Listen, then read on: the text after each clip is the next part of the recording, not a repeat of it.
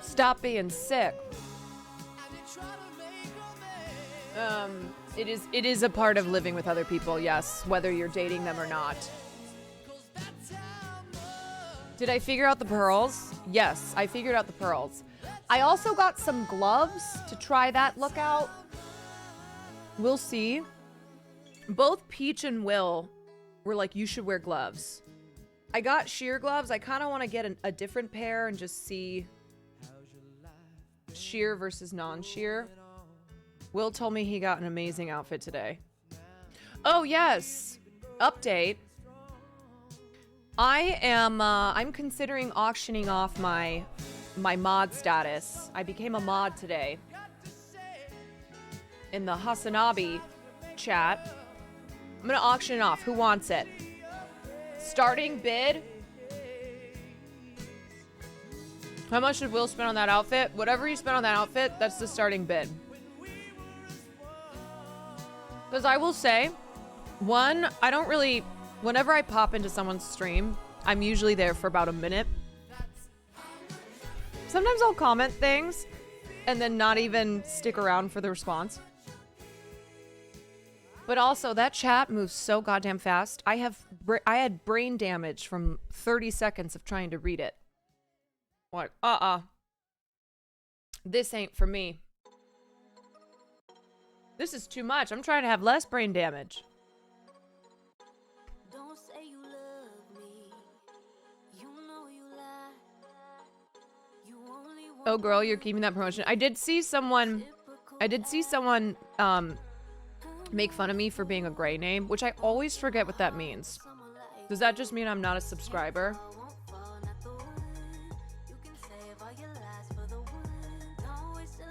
I never remember what the gray name thing is.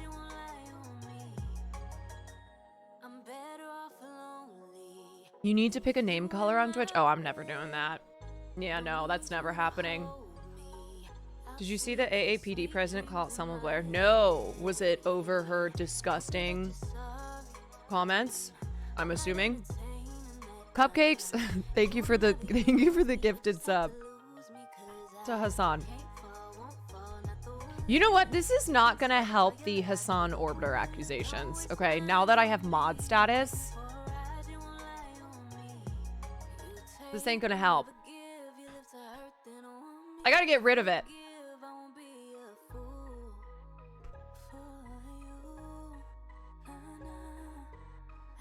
Anyway, do you know? I saw another person too. This always makes me laugh. Okay.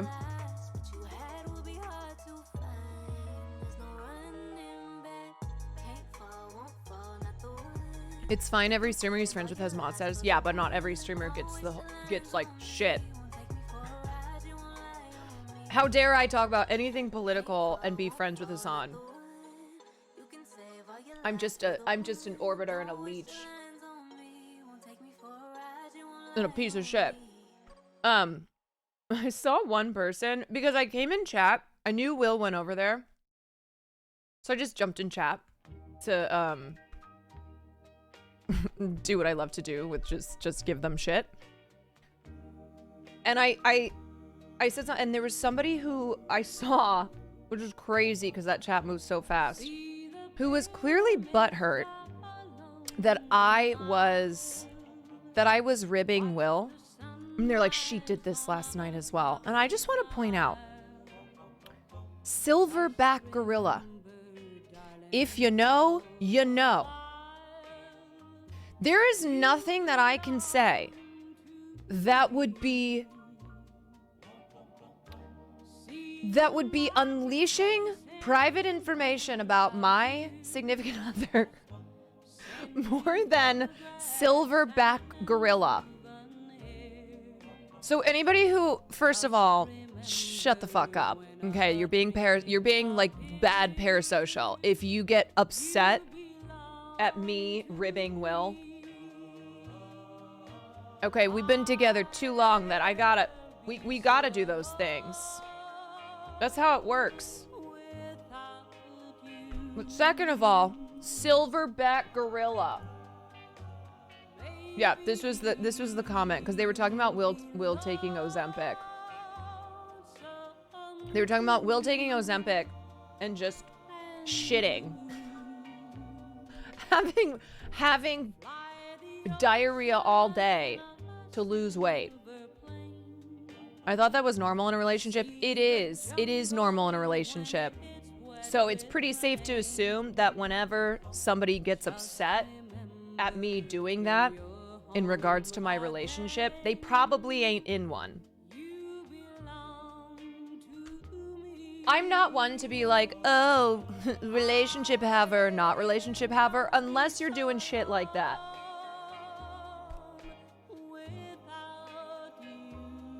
And this is true. I don't want him to take Ozempic for multiple reasons. Oh, sorry, I missed some subs. Hold on. Chaotic Duck, thank you. Songquan, oh my god. Leslie, thank you for the 13 months. Hogan, thank you for the gifted. Yeah, oh my god, Will. Everybody poops except Kim Kardashian. She doesn't fart either.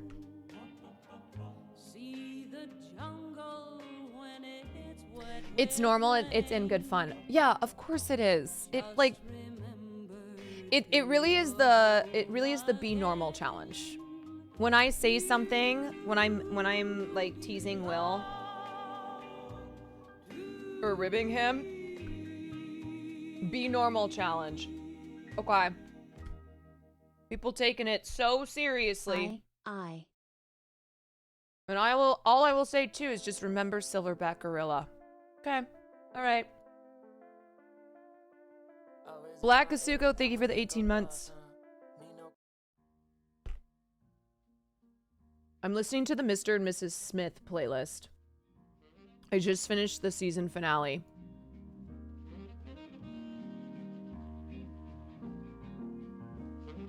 Wait, is he actually taking Ozempic? No. No. He's not taking Ozempic. They were joking around that Will's lost weight. And he was like, I'm gonna take Ozempic and lose more weight.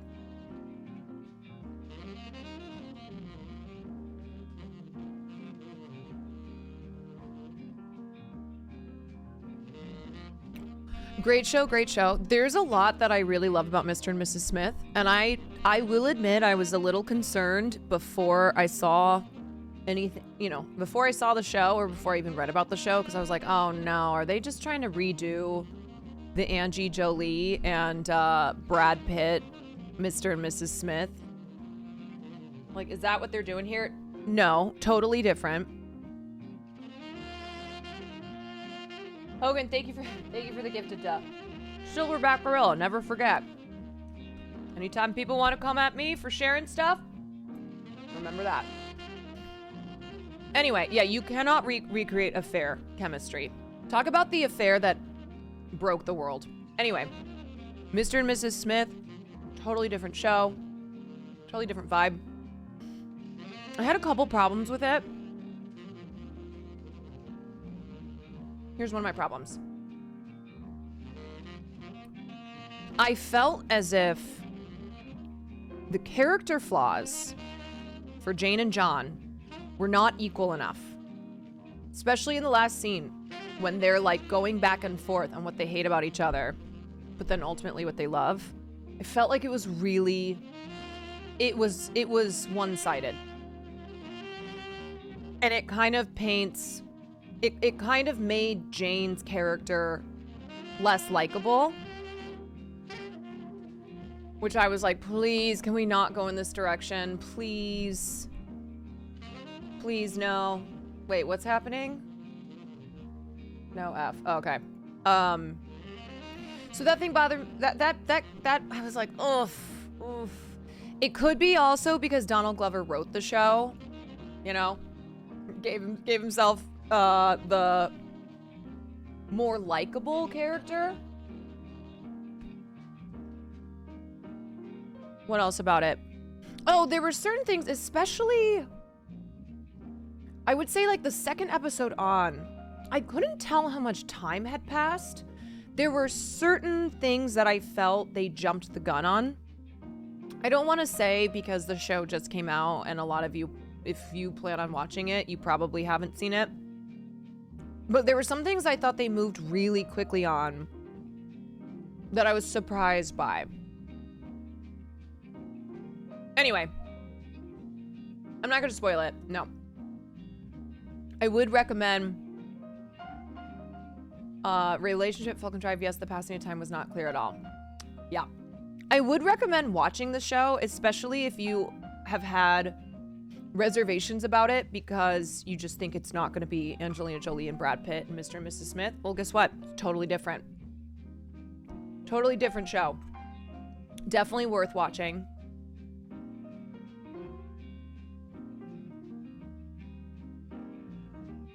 Hi, Caroline. Just wondering if your Discord got hacked because I'm getting DMs from someone with your name. All right, here's our daily.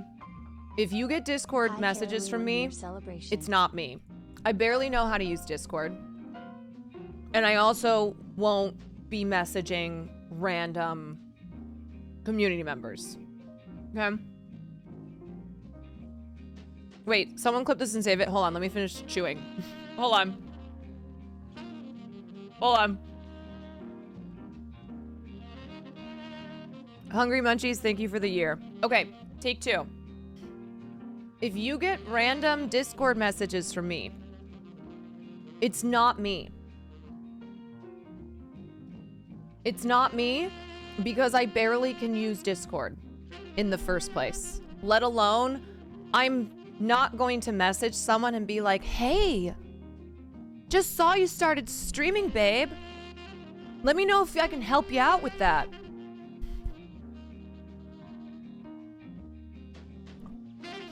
Just listen to how I sound on stream. Compare it to the Discord messages.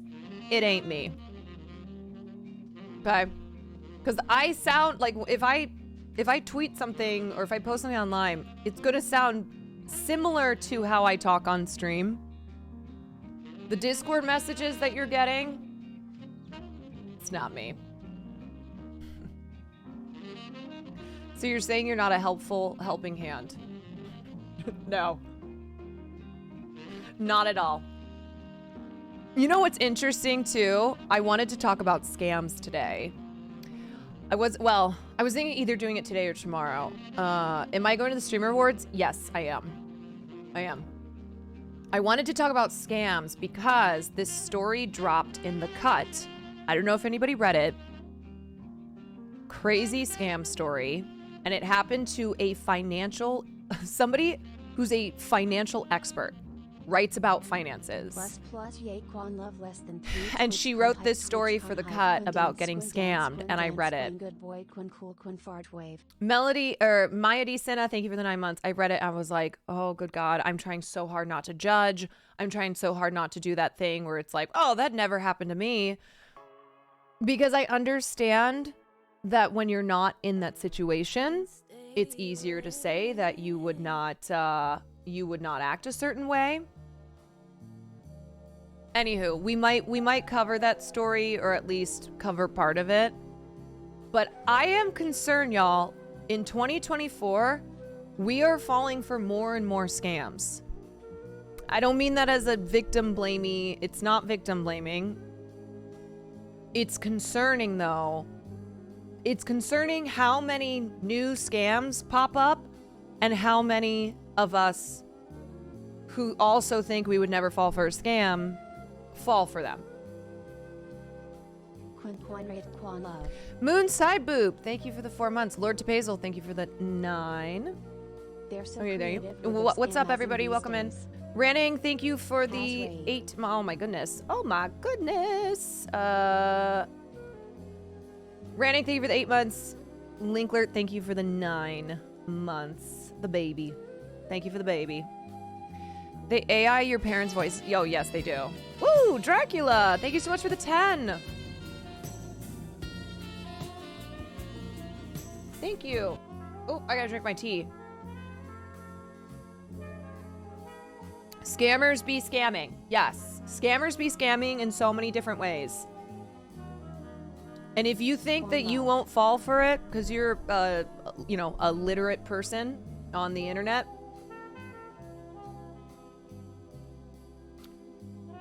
you might.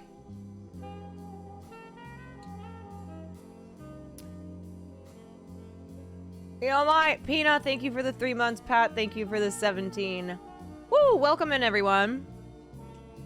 I was saying earlier that I'm gonna auction off my mod status in Hassan's chat. I can't do it. That chat's too crazy for me. I had brain damage from like 30 seconds of trying to read chat. So the starting bid is whatever Will spent on his outfit today, so that our 10 future children have a chance. No, I just got modded today, and I'm auctioning it off. $10,000 is what he spent. You're joking. No, you're fucking kidding. No, no, that's a lie, right?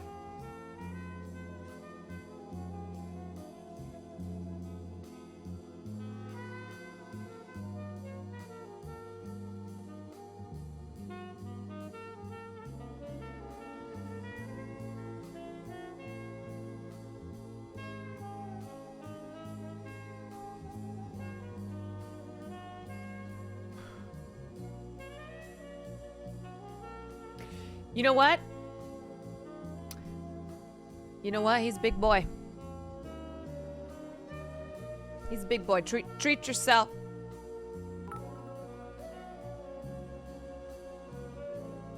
Spent like 4K on studs. You know what? It's his money, okay? It's his money. Our children will just starve. I'm joking. I'm kidding. Baby Cthulhu Dreams, thank you for the bits. Hippie Matt, thank you for the 16 months. Korean, thank you for the 10 months. Blarthol, thank you for the 500 bits. He did text me that he got an awesome outfit. He feels good about himself. That's all I want. He said he's gonna look like Bradley Cooper in The Master. I'm assuming he meant Maestro. Gwen Fardway. I'm assuming he meant Bradley Cooper and Maestro. Master. Oh my gosh. So good. So good.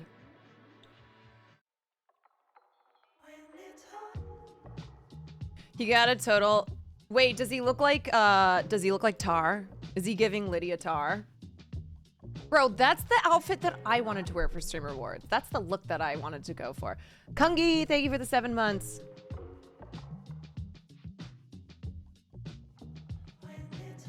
It's fine, kids only eat once per week. That's true. Somebody asked me what tea I'm drinking. I'm drinking whatever tea we had in our house, which I think was calm chamomile. I'm feeling very calm.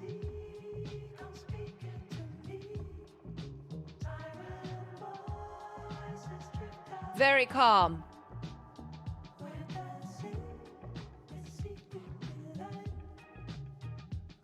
Yes, unfortunately it's caffeine free. Unfortunately. But I was saying at the beginning of stream, I woke up and I had a tiny little, tiny little thing in my throat. A little soreness. I was like, nope. The likely culprit being Will Neff, who's been sick. I COVID test constantly. I made Will COVID test a bunch too. He doesn't have COVID. Who are you excited to meet at the Streamer Awards? I don't think it's really an excited to meet because everyone who I know who's going, I've met. I'm just excited to see friends. Hang out, see all the fits, have everyone be together. Yeah, it's gonna be great. I don't know everyone, but from who I know is going to the Streamer Awards, I do know everyone is going. What camera do I use for desktop streams? This is a Sony A7 III. Yeah. Are you doing any streams with anyone while they are in town? I might take Peach and Sear to this flea market that I like to go to on Sundays. That's where I get a lot of my thrifted clothes. We might do it on Sear's stream. Will's fit and cummerbund. Okay, hold on. Oh, he literally is Lydia Tar.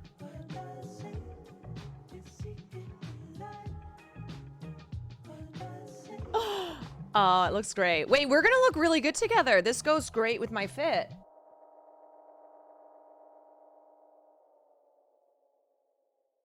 Got your PSA about fake DMs. Shake my head. Guess that explains why this didn't pan out. What did I say? Let's see. Added you as a mod. Totally forgot to do before stream. Oh, shut up. Fake news. Nice try. Will you guys consider SNL style coverage on election? Collab with H3 for the studio. Austin and Will are the hosts. I'm probably the wrong person to suggest that to. He got mother of pearl studs too. He's gonna look good. You know what? Look, he can afford it. He can afford it. He's worked very hard. And he deserves to spend some of his money.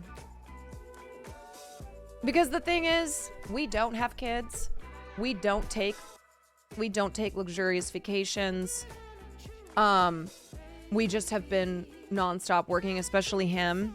Nonstop work. So I'm like, you know what? You can afford it. You've worked for this money. You do you, boo.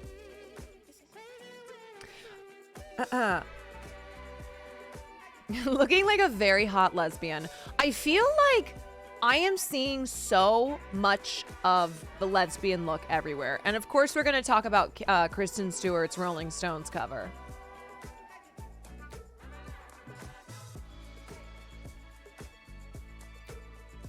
Also, to be clear, the H3 comment, I don't watch H3. I don't know those guys. It wouldn't be a natural collab in the way that I would collab with other streamers who I know. And I also don't think that I'm gonna election. I'm just not the streamer to talk to about election coverage is what I'm saying. And also Will doesn't do any politics. But it would be fun. It would be fun to he and I do some silly coverage. I just can't picture myself doing serious election coverage because I can't even stand this. I can't even stand the situation that we have. Oh no.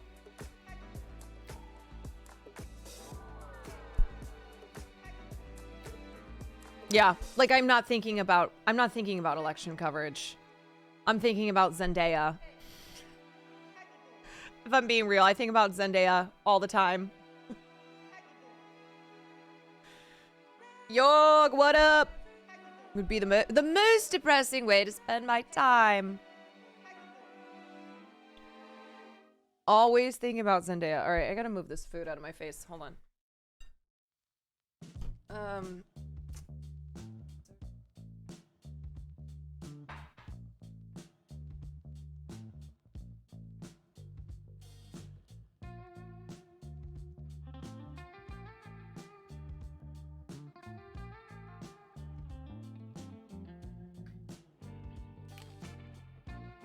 Okay, so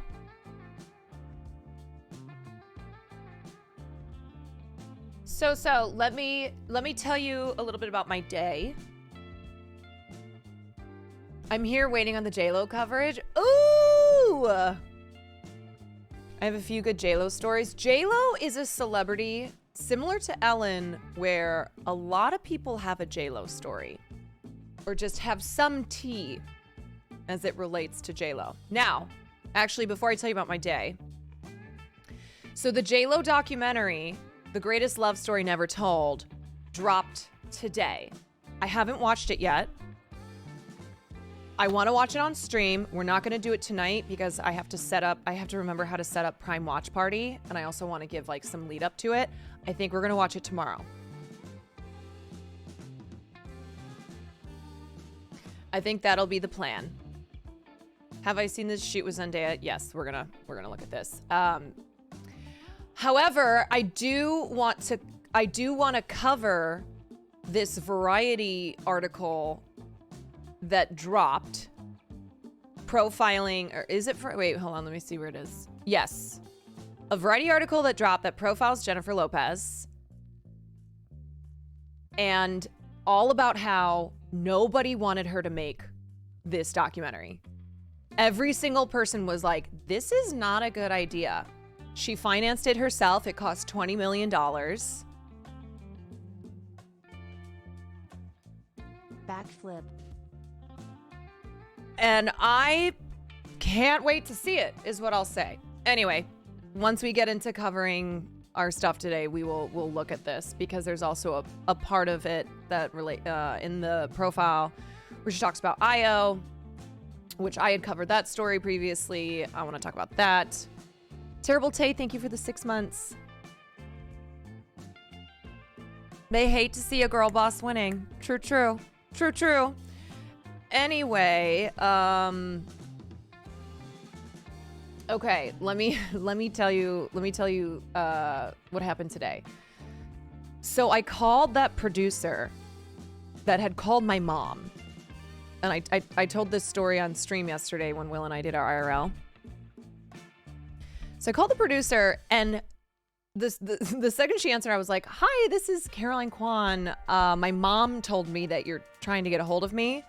She was like, "I am so sorry for calling your mom." It's like, it's okay. No worries. My mom kind of likes to act as my manager a little bit. My momager. She's joked a lot that, like, she should be my momager, to the point that I don't know if it's a joke anymore. Concuss Keeper, thank you for the 16 months. Anyhow, we start talking about, why she was trying to get a hold of me. And she was like, we are making a documentary on Zach Horowitz.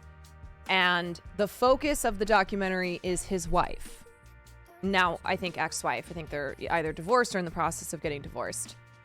So, TLDR, because I retold this a little, somewhat on stream yesterday. Zach Horowitz, aka Zach Avery, was a guy who moved from the Midwest to make his dreams come true out in Los Angeles as an actor, wasn't finding success, ended up starting this company where he was going to get into film distribution, but then, long story short, conducted one of the biggest Ponzi schemes in history to the tune of like $650 million.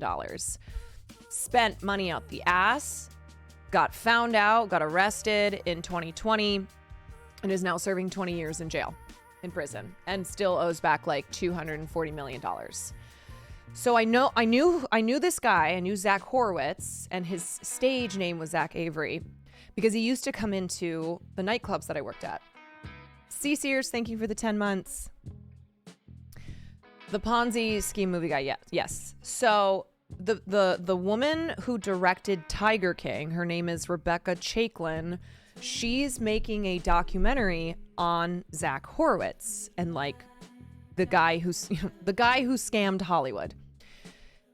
And his wife wants to tell her story. She wants to be able to tell her side of the story. His wife, who, as everything was crumbling down, she was unaware that Zach had been illegally running his business and scheming and scamming people. She took their kids, moved back to Indiana, because like the house was seized, all his cars were seized, everything was taken to pay off the hundreds of millions of dollars that he had scammed. Did Hollywood deserve to be scammed? Let me be clear. When I say the guy who scammed Hollywood, it was people who thought that they were going to be a part of Hollywood. Okay. It wasn't like he was scamming Leonardo DiCaprio. 250 of the individuals who he had in this Ponzi scheme, who he was, taking money from, a lot of them were friends and family from back home. Yeah, it's terrible. Because here's the thing about Ponzi schemes, like a Bernie Madoff Ponzi scheme. I don't give a shit, because Bernie Madoff is, he scammed super rich people, a lot of whom probably got their money unethically, who probably used legal ways to scam the system and acquire as much wealth as they did. So when it comes to like a Bernie Madoff Ponzi scheme, I'm like, I'm not gonna get my panties in a wad here. But Zach Horowitz scammed a lot of just normal folks who trusted him because they knew him from back home, and he took all their money. Yeah.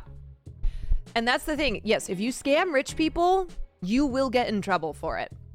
That's the difference. You scam poor people, you scam rich people, you're going down. That's how it works. Anyway, so a documentary is being made on him. His wife is telling her side of the story. And apparently when they were researching around online, they found a tweet of mine from a while ago where I must have commented, and I think I remember it now, because I saw somebody post about a scam podcast, like a podcast that focuses on scammers, and they were doing an episode on Zach Horowitz, and I think I may have said something like, "Oh yeah, I met that guy in nightlife.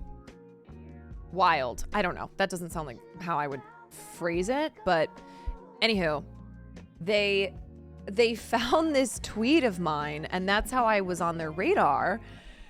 And so when I was talking to the producer, she was like, "All of this is off the record, by the way." I'm like, I mean, I tweeted about it, so whatever. Like, we can be on the record. It doesn't matter. And it's also not something where I'm pulling people into this situation that they're not consenting to being a part of. Like, these are my experiences. I'll talk about it. Yeah, and then I also talked about it on stream. So, it's out there. Why didn't they DM you instead of calling your mom? Because you can't DM me. I closed off my DMs a long time ago because of death threats. After I got like my third death threat, I went, boop, no more. So it's hard to get in touch with me. Yeah, I feel kind of bad. And I don't read Instagram DMs. I'm really sorry. I'm sorry if you're like a nice, normal person who's tried to send me a kind message. I get a lot of crazy shit, so I just don't look at any of that stuff.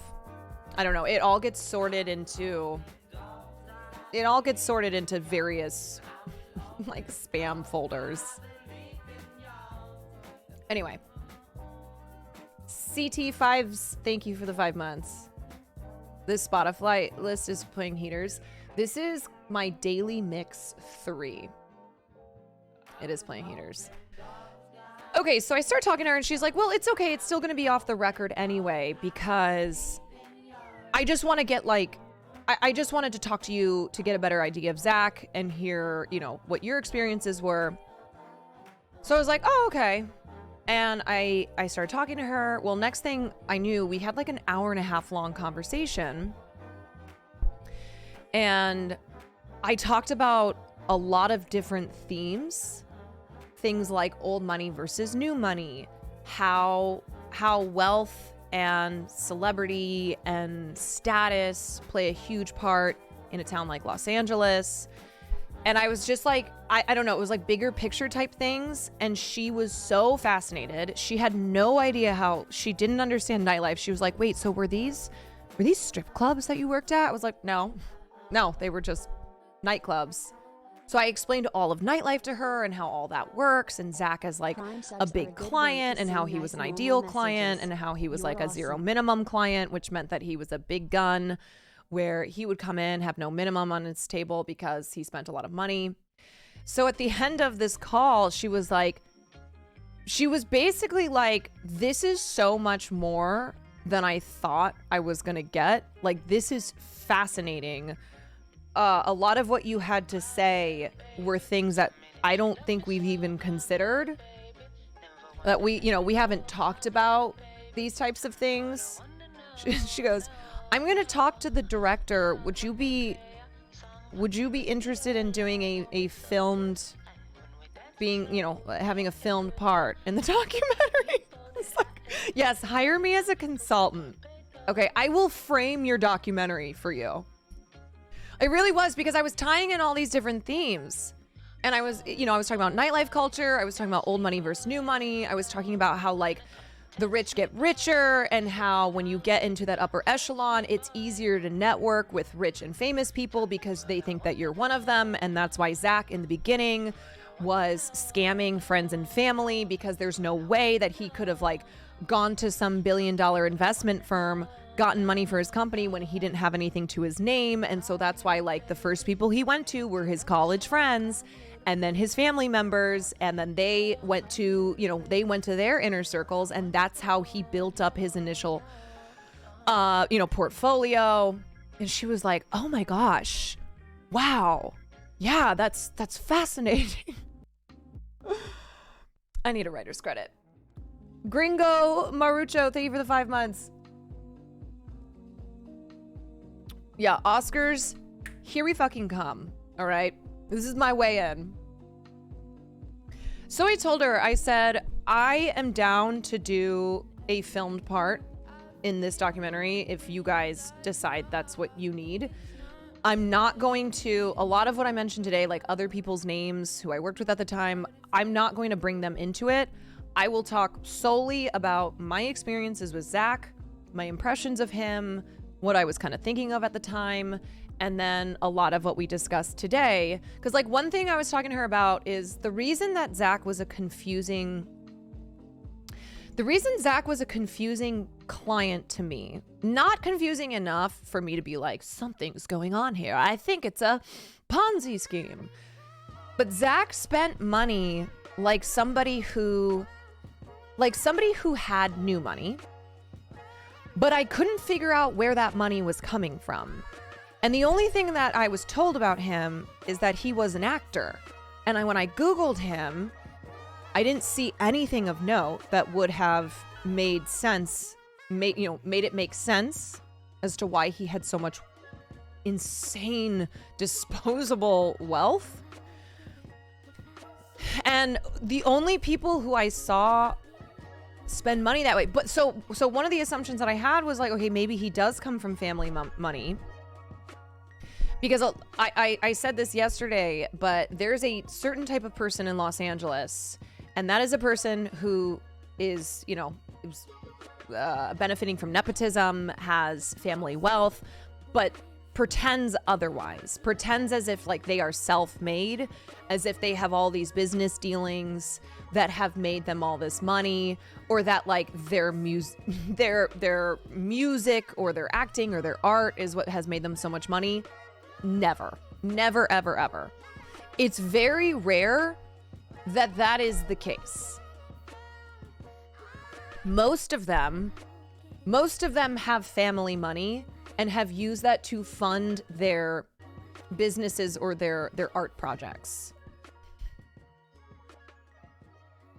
I need more Caroline LA story. Yes, I'll see you this weekend. Off to the gym. Have a good workout. Can't wait to see you. Tale as old as time. Right. So I was so curious about Zach because when I had Googled him, I was like, okay, I don't see, I'm not saying like, oh, Zach Horowitz, the son of John Horowitz, who's a billionaire. I wasn't seeing any like, oh, Zach Horowitz is part of the Horowitz empire. Like, that makes sense. But I also wasn't seeing any like indications as to him being new money, him like making a bunch of money in crypto, or I don't know, like being a huge influencer or whatever. Like, whatever avenue would have led to him having as much wealth as he had wasn't popping up.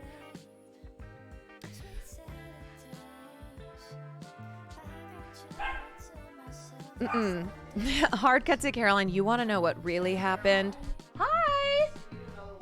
I took him for a hike. Don't let him fool you. We went on a hike. Yes, I was looking at a clip of you. It's this one. It's the Lydia Tarr, anti-piker, posted this. Oh, isn't that sick? So sick. So I'm getting that all tailored, and then I got buttons from the 1930s and get like that. Oh my God. We're gonna look great together. Why are you gonna wear a ski mask? I'm sorry, but all I can think of is Kanye West.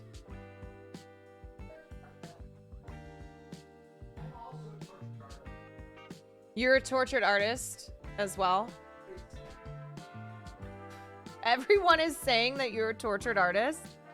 Okay, Taylor Swift.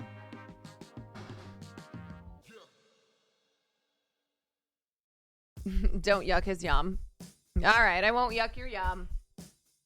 DSD, thank you for the tier 1. What was I saying? Oh, yes. So, I don't know. To be determined if I'm going to show. Oh, she was telling me more about the documentary and goes, yeah, it's going to be on a streaming platform that I can't say. And I was like, it's Netflix. You don't have to confirm. I would put everything that I have on this being a Netflix documentary. And she just started laughing. I was like, if there's one thing Netflix loves, it's their salacious documentaries. And also Tiger King was on Netflix. They're all over that shit. Yeah. Of course it's Netflix.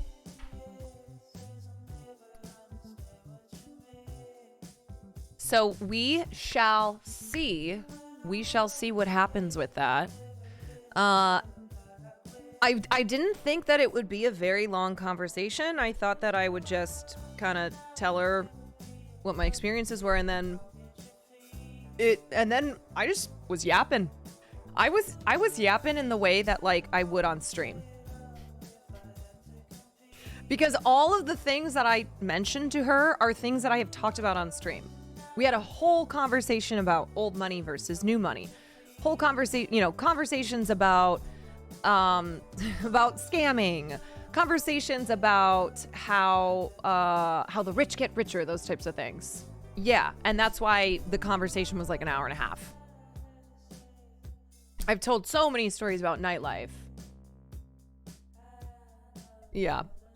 So look, the brain rot, it can serve me well.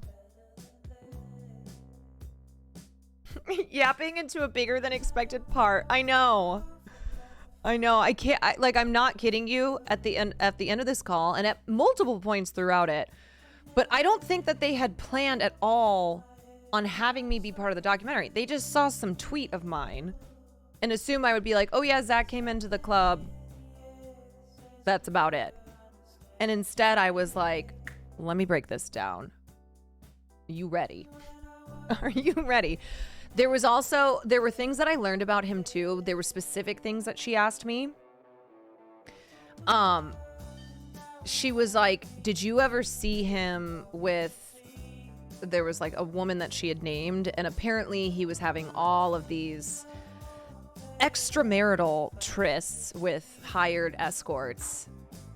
And I'm like, I mean, the thing is, nothing surprises me. And I said this to Will after I got off the phone. I'm like, I've been out of the clubs for a year and a half now, but I forget how normalized everything was. Like, I'm trying to remember when I first started working in nightlife, and I was very naive. I just didn't know. I didn't know the things I know now. But working in clubs for as long as I did, and like 4 or 5 nights a week, I forget how normal things were. Like, it was nothing that would have. So I said to her, I'm like, honestly, I can't remember him blatantly, like, I can't remember seeing him blatantly cheating on his wife. But also, like, who's to say it didn't happen when I was there, and I didn't even register it. He did show us photos of his wife and of his kids. So we knew he was married. We knew he had children. But if there was like a girl there one night who he was cozying up with, like, yeah, I wouldn't have thought anything of it. I'm like, yeah, this guy's rich as hell. He's flying off to Miami and Vegas, and, you know, he's just bought a $7 million house. He's talking about all his famous friends, yada, yada. Oh, she did ask me too. She was like, did Jack Nicholson ever come into the club? I'm like, no, I would remember that. She goes, oh, okay, because one of the people who Zach claimed that he was really good friends with was Zach Nicholson. I'm like, look, you and I both know most of what has come out of Zach's mouth, you probably cannot take. You cannot take him at his word. You cannot believe what that man said. He was a liar. He was a liar. He was a manipulator, and he fucked over a lot of people. And I guess there was a photo of them at the Lakers game, and I was like, no. Jack Nicholson goes to every single Lakers game, like, for the most part. He's been a Lakers fan for decades. Everybody knows about Jack Nicholson. Zach Horowitz was the type of guy to spend $20,000 on a floor, on a floor seat, front court seats, courtside seats, Jesus. And so he, to like be able to sit next to Jack Nicholson, that's the type of guy that he was. He used this money that he acquired by scamming people as a way to either rub elbows or make it seem like he was rubbing elbows with the rich and famous. You know?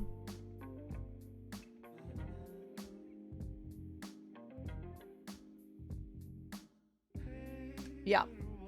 I said, but I guarantee you, even there's a lot of things I don't remember from my club days, either because I burned them from my memory or there's just too much that happened. I would remember Jack Nicholson's coming in. His kid used to come in. His kid would come in the clubs. Jack Nicholson did not, though. The most parasocial IRL chatter. Yeah, I mean, at the end of the day, Zach was a guy who wasn't succeeding as an actor like most people who try to be actors, even if you have little successes here and there. 99.9% of actors who try to make it in Hollywood are never going to reach that upper status. They just won't. And so he so badly wanted to be a part of, he wanted that lifestyle. He wanted to have that name for himself. And so he started lying. Started scamming. And it worked for 7 years. What did I do at the clubs? I worked as a VIP host for the first 4 years, and then I did bottle service for like a year. Good on you for having a good memory, though. I texted my girlfriends who we all worked in nightlife together. Most of us don't do it anymore. And I'm like, you guys, we need to get together and pool our collective memories. And then I need to document everything. Because there's things that I remember, like I was texting my girlfriends about the call that I had, and I was like, what else do you guys remember about Zach? Do you remember him with women, yada, yada? And so I said, I was like, we need to get together and just everybody say what you remember so that I can document it. Crazy that you remember all this and probably don't remember what you had for dinner last night. Yeah, true. True. Yo, Caroline, you are based and cool. Gingerbread Fetus, Not thank you for trying the to derail 17 the months. stream or anything, but is that a sickening black nail I see? They are actually dark purple. Red beans and rice, thank you for the 3 months. Yeah, so anywho, that's the latest on that saga. A blast from the past. Have I met any of the Vanderpump Rules cast? Yes. They also used to film Vanderpump in one of the clubs I worked at. But, what's his name? I don't actually watch Vanderpump. James... Who's the British guy? James Kennedy. He used to come in all the time. He used to come in a lot, and then... Oh, fuck. Who's... Let me just look up the Vanderpump cast.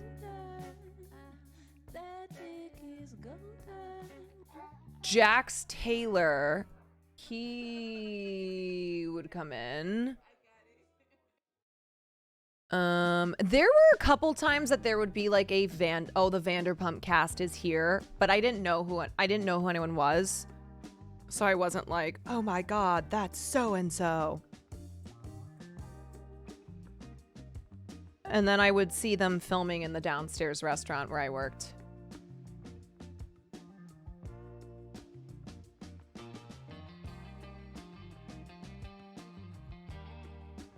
Hassan was on an episode of Vanderpump. That's so fucking funny.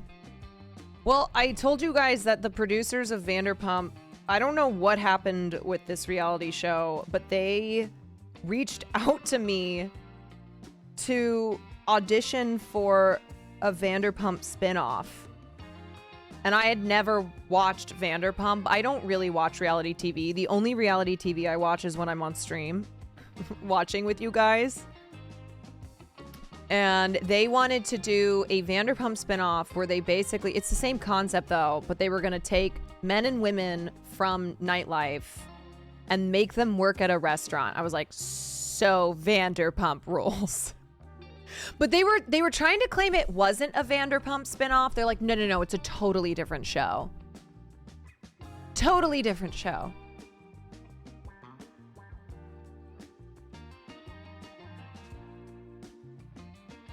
Hassan, maybe Will on Vanderpump. You know what the crazy thing about LA is that... Wait, is that Will? Yeah, it is. Wait, I think... Will!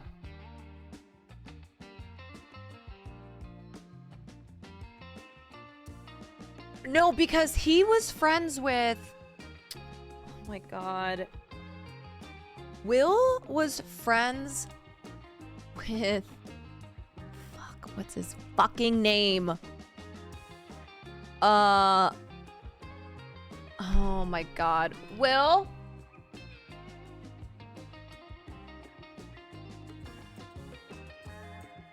No, I think Hassan said it was someone else. I mean, this is exactly Will's hair during that era. Those also look like his... That looks like his body. And Will was friends with one of the guys. He was the husband. I can't remember. Wait, I said it was him? Oh, yes, I did, because I think I asked him that.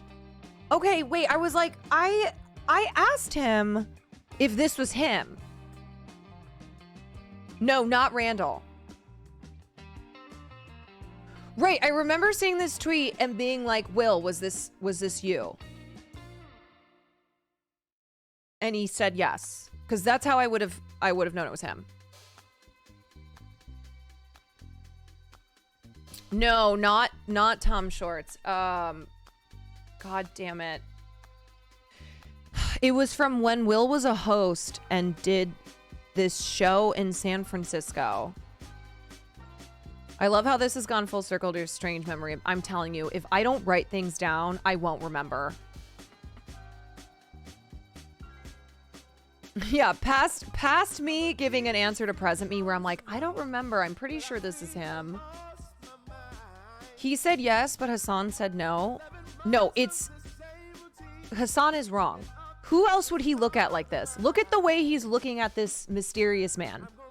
Look at this shit. That's love. That's love in those eyes.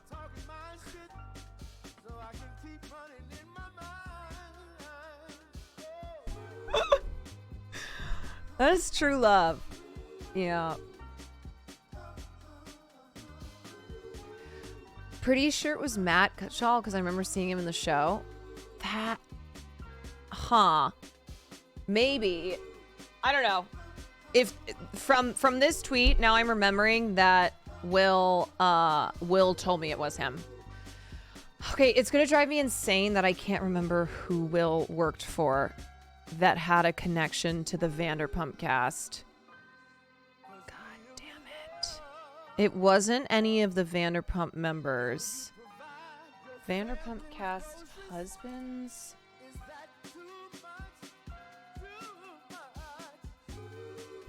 Well, I just need to call him. I don't know where he is.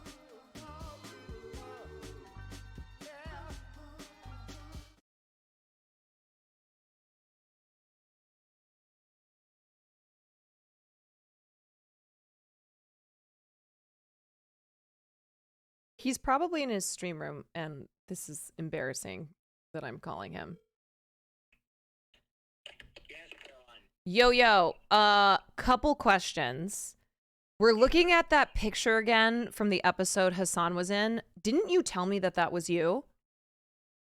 What are you talking about? What the hell are you talking about? Oh, sorry. Vanderpump. Yeah, I didn't explain. The Vanderpump Rules episode. Oh, I don't know. Wait, you told me it was you because then I confirmed that to Frogan.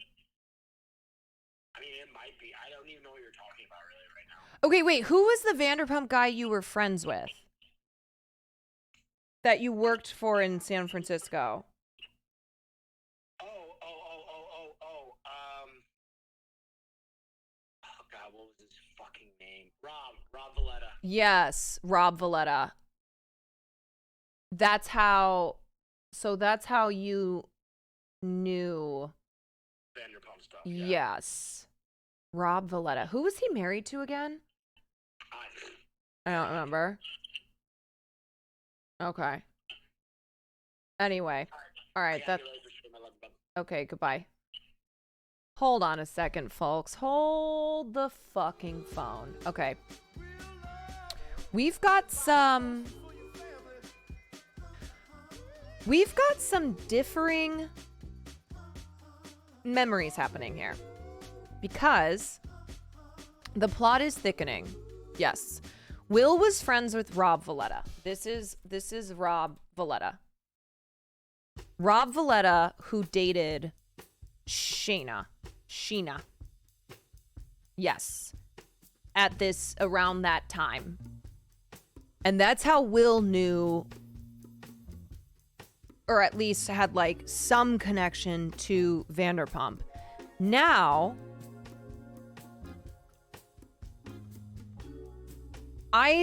that I'm remembering, now that I see my response to this tweet, I asked Will if this was him, and I got a confirmation. He did say he doesn't know what picture I'm talking about. Let me check. Let me check if I have... I can't remember if it was over text that I asked him. Anyway, look, I'm doing detective work on something that doesn't matter at all, but now I'm like, wait, I'm going insane. I'm going crazy. Let's see if I sent this to him. Okay, hold on. When was this again? This was in March? This was in March. Okay. Checking my photos. I don't see anything in our text together. Pictures. Anyway, anywho. I guess this is one of those we'll never know. I'm 98% sure Hassan mentioned it said Will was with him and in the shot too. There are differing recollections happening here. Hassan saying it wasn't him, but then also saying Will was with him and was in the shot. Me now remembering being told by Will that this was Will. Knowing that he had the relationship with Rob Valletta, who was dating Sheena at the time, so it would have made sense that Will was there. Maybe Will isn't that guy, but was there. Could be that as well.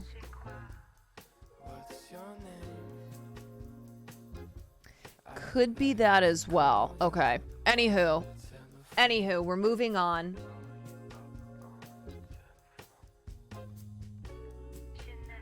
Mysteries abound.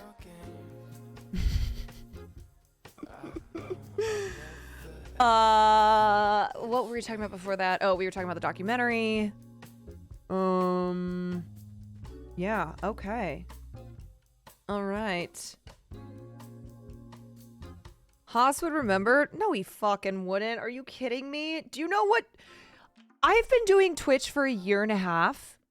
And my brain, I say all the time, it's like the monkey clapping cymbals together. Ooh, ooh. Hassan has a great memory for specific things. When it comes to anything political, he's got it down. Even the most obscure political shit, he's got it down. Same with like Will and music or movie history. Or me with like random pop culture stuff. There's no explanation to why the things I remember, and then everything else. Hassan says all the time he's lost formative memories because he remembers weird ass shit about chatters. Right, I say this all the time. You have a finite amount of memory space. Okay? And if that's filled up with gobbledygook, with random shit, then it's gonna push other things out that you want to remember. So you'll remember things that you're like, why the fuck do I remember this? But then other things you're like, oh my God, I cannot recall. I do not recall. And this is why, yes, this is why I would never DM you on Discord. Exactly. Exactly. Okay. I'd be so embarrassed. OMG, is she talking about... Is this about Timothée Chalamet? It certainly can't be about Zendaya. I was messaging with Sidion today because Sidion posted a picture of Zendaya and was like, I can't. I just simply cannot. And I said, I don't think there's another celebrity who I talk about as much as Zendaya. I really mean this. Like on stream and off stream. Zendaya is not a human. Zendaya is like, she's unreal. Because the crazy thing about Zendaya is like, she could probably go be a supermodel. And yet she's an actress. She does model, but she's first and foremost an actress.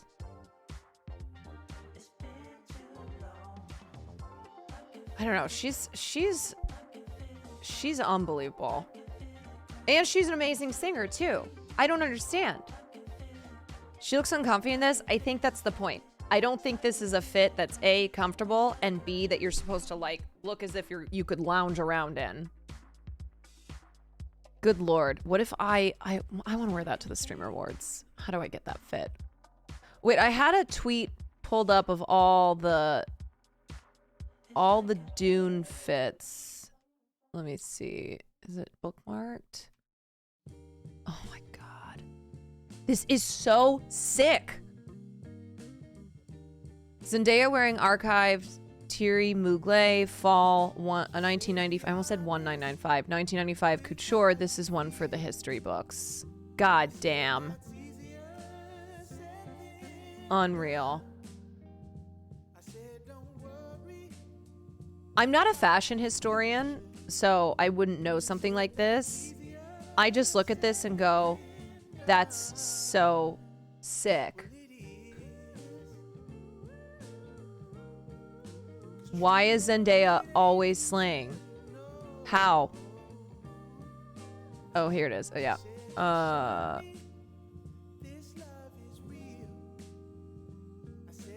Some of these go harder than others. But I do love that everybody kind of went a little funky with it. Besides this is pretty, but like not too crazy. Anya looks incredible. She does. And I also like this. Florence's outfit. It's certainly giving Dune. But like, look at Zendaya. Look at her. Also, it is Zendaya, because I used to pronounce it Zendaya. And I got corrected like 3 years ago.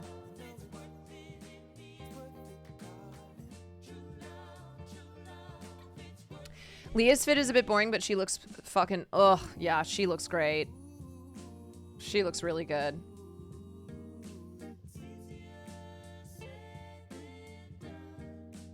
I mean, I feel like this is going to be, of course it won't be the same, obviously. Obviously, most of the girlies going to the Streamer Awards on Saturday won't have like high fashion fits such as this. But I do feel like the women showing up to Dune, the female actresses versus the male actors, is going to be reminiscent of what the Streamer Awards will be on Saturday. We'll be like, ooh, ah, oh, yes. Oh, God, she did it. She did the goddamn thing. And then, yes. Now, yes, Will's outfit is going to be great. He went all out on that. I mean, overall, though, which is usually how that goes. And I say this as like encouraging male streamers to have fun with it. You know, let this be a challenge. Let this be a challenge to get into it, to have fun with it, to have fun with fashion. A lot of y'all have money. You can afford it. Go crazy with it. Hassan's fit will look good if he wears a fucking tank. Wait, did he not get something at Ralph Lauren? Austin is finding the stinkiest shirt to say memorable. Oh my God, please. I cannot have a repeat of that. He would not stop talking about it at the Streamer Awards. I finally told him, I was like, you have to stop asking people to smell your armpit. Nothing fit at Ralph Lauren. Oh, that's tough. You found, where'd they go? H. Lorenzo afterwards?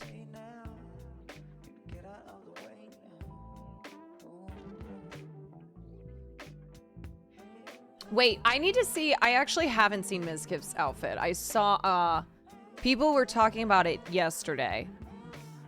I saw people talking about it, but I have not seen the Goodwill fit.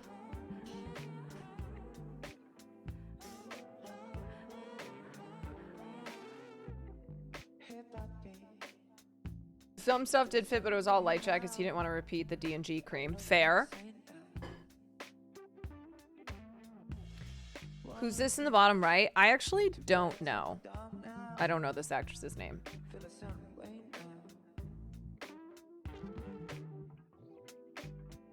Streamers need stylists. Some of them do have stylists. It's mainly the girlies who have gotten into fashion. Go to things like New York Fashion Week, you know, like big fashion events.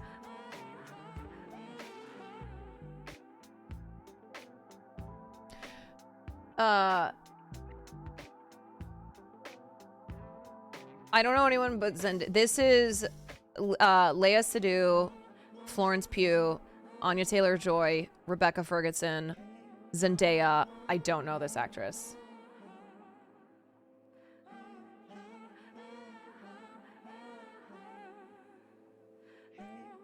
This is, okay, let me see. There is a new crypto scam that is happening across the nation. KSI is currently scamming his entire audience with a new crypto that just came out. And I was able to detect it and find out by going through his Discord and figuring out which is his crypto wallet.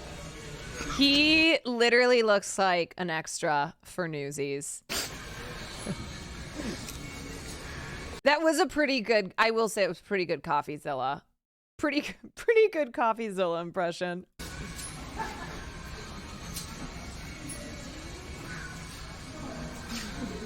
But what do you think? I got a piece of that now. He really does look though. Oh wait, shit. Oh fuck. Um.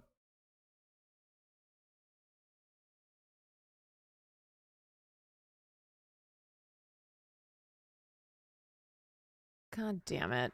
I didn't realize this was the VOD. Okay. Thought I was going to come in here and give him like a quadruple XL suit and he was going to swim in it like a little rascal. Wow. He looks like he's going to break out into, like, here's an example. Let's see. Hey, that's my cigar. Don't steal another. Look, it's bath time at the zoo. I thought that I'd surprise my mom. A little Newsies. Can find her. Who asked you?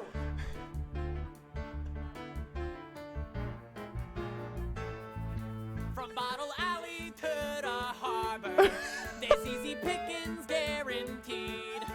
Try any banker, bum, or barber. They almost all knows how to read. It's a crooked game we're playing. One will never lose. Extra, extra, read all about it. Just to get bad news. Ain't it a fine life, carrying the banner through it all? A mighty fine life, carrying the banner tough and tall.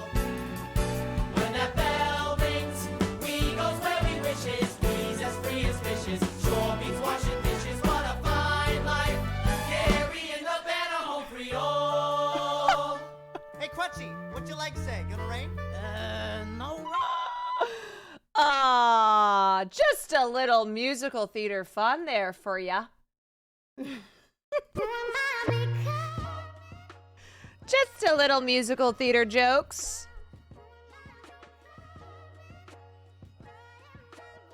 Yeah, that was Newsies. Extra, extra, read all about it.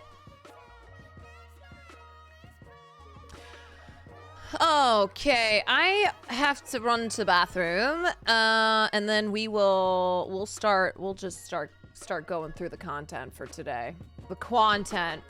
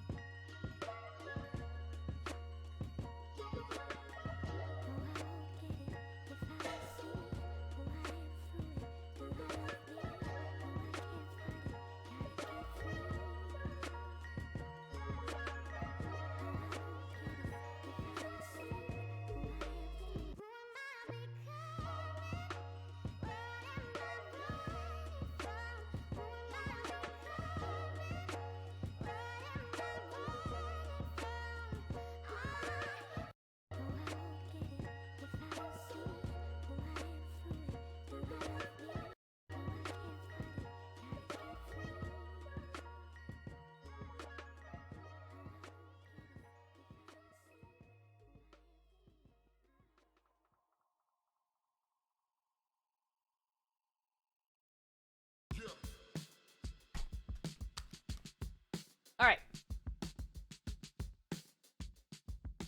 Actually, before we get to the main stories, I want to look at this.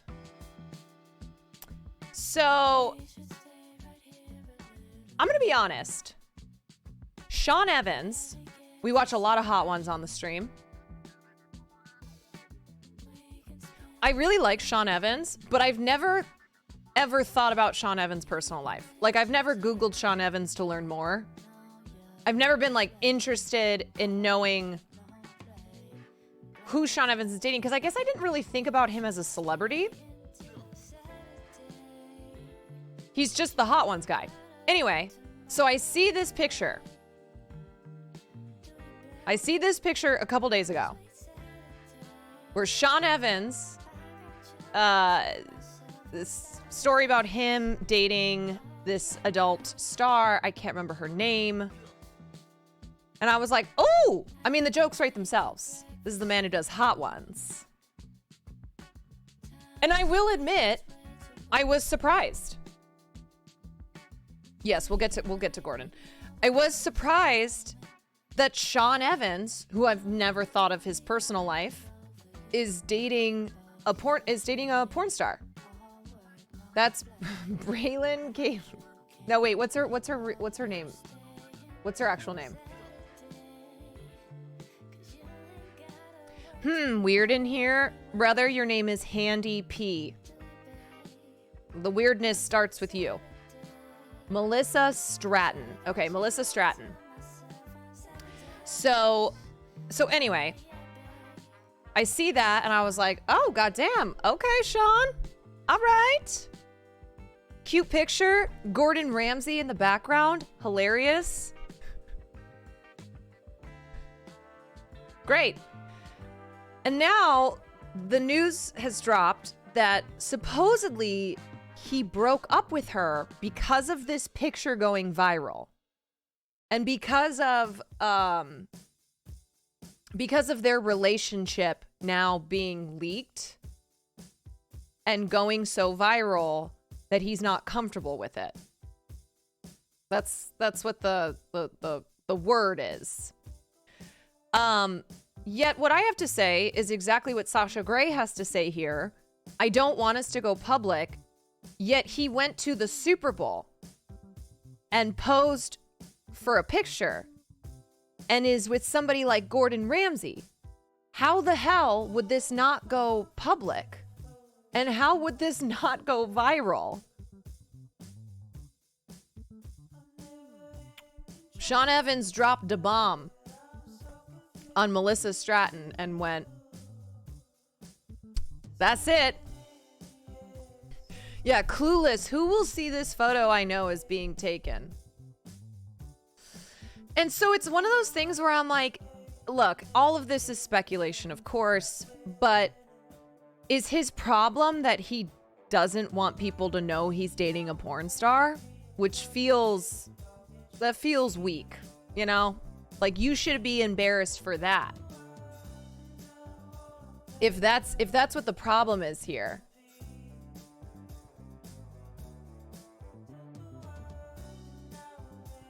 Like, bro, I think people were, I largely saw people praising him. That was like, okay, Sean, let's go.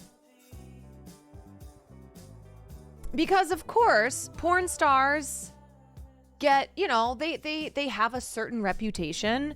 And so whenever a celebrity or celebrity adjacent figure is revealed to be dating a porn star like Jimmy Garoppolo of the 49ers. I remember when it came out that he dated porn stars.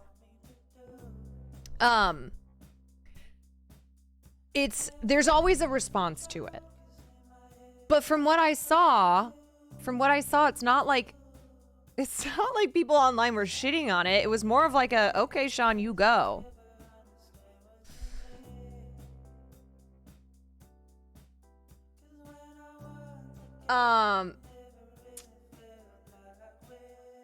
Anyway, anywho, this is not a huge story, but it felt like one of those things that a series of the series of events happened very quickly. One, finding out that Sean Evans has a personal life that would end up online. Two, that includes him dating a pretty famous porn star. And three, then that the relationship immediately ended just as the internet had found out about it.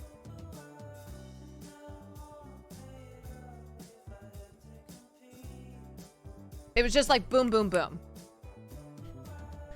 A little bit of whiplash where it was like, whoa, all right.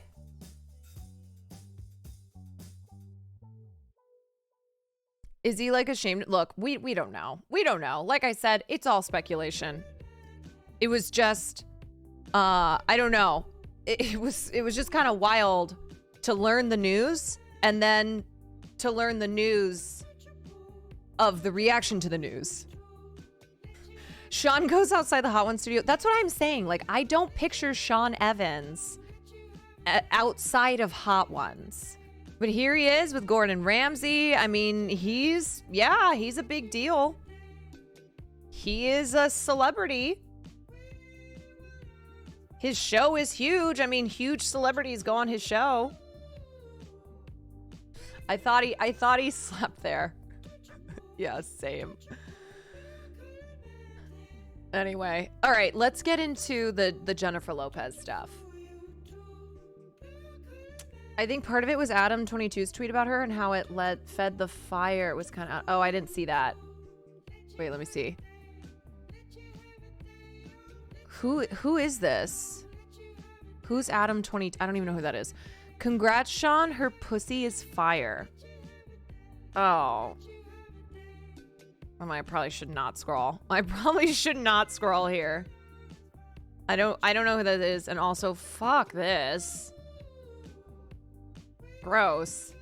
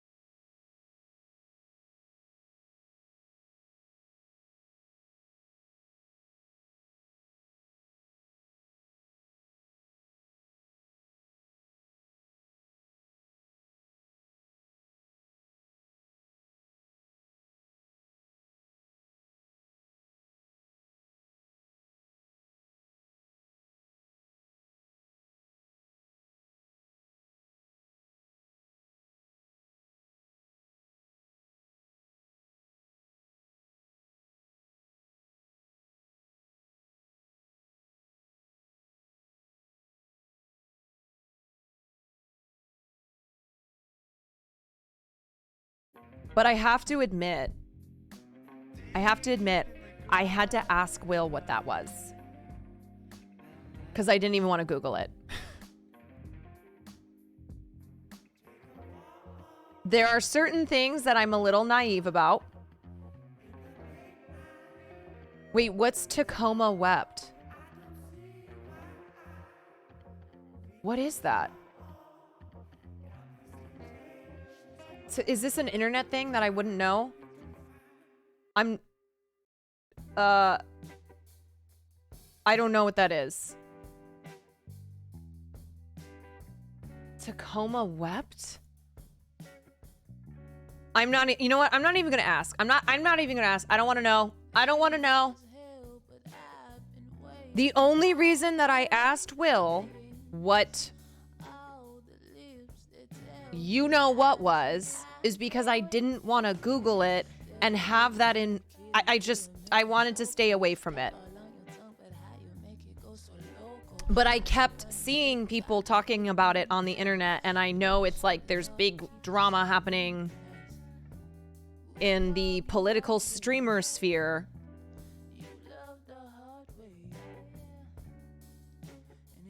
Talia, thank you for the Prime, and JCCG, thank you for the Prime.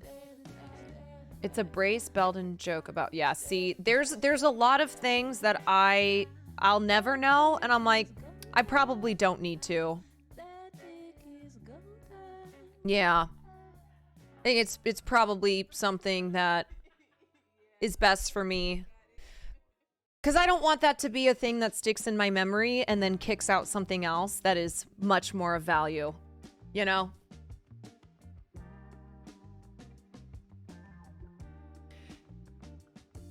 Anywho, let's talk about Jennifer Lopez. I like to just stay away from all that stuff.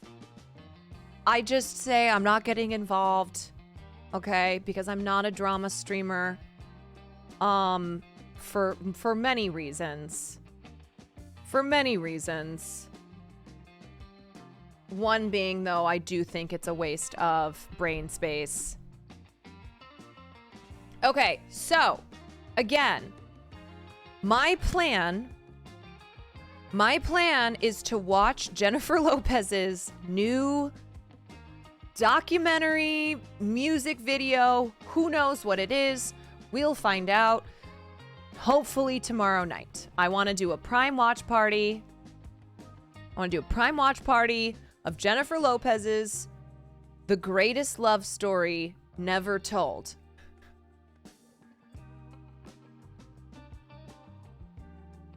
The Greatest Love Story Never Told, a musical movie slash biopic slash documentary. Who knows? Who knows? It could be anything. It came out on Amazon Prime today. So I'd like to try to watch this on stream tomorrow. So get your popcorn, get your White Claws, and settle in. So we're gonna watch that tomorrow. I want to take a look at this profile, though, because there's some kind of... It's called This Is Me Now. Oh, I thought it was like This Is Me Now, The Greatest Love Story Never Told. Whatever. Anywho, there's some crazy stuff in this profile. Starting with this. So, a few months after Jennifer Lopez and Ben Affleck were married in 2022, Lopez got a call from Jane Fonda. Jane Fonda and Jennifer Lopez have been friends since 2005 when they both did the film Monster-in-Law, and it was Fonda who had introduced J-Lo when she received her star on the Hollywood Walk of Fame. Fonda was reaching out because Lopez had asked her to appear in a yet undefined film with music that would examine Lopez's romantic failures in some kind of meta way. Woo! Can you imagine getting that email? Lopez wanted Fonda to play a member of her Zodiac Love Council. Jane Fonda, Oscar winner Jane Fonda. Fonda had her doubts. So before deciding, she talked to Benny Medina, Lopez's longtime manager, expressing skepticism about any project that seemed to excessively celebrate the Affleck-Lopez reunification. Medina relayed to Lopez Fonda's thoughts. I believe that everyone in the entire world is pulling for this relationship and this love. Okay, I don't think that's true. I think that's a little dramatic. And the idea of how you present that is so sacrosanct, so important. It should be handled in a way that you aren't overly flaunting it, so much so that it creates any form of criticism or resentment. AKA, Jane Fonda was trying to tell Jennifer Lopez, don't use your relationship for content. Because that's cringe. I say as somebody who dates a streamer and we stream together. And reveal things about each other. Adam, thank you for the 14 months. I'm just absolutely dying at Jane Fonda wording it that way. when what she means is, this is a terrible idea. Why are you doing this? Lopez and Fonda then talk directly in a conversation that's included in the new documentary, The Greatest Love Story Never Told.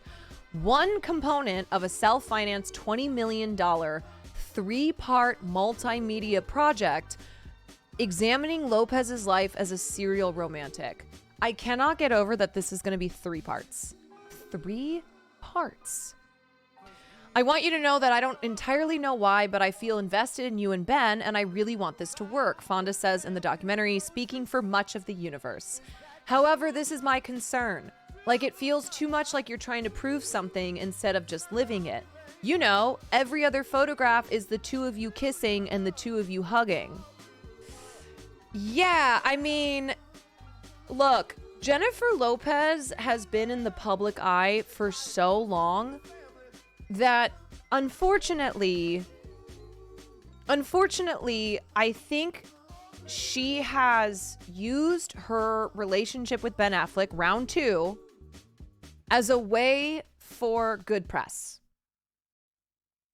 Ben Affleck, on the other hand, strikes me as a guy who doesn't like all that shit, okay? Even though, yes, he's bought into a little bit. He did the Dunkin' Donuts commercial.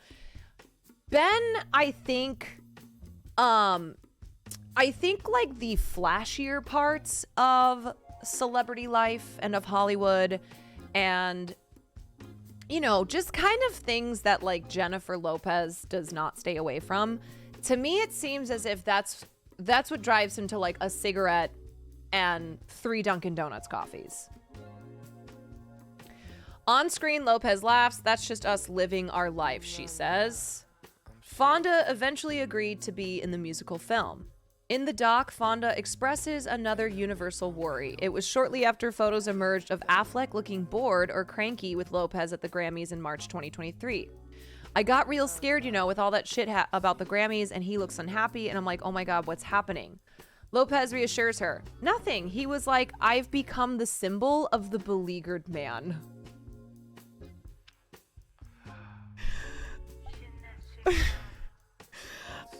I don't feel like Ben Affleck was very excited about this. It kind of seems as if he just is accepting things. I just see him smoking a cigarette saying, I've become the symbol of the beleaguered man. That's what it is. Not a ton of us like to dwell on our worst moments, but Lopez is different. 20 years ago, Benifer was a cute bunny that turned out to be a tasty snack for the tabloids.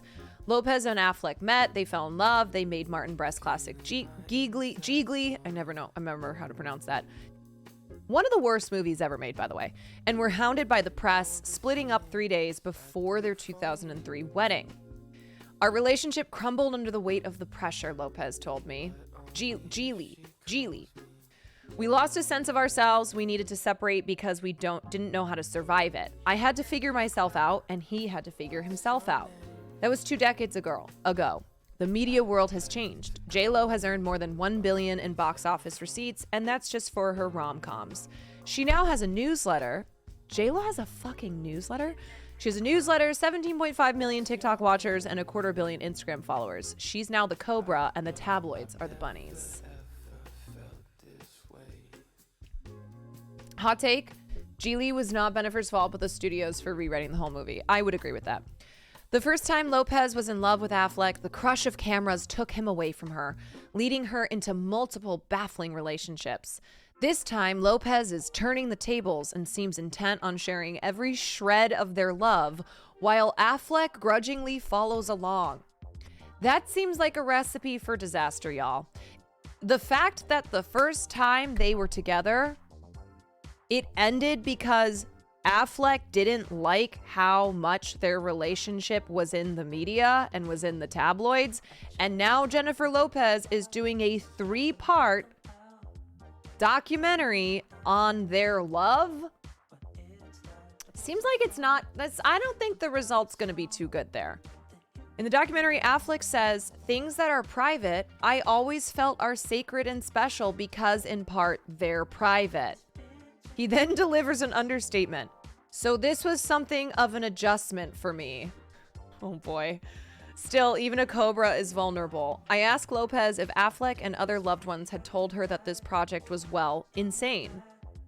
Everybody thought I was crazy, she says with a loud laugh. And by the way, I thought I was crazy.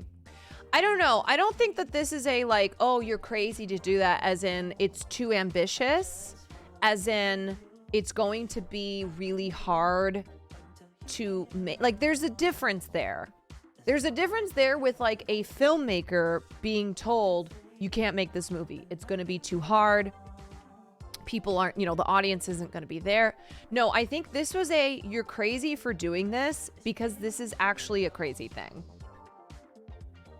This is actually something that is crazy. And it's a total ego piece. Yes. That being said, I'm very excited to see it tomorrow with you all. I didn't know the scope of Lopez's aspirations when I started this story. Last summer, I made my way to their manor somewhere off Mulholland Drive for an oft-rescheduled promotional chat about her new album, This Is Me Now. Okay, so the album is called This Is Me Now because it's the sequel to This Is Me Then. The documentary is The Greatest Love Story Never Told. All right, anyway. Okay, I'm going to skip this part. Blah, blah, blah. Lopez is patient in answering my questions, but her responses are guarded. This seems odd since the record is pure first-person journalism about her love for Affleck, down to a song about the couple's trip to Las Vegas to get married, which is probably where Jennifer Lopez stiffed any service workers in Las Vegas. Finally, after asking for assurances that I won't repeat any of what she says until after rollouts, single releases, and premieres, she tells me about the big 3-part multimedia project mentioned above. She says that the record, This Is Me Now, is just the first part of that 3-pronged attack on the world's senses. There will also be an hour-long Amazon original musical film called This Is Me Now, A Love Story. Oh, wait. This Is Me Now, A Love Story is the title. And then a documentary about the making of the record and the film. What? Wait a sec. The film debuts on February 16th. The record drops the same day. And then the Oh, okay. Okay, hold on. Okay. Wait. There's so much happening here. So, This Is Me Now is the album. This Is Me Now, A Love Story, is the musical film that's an hour long, and that dropped today. And then I think The Greatest Love Story Never Told is the documentary about the making of This Is Me Now and This Is Me Now, A Love Story, and that drops on February 27th. Okay, noted. Got it. Someone then brings Lopez a laptop and she says that what she's about to show me will be embargoed until just before the project's release. It's a cut of This Is Me Now, A Love Story. She pushes play.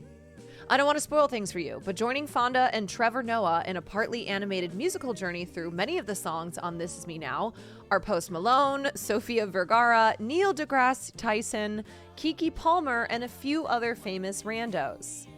They're all in that Zodiac Love Council examining Lopez's romantic foibles. Yeah, maybe the Avengers of the most random celebrities ever.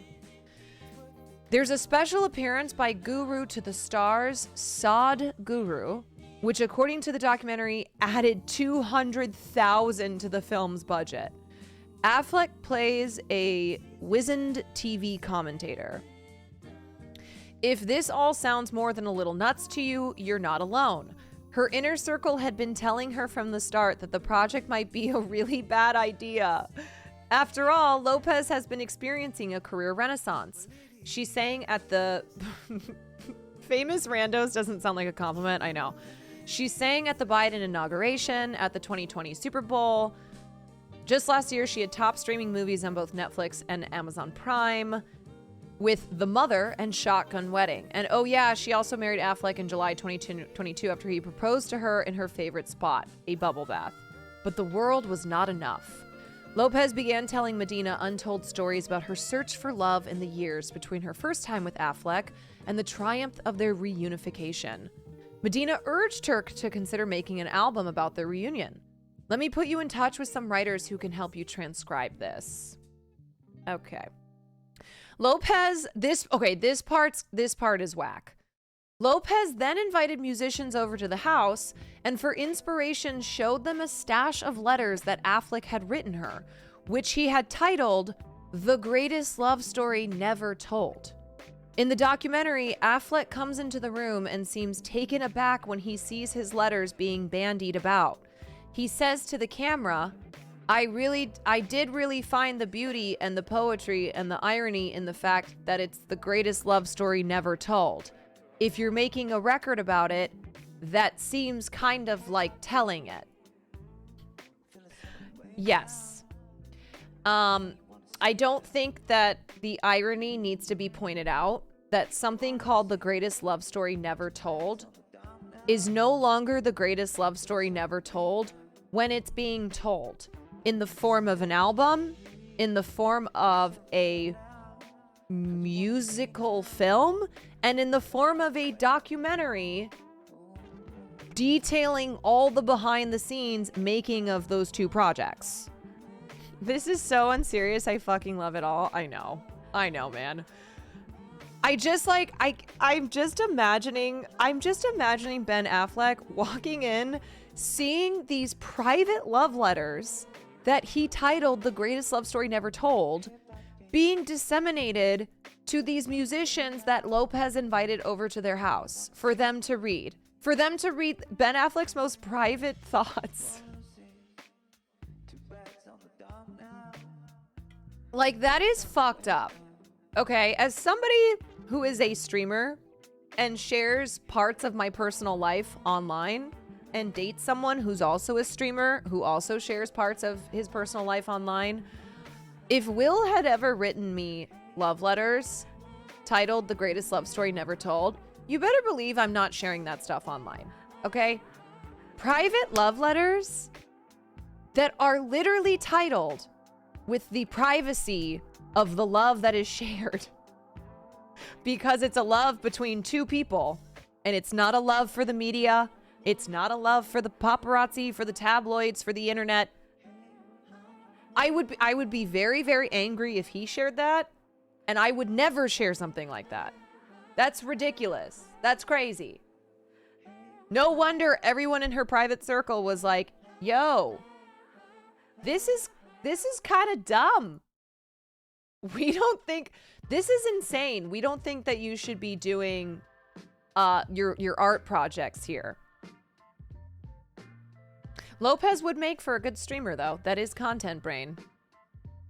Lopez recorded the album in a converted home theater. At night, she'd play demo tracks for her husband. Soon, she was talking about a musical film and a documentary that would explore her lifelong journey towards love. Nobody quite got it. So Lopez called her longtime producing partner, Elaine Goldsmith Thomas, in the middle of the night, telling her that she was kicking in $20 million of her own money to the project.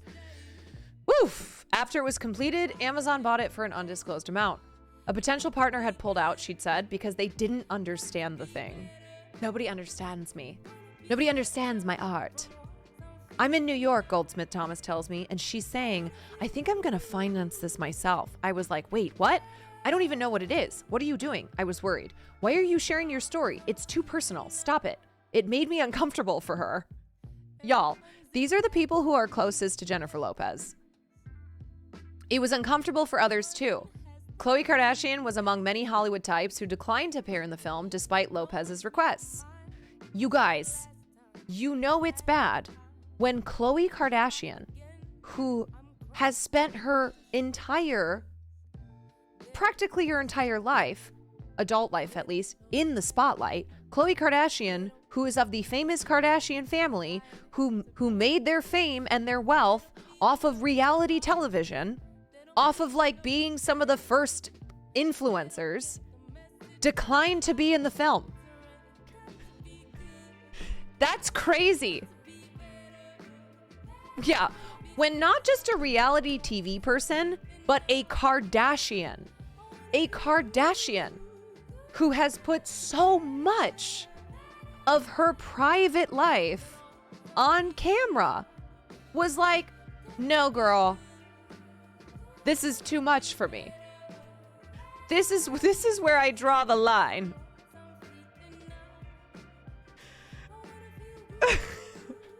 The irony that an icon from the most photographed family didn't want to appear in her film was not lost on Lopez, who looks downcast in the documentary.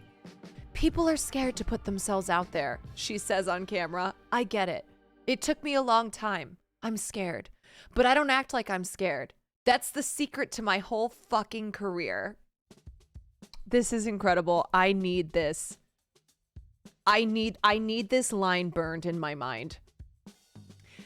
I'm scared, but I don't act like I'm scared. That's the secret to my whole fucking career. Girl. Everything I read about, the more I read of J-Lo and the more I see stuff like this, I'm like, justice for Io Adebari. Okay? She never should have had to apologize. Giga girl boss. And like, I'm sorry, people are scared to put themselves out there. The Kardashians had multiple weddings and divorces and childbirths and you name it put on camera, put on television. I asked Goldsmith Thomas if eventually she became comfortable with the project's direction. She responds succinctly, no, she never won me over. I was petrified the whole time.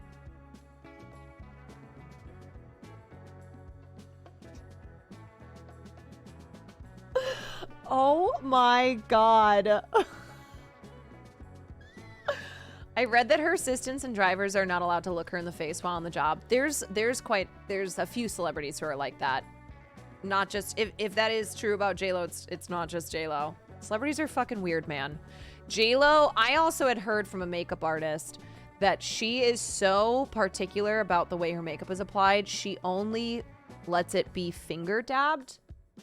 So it takes hours to do because there's no brushes. It's all like, it's like Michelangelo painting the Sistine Chapel when J-Lo gets her makeup done. Goldsmith Thomas remains nervous about the project's release, but now understands why Lopez needed to do it. I was afraid that she was telling her journey and what it would look like, and that it would look like it was saying, here's my journey from Ben to Ben. And it's not about that. It's about, here's what I've been through for the past 20 years. And I kept walking into the same wall and blaming the wall until I started to look at myself. This much is true. When the J-Lo biopic is made, there will be scenes from The Bronx, Selena, Out of Sight, Jenny from the Block, the 11-teen rom-coms, The Marriages, Hustlers, singing at the Super Bowl, Biden's inauguration. Then and only then, there will be a whole hour on the This Is Me Now multimedia project. Okay, so this is the Io part. I talked with Lopez a second time, a couple weeks ago after she returns from making a guest appearance on Saturday Night Live, where she valiantly soldiered on after losing part of her weave on live television. She looks tired but happy, her eyes watering from a recent surgery to improve her vision. Lopez is talking about romance again and the film. I've been on this journey, I've been trying to figure it out. Now I feel like because Ben and I have rediscovered each other and now that we're married, I have something to offer. This is the defining piece of work that's going to close that chapter so I can move on to the next part of my life. J-Lo girl, I don't know if you're ever going to move on. I think this whole project thing, this multi-project thing makes it seem as if like, no, that ain't happening. Did you ever see that video of her going back to her childhood home in the Bronx and the guy who lives there now was totally unfazed by her? Yes, I did. It's a classic.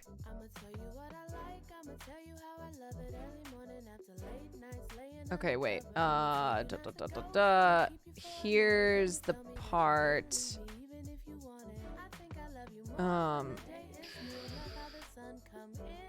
Oh, here it is. Okay. Minimizing Lopez's accomplishments awkwardly resurfaced when she was in New York for Saturday Night Live. Someone dug up a quote from 2020 that host Io Adebari had uttered on a podcast about Lopez. I appreciate a good scam, said Adebari. Today I was actually thinking about one of my favorite scams of all time because J-Lo is performing at the Super Bowl halftime show. The quote was mentioned on air that night. Lopez did her best to shake it off. She was mortified and very sweet, says Lopez about talking to a debris backstage afterward. She came to my dressing room and apologized with tears in her eyes, saying how terrible it was that she had said those things. She felt really badly and loved my performance because we had just done my sound check and she actually got to hear me perform. She was just like, I'm so fucking sorry. It was so awful of me. Lopez shrugs. It's funny. I've heard similar things said about me throughout my career, so it didn't really affect me. Okay. I'm going to go out on a limb and say, I don't think this is true. Celebrities are very insecure, especially the ones who are the biggest narcissists. In fact, often narcissism and insecurity goes very hand in hand. You don't have one without the other. Now, do I think that Io did go to her dressing room and apologize? Yes. Do I think Jennifer Lopez emphasizing the tears in her eyes and like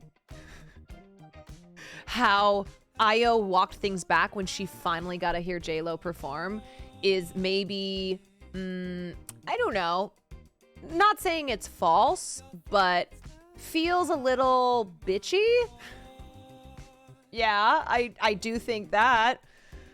I also just hate this whole thing. I hate that Io has had to walk back these comments that were made as a joke on a comedic podcast 4 years ago. That fucking sucks.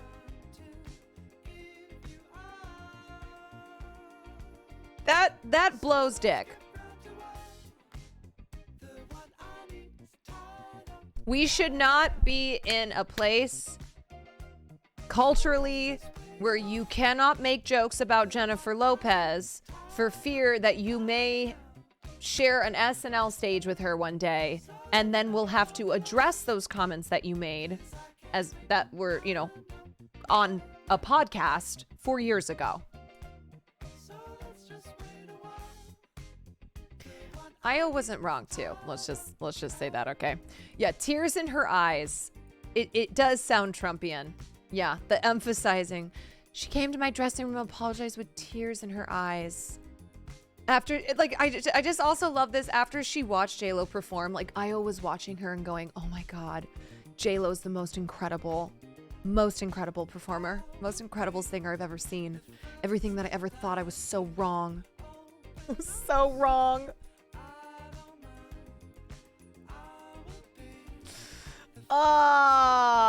Okay. Let me think if there's anything else in this that I wanted to see. Lopez's forgiving nature. Okay. During the shoot, he watched J-Lo from a close distance and sometimes shot interviews with her, including one where he asks her if she's ever really forgiven him for his actions in 2003. Answer, watch the film. Sometimes he has a befuddled look on his face, perhaps because This Is Me, Now, a love story, doesn't exactly mesh with the straightforward storytelling style that won him Best Picture for the Best Picture Oscar for Argo. He realized that this was a surrealistic, fantastical journey that we were making, Lopez says. Or maybe Ben Affleck realized that it was shit. But he loves her. That's his wife. He loves her. And so he's gonna, like, agree to do it and support her.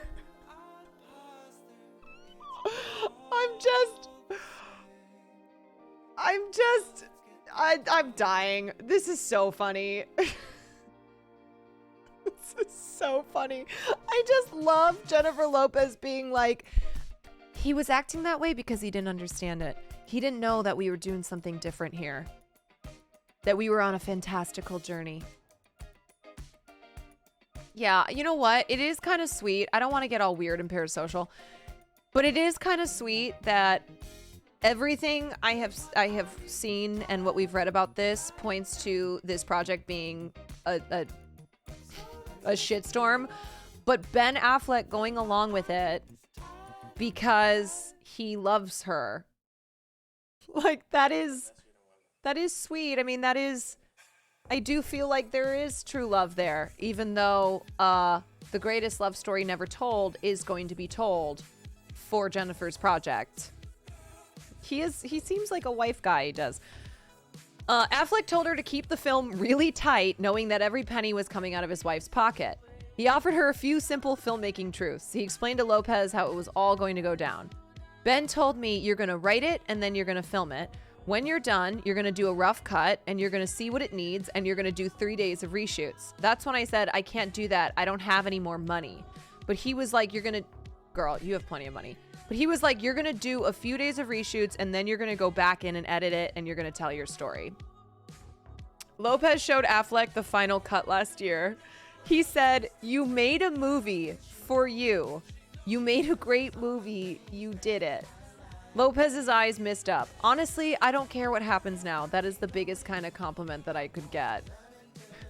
You made him for you. Watching the documentary, it's clear that the whole creative process for Lopez was a stress bomb. Yada yada.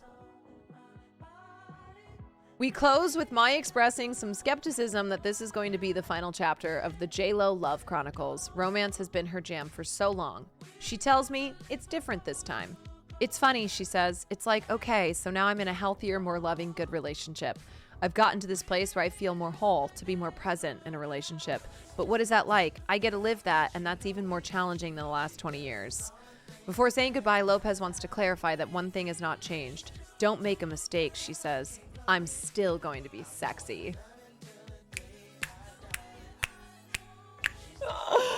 God damn. You know what? You know what? She's a queen for that, okay? Don't get it twisted. Don't get it twisted. I'm still going to be sexy as hell.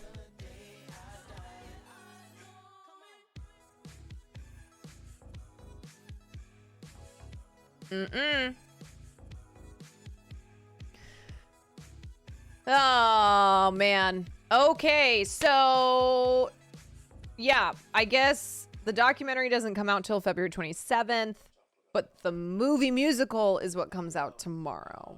So that should be interesting.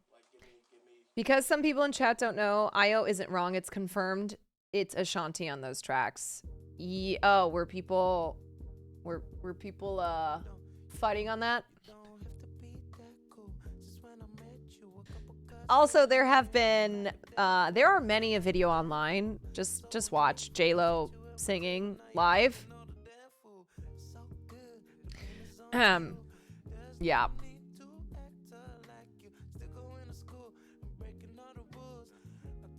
Can we watch the trailer again? You know what? Fuck it. Yes. Yeah, we'll watch the trailer again. For anybody who missed it. I know what they say about me. Here we go. About hopeless romantics. That we're weak. And I'm not weak. But I learned the hard way. Not all love stories have a happy ending.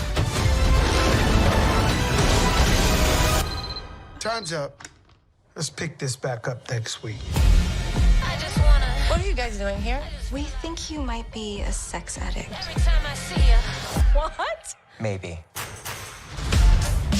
I'm still in love with you, boy. Third time's the charm? This guy don't stand a chance. It doesn't make any sense. I haven't been sleeping well lately. I guess I never have. When I was little, What I used is to share the a room with genre? my sister. She used to sleep so peacefully. This is me. And I just used to lie there awake thinking, how does anybody sleep that way when your heart never goes to sleep? I know. You feel like nobody gets you. Oh, That don't even get me. it goes to places you can't imagine. I've never lied to you. And the constant criticism, she thinks I'm her employee. Being with you feels like home. But I left home for a reason. Whenever someone asked me what I wanted to be when I grew up, my answer was always in love. Look at this list of names. Fat Joe, Trevor Noah, Kim Petras, Post Malone, Keke Palmer, Sofia Vergara, Jennifer Lewis, Jay Shetty, Neil deGrasse Tyson, Sag Guru, Derek Huff, Ben Affleck. We must respect the ebb and flow of the universe.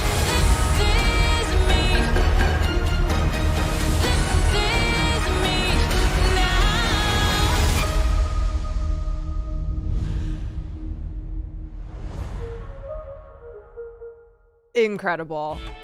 It's even better. It's better watching the trailer again after reading this profile on her and how every person in her life was like, this is a horrible idea. And then when she had to finance it on her own because she couldn't get financing, and everyone's like, wait, what are you doing? What's going on? $20 million?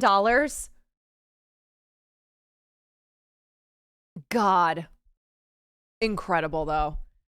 Incredible. I kind of live for this stuff a little bit. You know what I mean? Give me Jennifer Lopez. Give me J-Lo art that has you going, what the fuck? What is this? I don't get it.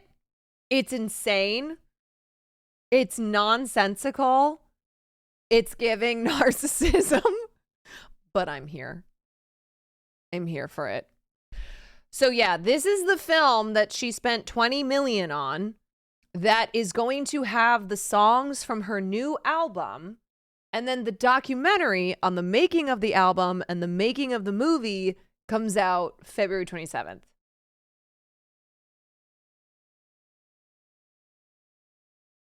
My takeaway from the cast list is okay, get your bag. I mean, the fact that she paid Sadhguru $200,000 to appear in this.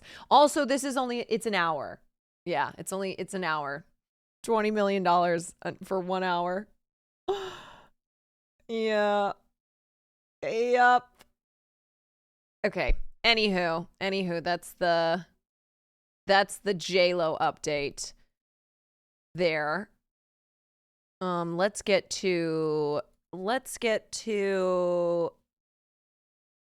Let's talk about Rust. Okay. I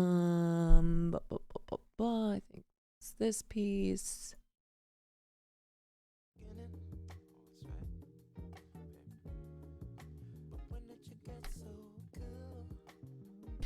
Jane Fonda's in it. Yeah, apparently Jane Fonda agreed to appear in it. Even though she was like, the whole world cares about your relationship and we don't want you to ruin it by doing something like this. Y'all, you know what it emphasizes? How celebrities, they ain't normal people, okay? I think there are rare celebrities who are normal-ish, okay? But when you have that much money and fame and you've been in the spotlight that long, you don't think like a normal person anymore. When I say normal celebrities, I look at someone like Bob Odenkirk. He's a guy who I'm like, yeah, much more normal than someone like Jennifer Lopez. I don't want them to be normal. Yeah, I mean, same. There is something about the wacky, abnormal behavior of celebrities that, that creates entertainment. It creates fodder for us to look at, to pore over, to discuss, and go, this is crazy.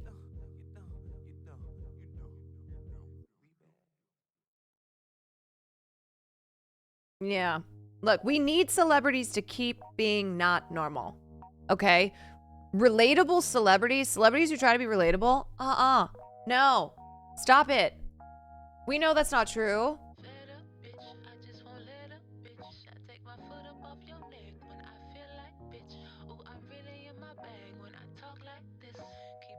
Jack Quaid from The Boys seems pretty normal. What I will say is Jack Quaid, for being a Nepo baby, his parents are Meg Ryan and Dennis Quaid. For being a Nepo baby and also now being famous in his own right, seems like he's pretty down to earth. Again, I always take it with a grain of salt where I'm like, he's still got all these factors that probably make it very hard to be totally down to earth, but as far as celebrities go, he seems to me to be a pretty chill dude, I guess, is what I'll say. Hogan, thank you for the gifted to Jello.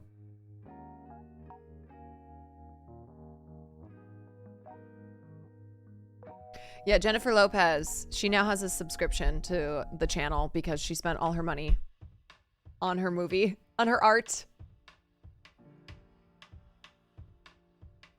What song is playing? That was Intro by Yaya Bay. All right, guys, let's switch focus and talk about the updates in the Rust trial.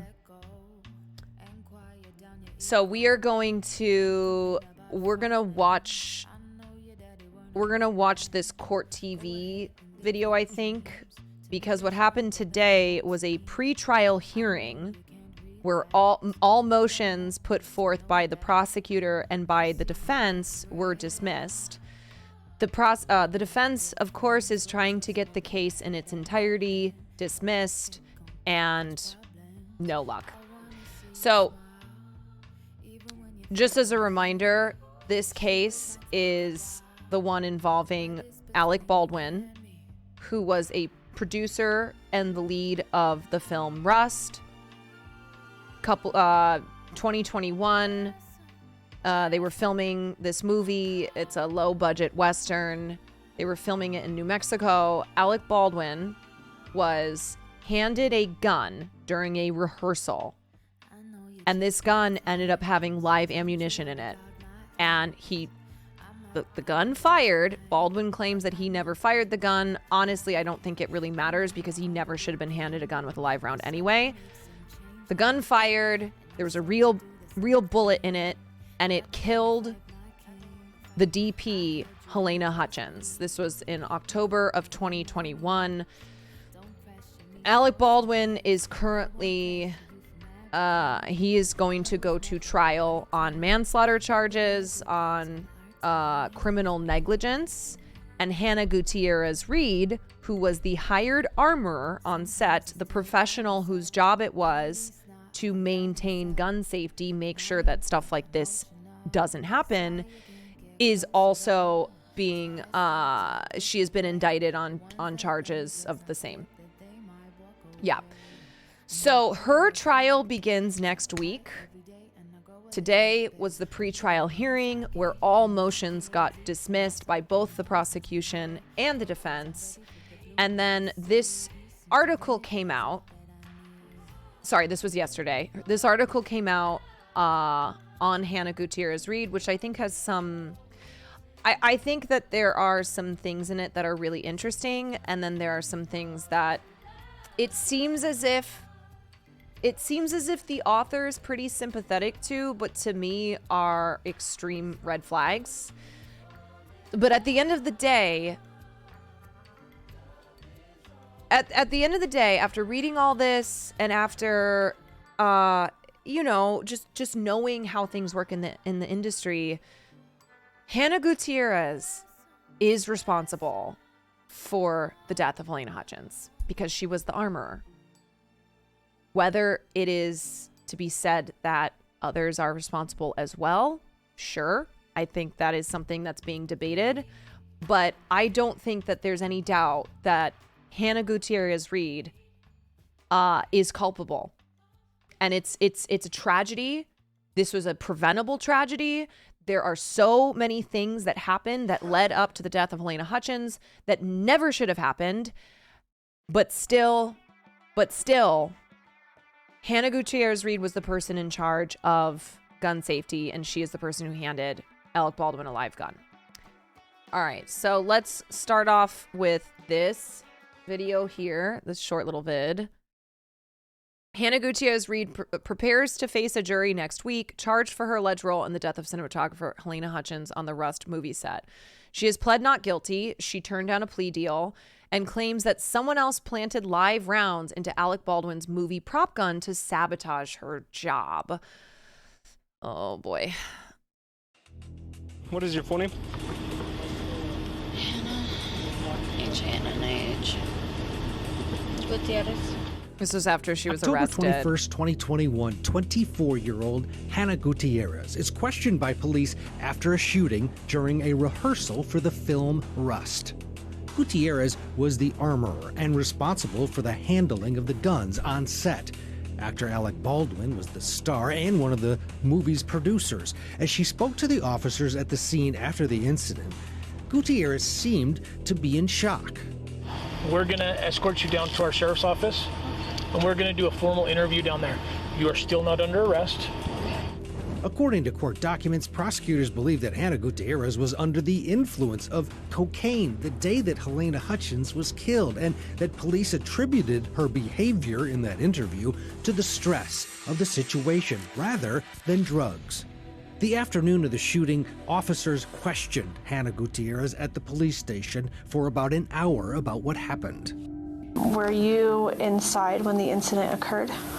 No, I was right outside by my, my cart. Investigators did not ask her about drinking or drug use at the time, and they didn't request any blood work from Gutierrez. However, as law enforcement continued their investigation, they did discover evidence on Hannah's phone about smoking pot and drinking during the production of Rust, something she was asked about during her second police interview. Any smoking or drinking going on? Isn't it interesting how you can see how much she's changed her look?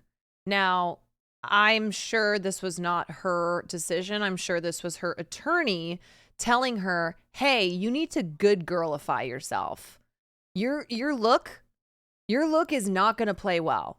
You look like if they're accusing you of being a druggie, yeah, that look is feeding into it. You look like someone who's not responsible. So look at the difference again here versus here. Now, this happens all the time. I'm not pointing this out because I think it proves like there's no guilt to prove, I don't think. But it's just one of those very obvious things that someone is trying to change the perception of them. Smoking or drinking going on after working days? I definitely smoked a little bit before bed. Okay. And I would drink a little before bed. To going to work? Never. Prosecutors also say that a friend of Hannah's admitted to visiting her the night of the incident and that Hannah gave her a baggie of a white powdery substance that she threw away. Gutierrez was initially charged with involuntary manslaughter in January of 2023. The state then added the charge of tampering with evidence 6 months later. Gutierrez's defense team filed a motion asking the judge to sever the charges, arguing that the tampering charge was character assassination designed to prejudice the potential jury pool. The defense also says the state's only witness is a lay witness with no formal training in drug recognition or narcotics investigations. She denies the charges and claims that somebody planted live rounds on the set of the movie Rust in an effort to sabotage her job. Like, why? Look, we're gonna read this Hollywood Reporter profile in a second. It doesn't even make fucking sense. You want to know why? Because nobody wanted this job. The reason that Hannah Gutierrez got this job is because more experienced armorers turned it down. No one wanted to do this because experienced armorers recognized the risks. That production was cutting corners, that they combined positions in the two positions into one. Who the fuck would sabotage her? Okay. Anywho, let's look at some things in this piece here.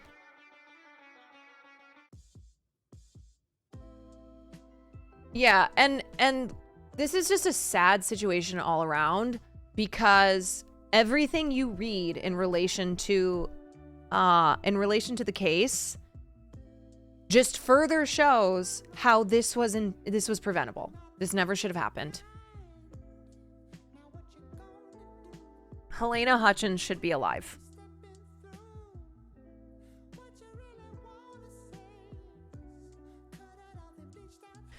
All right. On October 21st, 2021, Hannah Gutierrez Reed, then 24, arrived at the Bonanza Creek Ranch just south of Santa Fe, New Mexico, an hour or so before sunrise, and reported to her job as the armor and props assistant on the set of the low-budget indie western Rust. Now, the first thing that's noteworthy in this is Dave Halls. Oops. Dave Halls was the assistant director, and he has taken a plea deal. Dave Halls has pled guilty to negligence and took a plea deal where he served 6 months of probation. Those 6 months are over. He has left the industry, but honestly, he got off pretty easy. So according to Hannah Gutierrez Reed, the morning of Helena Hutchins' death, she approached Hall, and this was after the camera crew had walked off. Most of the camera crew had walked off in protest of the working conditions, and said, hey, I need to do a weapons check. Apparently, allegedly, Hall said, we don't have time. So fuck David Halls. You know, here's just example number one. I mean, not even example number one, but just one example of how corners were cut. Okay. This part here is important to remember. The morning that Helena Hutchins died, of the day that she died, most of the camera crew had left in protest of their working conditions because of how unsafe things were. And the rest of the crew that was there was scrambling. So Dave Halls, who was under a lot of stress, a lot of pressure, allegedly told Hannah Gutierrez Reed, we don't have time to do a weapons check. Now, any armorer, anybody who is hired to work in gun safety on a set would tell you that it doesn't matter. That when it comes to gun safety, no one has a say above the armorer. Not the assistant director, not the producer, nobody. Per industry standards and per contract rules, the armorer is the number one person when it comes to anything gun safety related. That is what they are hired for. So if Hannah Gutierrez Reed had been an experienced armorer, First Assistant Director Dave Halls telling her we don't have time to do a weapons check wouldn't have meant shit. A more experienced armorer would have been like, then we cannot shoot. If we don't have time for a weapons check, this will not happen, and I am leaving. Like, I am also going to walk off the set. About 2 hours later, the gun Gutierrez Reed had stored, cleaned, and loaded for Baldwin fired a live bullet into Hutchins' chest, killing the 42-year-old cinematographer and injuring Joel Souza, who's the director who stood beside her. The shooting, a rare and horrifying accident in a film industry that was built on gunslinging imagery, would shine a light on the use of real weapons on sets, the ramifications of low-budget filmmakers penny pinching, and the dysfunction of a Santa Fe prosecutor's office charged with figuring out who exactly is to blame. So something to note is that the investigation into how live ammunition ended up on set has pretty much stalled out. I mean, there really wasn't an investigation to begin with, because after the shooting, they didn't shut down the set. Like, they didn't make sure that the guns were not tampered with. That everything was left as was so that the team could come in and investigate.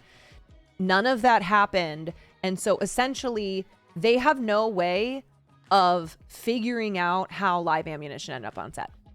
All we know is that Gutierrez Reed put the live ammunition in the gun that she declared to be cold and handed it to Alec Baldwin. That's all. For the past 2.5 years, the entertainment industry, the wider public, and the Hutchins family have been waiting for any sort of justice on Rust. New Mexico's OHSB has described the cascade of mistakes that led to Hutchins' death as reflecting the Rust producers' plain indifference to the safety of employees and fined them $100,000. Gutierrez Reed, one of the youngest and least powerful people working on the movie, is the likeliest person to go to prison for those mistakes. And that is true. Gutierrez was one of the youngest, had very little power. She, in fact, this was only her second solo job as an armorer, and is most likely to be the one to go to prison. But like I said, she was the armorer. If she didn't feel experienced, this is not taking the blame off the producers cutting corners, but it also does not mean that there is not blame to be placed on the professional who was hired to do this job. If she didn't feel comfortable enough, if she didn't feel like she could handle it, she never should have done this. And that is why even more experienced armorers than her said no to the job, turned it down. Gutierrez Reed is set to stand trial on charges of involuntary manslaughter and evidence tampering after a judge rejected a Hail Mary motion that her attorney filed to dismiss the case. Prosecutors say she was negligent in loading Baldwin's gun with live ammunition and that she tampered with evidence by asking another person to take possession of narcotics she had on her on the day of the shooting. Baldwin, who was the star and producer on the film, will go to trial on involuntary manslaughter charges after her. The 30 Rock star has pleaded not guilty. His trial was set for August, but postponed after the judge was reassigned. Now, he has high-profile litigators. I have a feeling that Alec Baldwin will be okay.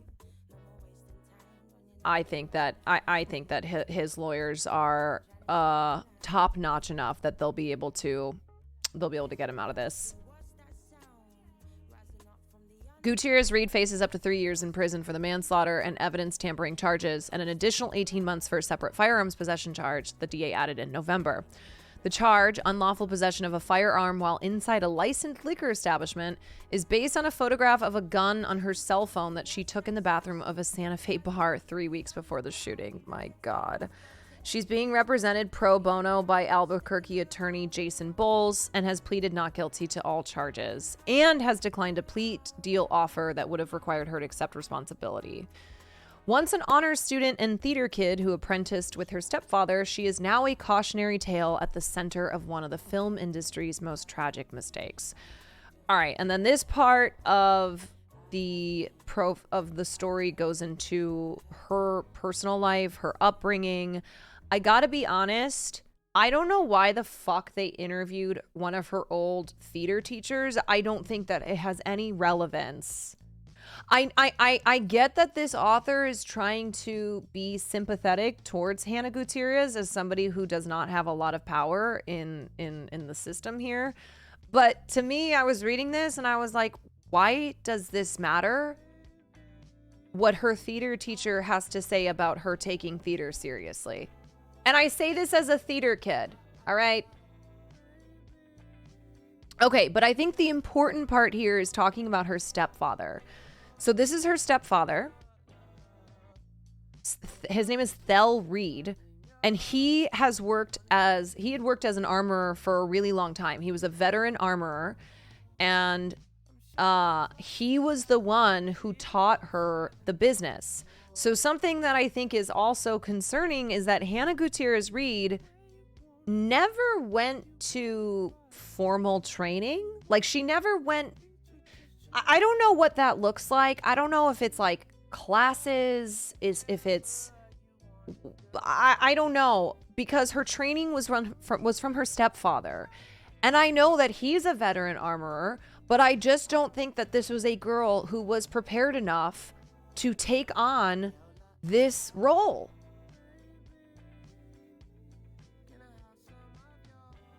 So he would bring her along to film sets and showed her the ways of the biz. As she got older, he began to teach her about guns and bring her to more of his sets, this time to work instead of play. She was enthusiastic, she was astute, she was up to it. So she graduated in 2020 as a film major, and her hope was to someday be a cinematographer, a field where women like Hutchins are rare. She took every single assignment very seriously. She would always deliver on time in a creative way. Okay. And then this is a sad part of her life. Her mom was arrested on drug possession charges. And then her boyfriend, who was fucked up at a party, took her bike, her motorcycle, and crashed and died. So just, a series of really terrible events. After all this, she kept learning more about guns. Thel gave her her own Peacemaker, which is a Colt revolver popular in the Wild West era, and he invited her to assist him on the indie western Murder at Yellowstone City. Okay.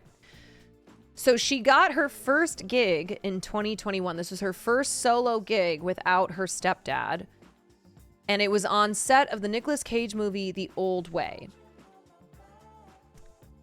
So that was her first gig in October 2021. And then in August. In October of 2021 was her second gig that she got after she was hired on the set of Rust. All right.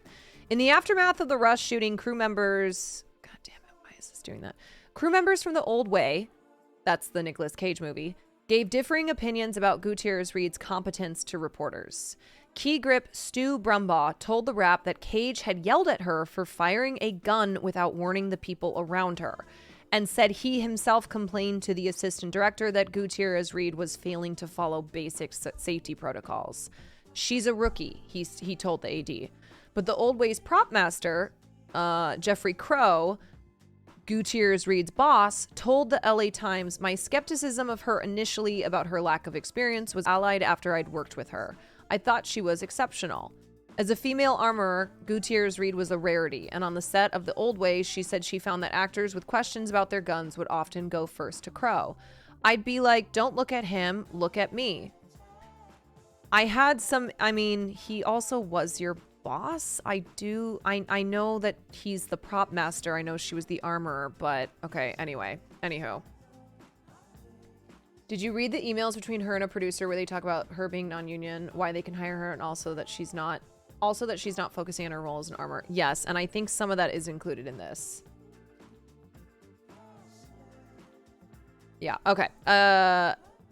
Gutierrez-Reed said, "I had some issues with men being professional in the last one. It was my first time on set without my dad. There was a little bit of sexual harassment going on. I really thought that was kind of over after Harvey Weinstein." Okay, well, that's certainly not the case. So after she finished making The Old Way, she got much more professional about it, made business cards, really started trying to get her name out there, and then the Rust job comes to her after more experienced crew people turned producers down. So Rust had a $7.3 million production budget and was originally scheduled to have an armorer supervisor and then also an armorer crew member, both of which were going to be separate positions with separate pay. Before Gutierrez-Reed was hired, producers eliminated the armorer crew member position and combined the armorer supervisor job with prop assistant, taking what had initially been budgeted as 2 jobs managing the weapons on the gun-heavy film and compressing it into half a job. Prop master Neil Zaromsky told NBC's Today, "I turned the job opportunity down on Rust because I felt it was completely unsafe." Yeah, fuck that shit, okay? As much as I have argued that Alec Baldwin shouldn't be held liable for firing the gun as an actor, I do think that the entire production was cutting corners and being very negligent due to budget, due to like wanting to save money here and there. Same menu name. Thank you for the tier 1. Yeah, okay. With more experienced crew balking at the level of responsibility, Rust hired Gutierrez-Reed after being referred to her by Seth Kenny, the owner of PDQ Props. That was the weapon supplier for the film, who was a family friend of the Reeds. She apparently Gutierrez Reed filed a lawsuit alleging that he provided a mix of dummy rounds and live bullets, but has since then dropped the suit, and now he's testifying for the prosecution. That's pretty bad there. I feel like, I'm sure that was her lawyer telling her to do that, but her trying to fuck the guy who referred her for the job and saying that he gave her live bullets. Oh boy. On Rust, she was responsible for $12,500 worth of rented guns and $5,000 worth of ammunition, as well as assisting prop master Sarah Zachary on making and transporting props. Before production started, she held a training session for the dozen or so actors whose roles called for them to handle guns. Baldwin was not able to attend. I was very impressed by the training session, Halls testified to the OSHB. She made sure that all those actors were holding the gun properly, pulling it out of their holster. They all shot blanks. She held a private training session for Baldwin at the church. I walked in and I said, "All right, Alec, I'm going to be your armorer. We're going to go over how to shoot all your weapons, how to load them, how to make them safe, and we're going to make sure that you really know that you look like you know what you're doing." Now, I'm going to get into some of my Alec Baldwin defense here, which I hate to do. Nothing pains me more than having to defend Alec Baldwin. I think he's a total piece of shit. Alec Baldwin has shot with guns before. Okay, this was not someone who had never used a gun. Now, I'm not condoning this next part here in the article where Gutierrez Reed testified that Baldwin spent much of the planned session on his phone texting, FaceTiming his wife and children, and having his assistant shoot video of him with the gun for Instagram.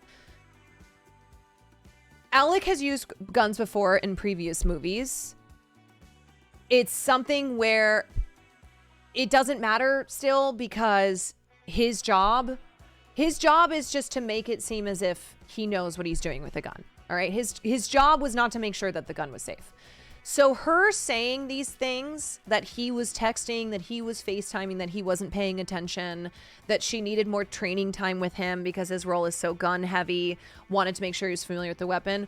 All of that is pretty irrelevant to her being the one responsible for making sure the gun was safe. He's just an actor. The worst that he would do is fail in his job as an actor, which is to make it look believable. But Baldwin has used guns before. I'm sure he felt like he knew enough of what he was doing that he didn't have to learn, like, here's how to do a draw. Here's how to make it look realistic. Training time, that didn't matter. She's supposed to keep track of the guns and ammo. Exactly. So Gutierrez Reed testified that she told production she needed more time to train with Baldwin, and they said no. They were like, that's it. Okay. It's been brought to my attention that then she got an email where they were chastising her for spending too much time on the movie's guns, and that she this part here. In the same email, the line producer Gabriel Pickle wrote to her that production and AD team have seen twice that there was a shotgun left unattended after a scene. So Gutierrez Reed replied that the armorer's job was a very serious job, and since we've started, I have had a lot of days where my job should only be to focus on the guns and everyone's safety. There are working guns on set every day, and those are ultimately going to be a priority because when they are not, that's when dangerous mistakes can happen. So a couple things there. One, I don't understand what she's talking about. She is, in response to being told that there was a shotgun left unattended on scene, is saying like, my priority is making sure that I'm watching the working guns that are on scene. But that's also you can't leave an unattended shotgun lying around the set. That's crazy. That's something where I'm not an armorer and I know that's not something you do. So it's one of those things where like she should have walked off the set, but also production shouldn't have hired someone like her. And the reason they did is because no one else would take the job. People who were more experienced turned the job down because they knew that there were safety risks. because of how tight production was being with the budget.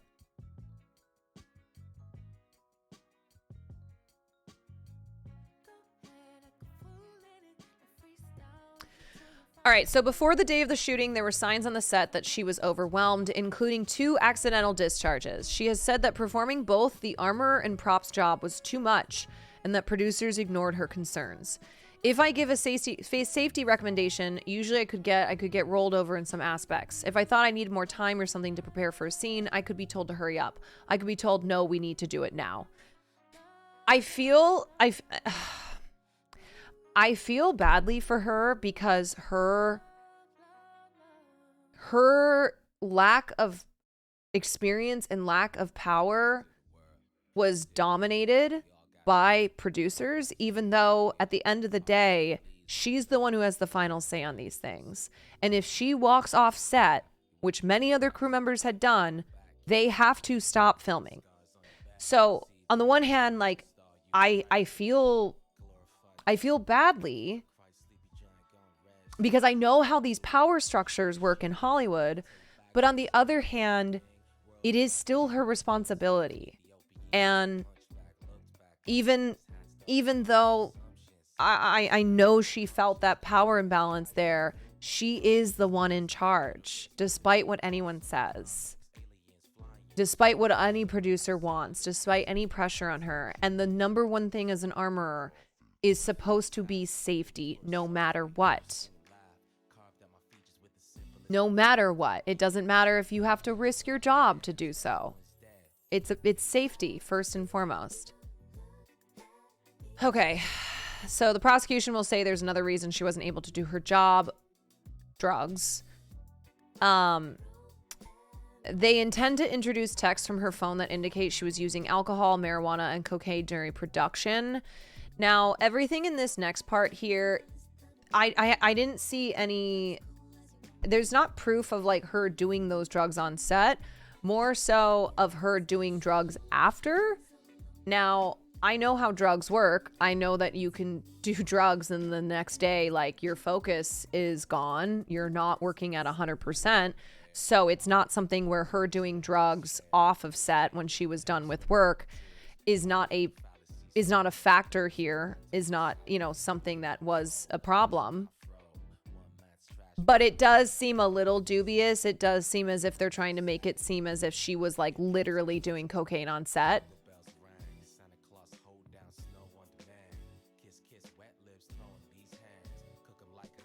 Okay, let me jump down here. Inside the church set that afternoon, the makers of Rust made a series of errors that defied film industry safety standards, according to multiple armorers that the Hollywood Reporter interviewed. Here are just a few of them. Hutchins, Souza, and any other crew in the church should have been behind bulletproof glass. I have read other people talking online about this, people who work on this side of the industry, and they have said that that's not necessarily true. Now, they would have been behind plexiglass, but there would have not been a need for bulletproof glass because there wasn't supposed to be live ammunition. There's not supposed to be live ammunition on set. A lot of movies don't even use real guns. They CGI it. And for movies that use real guns just to make it look more realistic, they don't have live ammunition. So this bulletproof glass thing is not an industry safety standard unless you are shooting with real ammunition, which is not happening. Like, there would be, I don't know, maybe rare instances of it, but you're certainly not shooting with anybody around.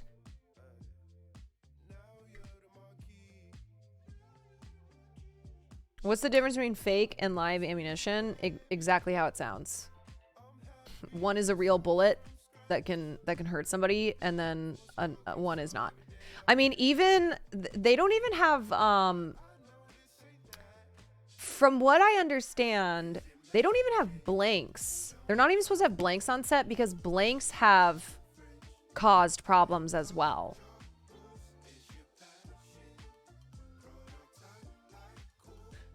Okay, Gutierrez, Reed, Halls, and Baldwin should have all checked the gun. No, no, no. Halls and Baldwin should not have been required to check the gun, especially Baldwin. He is the actor. His job does not include checking the gun to make sure it's safe. No.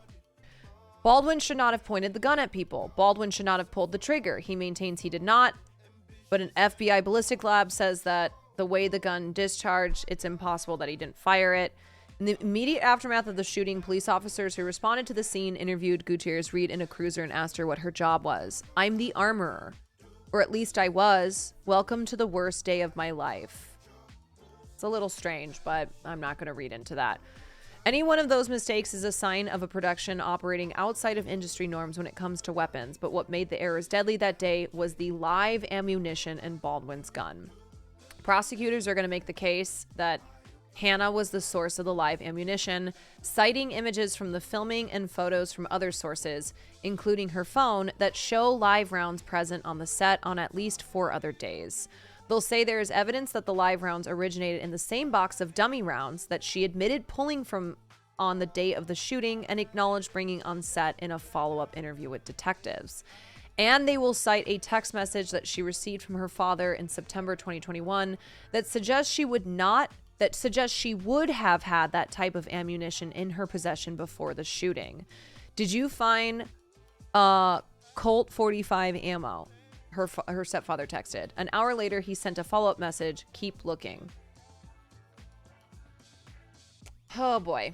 All right, I want to get to watching some of this court TV video. Let me see if there's anything else in here. The central question around the shooting was always how the live rounds ever made it onto the set, which, yeah, how the fuck did they make it on the set? Prop master Zachary admitted in an interview with investigators that she disposed of rounds in actor Jensen Ackles' gun to hide evidence, and those rounds were never recovered. 7 other live rounds, in addition to the one that struck Hutchins, were also found on set, but no fingerprint or DNA analysis was conducted to try and identify who introduced them. Well, that seems like it was pretty fucking important. It seems like that's something that should have happened. Her attorney is arguing that key evidence was mishandled when it comes to the firearm. Which is true. Yeah, I mean, there was just a lot that went wrong in the aftermath.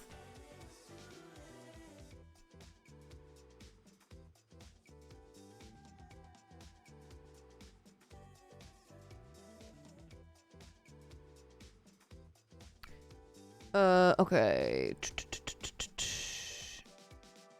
Noticeably missing from the prosecution's crosshairs are the producers of the low-budget Western outside of Baldwin. That includes Ryan Smith and Alan Cheney, who have a checkered history with financial and safety issues on their film, as well as Baldwin's manager Matt Del Piano and actor Anjul Nayagam.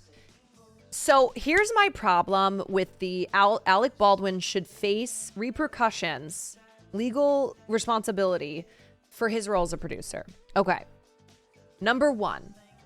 Oftentimes, when an A-list actor who is the star of a film is also listed as a producer, it's pretty much in name only. It's a way to get funding.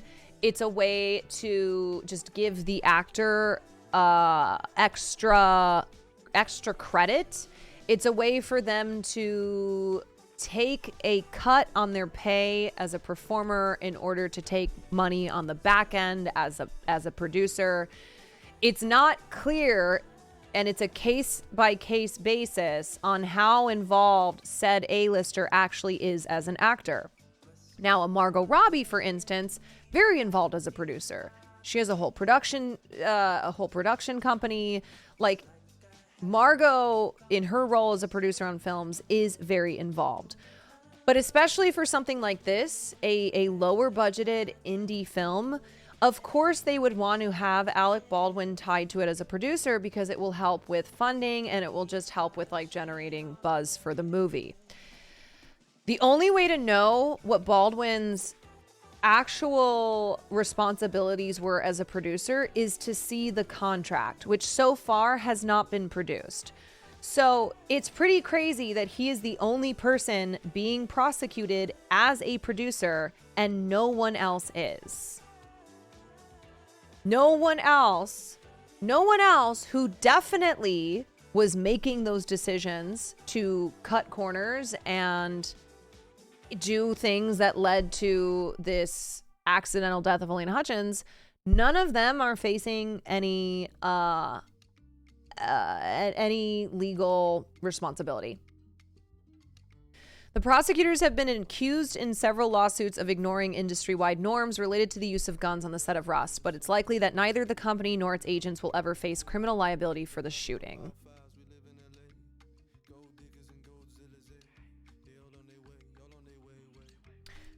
All right, let's take a look here at this.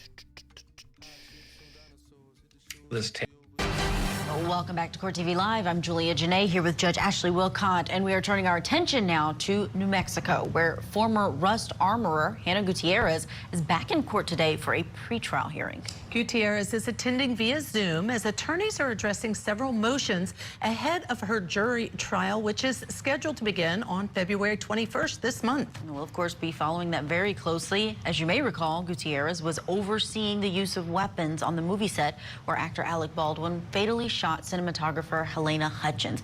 Gutierrez and Baldwin are both charged in this shooting incident with involuntary manslaughter. And according to court documents, Gutierrez is also facing allegations that she was under the influence at the time of that shooting.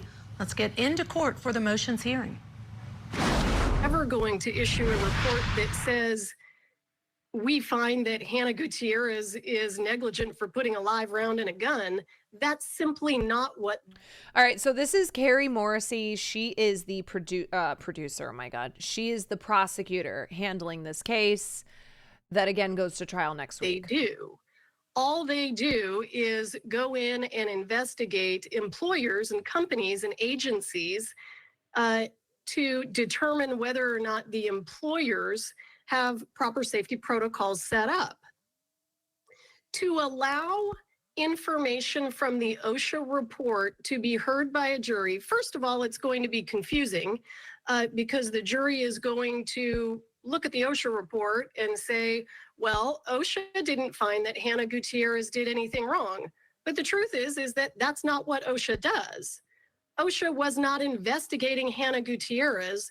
OSHA was investigating Rust Productions because that's what they do. That's just their job.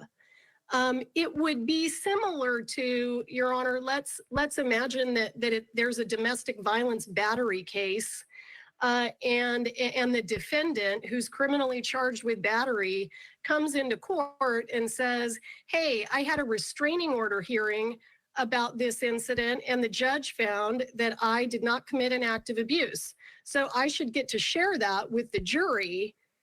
Of course, we would never let that happen because what's happening in the restraining order hearing is completely different. The standard is completely different. The evidence is completely different.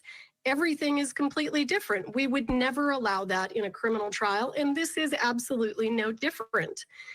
One of the, as the court can see, and I understand that we're not hearing. This is pretty weak sauce. Yeah, I think she's trying to argue why the report from OSHA, which of course OSHA is responsible for looking at what safety protocols were followed and what were not followed. And so they came in the aftermath of the shooting to interview crew members, cast members, and give a report on their findings.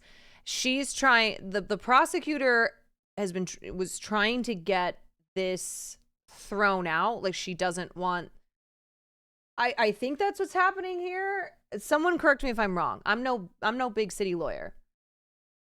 That's really, that really opens it up to a successful appeal. She got convicted. Here, let's listen to a little bit more. Today. No, they're being prosecuted was separately. Filed by the state because we're going to need the court to help us try to figure out how to rein in some of the defendants' experts. Okay, so I think the reason why the prosecutor is trying to make this argument is because she's trying to prosecute Hannah Gutierrez Reed. There are separate trials. Hannah Gutierrez Reed and Alec Baldwin are not being tried together. So she's trying to point this blame on Hannah Gutierrez Reed. So OSHA I think the report of OSHA makes it seem much more about the liability of the producers, like what was happening on set here, and kind of shifting the blame away from Hannah Gutierrez. That would be my guess. The defense wanting to use the OSHA report as a double-edged sword, like they want to say it was a chaotic set, but that doesn't disprove Hannah was negligent. The producer doesn't. Right. I mean, I think the defense is her defense attorney is going to get on in a second, but I think their strategy is to point to the producers and say this was not Hannah's fault. It was, but I mean, both things are correct here. Is that the producers were negligible, but so was Hannah. And I can tell you, Judge, I mean, in order for experts, I certainly read the defense's response, where basically what they're doing is they're saying, we're not going to give the report to the jury, but we're going to have our experts say we read the report and we relied on the report in coming up with our expert opinion. Well, what you have to understand is, for example, one of their experts is just a movie director. All he does is direct movies. And the only thing that he's reviewed related to the evidence in this case is the OSHA report. So a man who has presumably not reviewed the statements of Ms. Gutierrez, has not reviewed the statements of any of the other participants or witnesses in the case, hasn't reviewed any of the photos, hasn't read any of the police reports, hasn't done any of that stuff, is going to come in and give an opinion because he read the OSHA report. And that's not how expert testimony works. There has to be something about what the expert is relying on that makes it appropriate for them to rely on it so that it can influence their opinion. An OSHA report isn't something that these experts can rely on. This isn't a case about whether or not there was workplace safety. If Russ Productions was on criminal trial for workplace safety, would the OSHA report be admissible? Yeah, it might be under that set of circumstances. But we can't have defense experts who are movie directors come in and say, I'm here to testify that Hannah Gutierrez didn't do anything wrong because I'm a movie director and I read an OSHA report. That can't happen. That is so far afield from anything that is reliable in terms of expert opinions. These kinds of tragedies create new safety standards. They should at least. Yeah, I was reading an article about how the landscape for armors is already changing in the wake of Helena's, in the wake of this death. So I'm asking the court to treat this the way that we would treat anything that's happening sort of in a quasi-administrative hearing. I highly recommend Emily D. Baker to better understand the legal side of everything. She does a great job and knows this case inside and out. Let me look her up. How to protect yourself from scams. I was trying to find.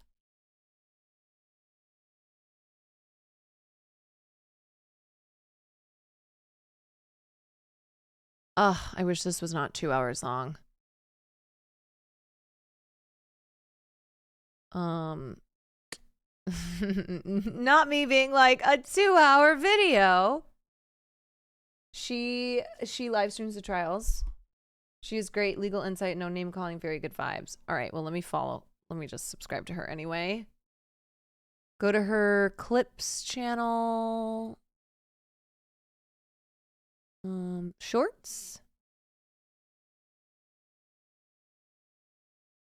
Oh, wait, Emily D. Baker clips. How does this work? I don't know.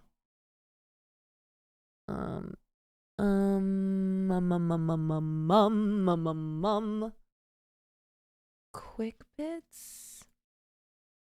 Let me see if there's any latest. I don't see anything on. You guys know it's gonna take me a long time to find things that you're telling me to look up. Sometimes it's easier to just send a link. Hey now. Hey now, Tony. Thank you for the 3 months. Oh, she has an ASMR channel. Oh. All right, well, let's just go back to this. Wow. That's remotely related to a criminal case. It doesn't come in. It's confusing. The issues are different. Thank you. Mr. Bowles, response. Yes, Your Honor. First of all, with regard to the experts, Ms. Morrissey Bald. went into another motion, which is not addressing the OSHA motion, and that's a Daubert motion. I want to talk about. Oopsie. Okay. Oh, here it is. All right.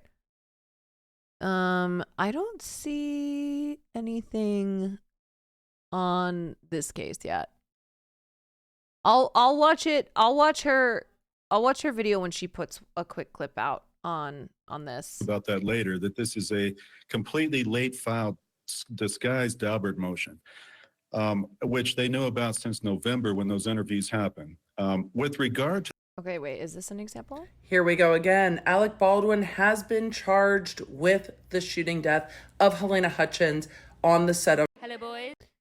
Here we go again. Alec Baldwin has been. Is this about Baldwin or is this about Gutierrez Reed? Because I just want to focus on this pretrial hearing right now. It's very shiny. Because I think I actually think I've seen this. I don't think this is recent coverage. Yeah. To the OSHA we'll specifically, just watch some of Ms. this. Morrissey said at the beginning of her argument to this court that OSHA does not look at employee conduct. Actually, she interviewed Mr. Genoway, who's the supervisor at OSHA. Thank you, though. And this was back several months ago. She asked him that question, that you're not focusing on the armor. Mr. Genoway said, well, this OSHA statute does include provision that requires employees comply with OSHA standards and requirements. Yes, ultimately, they are looking at the employer. However, there is a provision that requires employees also comply with OSHA. Now, in their findings, Judge, which were comprehensive, they went through the various safety failures of various parties. Now, Mr. Genoway later says he finds that Ms. Gutierrez had issues in response to Ms. Morrissey's question, as did others. So these findings all are the context by which the jury should be allowed to review the prosecution's theories, which are solely Hannah Gutierrez Reed caused the safety failures on this set, and they want to blame her, but then they don't want the jury to have the context that another state agency, a federal OSHA, had reviewed this, and they found safety failures across the board. Now, Judge, it would distort the truth, it would keep the truth from the jury, and it would present a lack of context of the whole set, because we have a set here where many people had things that they did that led to a tragic accident. It was not Ms. Gutierrez Reed who solely caused something, and that's what the prosecution is trying to say. So they don't want us to be able to put in any defenses with regard to a state agency who found that there were multiple safety failures across the board by management. Now, that's highly relevant, and it's very important to Ms. Gutierrez Reed's case because the prosecution is going to try to blame her solely for the whole thing. So it's important that we get to counter that with the appropriate context. Experts are entitled to rely on hearsay. Now, we're not asking to introduce the report. Prosecution, she did it. Defense, everyone did it. Yeah. I just don't see this going the defense's way. As this court knows, police reports are not introduced because they're hearsay within hearsay, unless there's some kind of... All right, very important motions hearings because this will determine whether or not OSHA report comes into evidence or doesn't, and a number of other issues that directly affect how this trial can proceed. Right. So the thing is, yes, OSHA report is true and for another trial, but Hannah Gutierrez Reed was still the armor.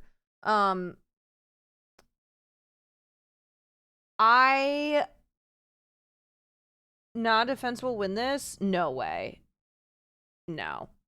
I think the likely outcomes, the most likely outcome is Hannah Gutierrez Reed is found responsible for the shooting, for the death of Helena Hutchins, and Alec Baldwin is not. I think that's the most likely outcome, and then I think the second is that they're both found responsible. I don't see Hannah Gutierrez Reed escaping culpability for this.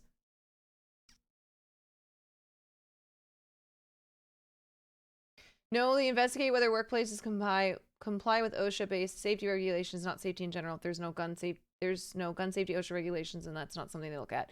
Yes, the OSHA report has nothing to do with Hannah's actions. They didn't make their report on Hannah as the individual armorer following correct protocol or not. That's my understanding. So what we're going to do is take a break. When we come back, of course, we're going to get back inside the case out of that there was widespread negligence on that movie set where Alec Baldwin was the producer. Let's go in for more of those arguments. Just the report itself. And yes, the defense wants the OSHA report because A, they want to confuse the jury. Any evidence that's introduced that the jury's gonna be like, what the fuck? This is so much jargon, I don't understand. That's good. And B, because they would rather have the blame be on everybody than just on Hannah. Because the jury is more likely to let Hannah off if it's one of those, everybody's at fault here. But I still think that Hannah Gutierrez-Reed is much more likely to be found responsible because somebody needs to be found responsible for this. I really think so.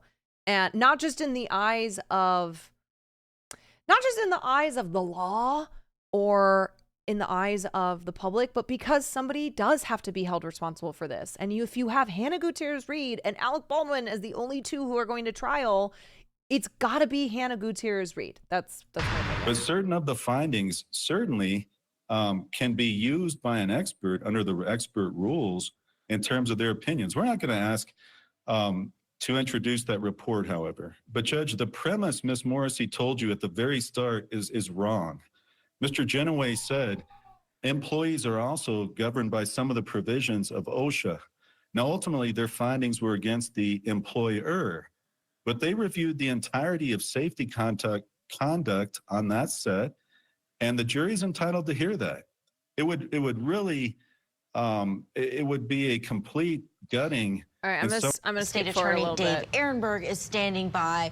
Dave, I'm glad we have your expertise on this one. Is it unusual for an OSHA report, which is more workplace safety, different investigation process than police would have, for a prosecutor to use that kind of a report, or even the defense to use that report, which is what is desired here, in an involuntary manslaughter case? This whole case is very unusual. First off, I thought it was interesting that both sides made very passionate, compelling arguments, and the judge listened, but then she read from a script, from a written order that she had done before. So why go through the oral arguments? Why go through the arguments if she just had this already determined from the beginning? So that to me was a little unusual. But as far as the OSHA report, the defense wants this in because it points a finger at everyone on the set, and that clouds the issue of whether Gutierrez herself was responsible. The prosecutors are saying they didn't ask the right questions in this OSHA report. This is an administrative agency looking at different things. But in the end, I think the judge got it right that we should allow the report in because that's more information for the jury, and allow the prosecution to poke holes at it through cross-examination, through her own argument. So it's better than keeping it entirely from the jury because it is probative evidence. And I like that the judge specifically said that. That's one of the findings required, that the prejudicial value did not outweigh the probative value. All right, stay with us. We're going to get back into court. The next motion is about to be argued. Let's go back in. We are the movement. It's my understanding in the state. Okay, I mainly just wanted to look at some of this, and I think the OSHA report is a big part of the trial here. But either way, every motion that was put forth by both defense and prosecution was denied. The judge said, "No, I'm not today." If you are interested in Emily DeBaker's latest video with the case, she gives a shorter summary at the end of what happened. Together. Oh yeah, that would be great. So this afternoon, we were back in New Mexico for the last motions hearing before the Hannah Gutierrez-Reed trial for the fatal shooting on the set of the Rust movie of the cinematographer Helena Hutchins. Facts. This is scheduled to start jury selection on February 21st, Oh, Alice Cat, 2024. It's thank you my for 3 understanding months that there of will be Prime. cameras in the courtroom, and if there are cameras in the courtroom, there's going to be commentary on this trial. It's going to be very, very interesting to see how all of the evidence plays out in this case. The court denied a prosecution motion to exclude a scathing OSHA report. That's going to come in by way of the defense experts. The defense motion to exclude some evidence that Hannah Gutierrez Reed had given her friend a bag of supposed cocaine to hold on to is going to be allowed to come in. It's not going to be severed out of the case. There will be some text messages that indicated that Hannah Gutierrez Reed had been using drugs and drinking in the evenings while on set. The defense then brought motions to, or the prosecution brought in motions to exclude late turned over witnesses, and the court was not having any of it. So we've started to see kind of the way this evidence is shaping up. The defense is saying, you know, we absolutely have evidence that somebody brought these bullets onto set. The prosecution is saying we absolutely have evidence that Hannah Gutierrez Reed brought these live rounds onto set. It's going to be an interesting trial. And then we got to the motion to dismiss over these text messages that were taken out of a cell phone extraction from the defendant that included text messages between defendant Gutierrez and the defense attorneys. The court found that the defense attorneys, and this is what she put on the record, the defense attorneys should have limited the scope of the search when they consented to the search of the phone. They didn't do that. All of it got extracted from the phone. It all got turned over to the prosecution. And then Seth Kinney made a public records request to examine those, and the prosecution turned it over. When the prosecution discovered that there were attorney-client communications in there, they asked Seth Kinney to delete it. The defense is big mad about it. It's not going to, it's not going to be relevant. The conversations between the defense attorney and the defendant, but it might open the door if this defendant testifies, and I guess we'll see if she will or if she won't, but if this defendant testifies, could there be an off chance that that comes up? I don't know. I gotta say this, just based off of her comments when she was not arrested, but put in the police car, and then her talking to detectives after, I don't think that she should testify. It's usually never a good idea for the defendant to testify, but I don't think that she is someone who will be good at garnering sympathy. Her saying, "Welcome to the worst day of my life," after Helena Hutchins had been killed. Like, that right there is an indicator, oof, this girl should not take the stand. And then the way that she kind of just sounded very chill almost. I'm sure she was in shock. I'm sure but it doesn't matter. It's all about appearances. I think they've kind of waived some of that, yes, but I don't think the prosecution, that's dangerous ground to tread into in a very difficult case. This is a difficult case for the prosecution to prove. Jurors do not like these types of negligent homicide cases because it often feels like a tragic accident that shouldn't result in murder charges. However, I think that most people looking at this case can look at this case and go, okay, but something went terribly wrong, that somebody's getting shot on a movie set. This never should have happened. And somebody was obviously negligent. Like the thing speaks for itself. You don't end up with a cinematographer that's fatally shot and killed if someone on this set isn't negligent. So they're going to have to tie together how Hannah Gutierrez Reed was criminally negligent leading to this. And this set, by all accounts, was a shit show. But that doesn't mean that Hannah Gutierrez Reed wasn't one of the parties that contributed to the death of Helena Hutchins. This is going to be an interesting trial. I'm going to cover every day of it that I can. I have a little bit of travel in there, depending on how long jury selection takes and stuff, but we will absolutely be covering this trial if there are cameras in that courtroom. I believe that there will be. Things can change. The defense is going to take a writ and try to say that this ruling is untenable. I don't think that's going to stall the trial from going forward, and it'll all come up on appeal if she's convicted. So with all of that, I'm going to answer just a few questions, and then I am going to bounce because I've got to go, do Valentine's Day things. The Valentine's Day things today are making sure everyone in my house is taking Tylenol at the appropriate time, because now everyone is sick. I am still sick and everyone else is sick. When my kid came home yesterday with a fever, I was like, fuck. And then I looked at Dr. B and I was like, you're looking like you don't feel so good. And he's like, yeah, I don't feel. All right, let me just get to the queue. If someone disposes of an unrelated weapon, does that mean that it can still be connected to a specific crime? I'm so confused. So the argument over whether or not the disposal of the supposed cocaine was tampering with evidence related to the negligent homicide was an argument that even though they happened later in the day, they might not have, one might not be connected to the other. The analogies got a little difficult, but it generally has to be related to the crime that you're dealing with. So that is a big part of it. Missy said, this is honestly, lawyers like her and Legal Eagle are so smart with their content, because most of us can't really sift through legal jargon. It is like intentionally dense, it's like really hard to understand. And so being able to have the expertise and the ability to put it in layman's terms to explain it for something like YouTube is so smart. This really is something where if I were a lawyer, I would be doing this shit too, because it's great content.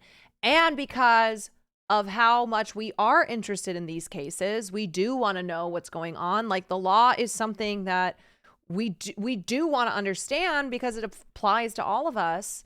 And so having people like her breaking it down, it's great. It's so good. We do. Yes, we love crime. We love just legal issues involving celebrities, trials involving celebrities. I don't mean we love crime as in like we loved that Helena Hutchins was murdered, of course, or killed. Of course not. No, not that. But like the Gwyneth Paltrow trial. The Gwyneth Paltrow trial. I watched on my own lawyers breaking that down because I was so fascinated by it. She really only does entertainment type cases. Yeah, I mean that's bread and butter right there. Doing entertainment cases because there's a lot of focus on entertainment cases. If this did not involve Hollywood, Alec Baldwin, big celebrity names, people would not be paying as much attention. It wouldn't be dominating headlines like it is because of Alec Baldwin. Like, Alec Baldwin is going to trial on manslaughter charges.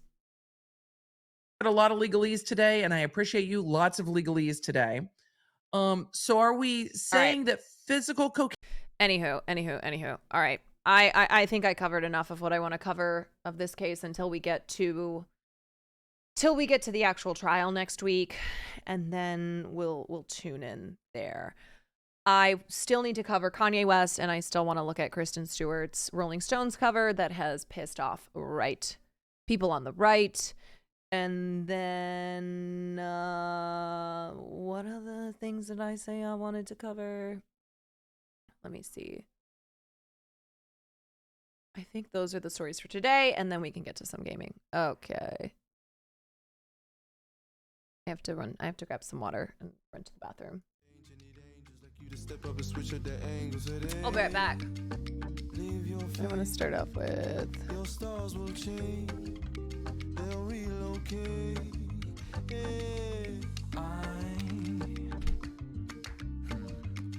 belong in the sun with you.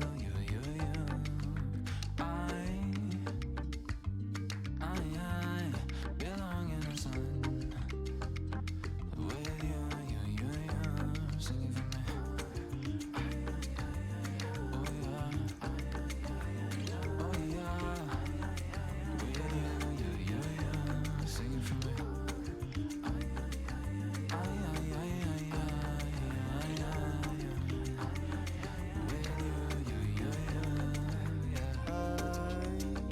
I just wanna call you mine, repeat these types of days.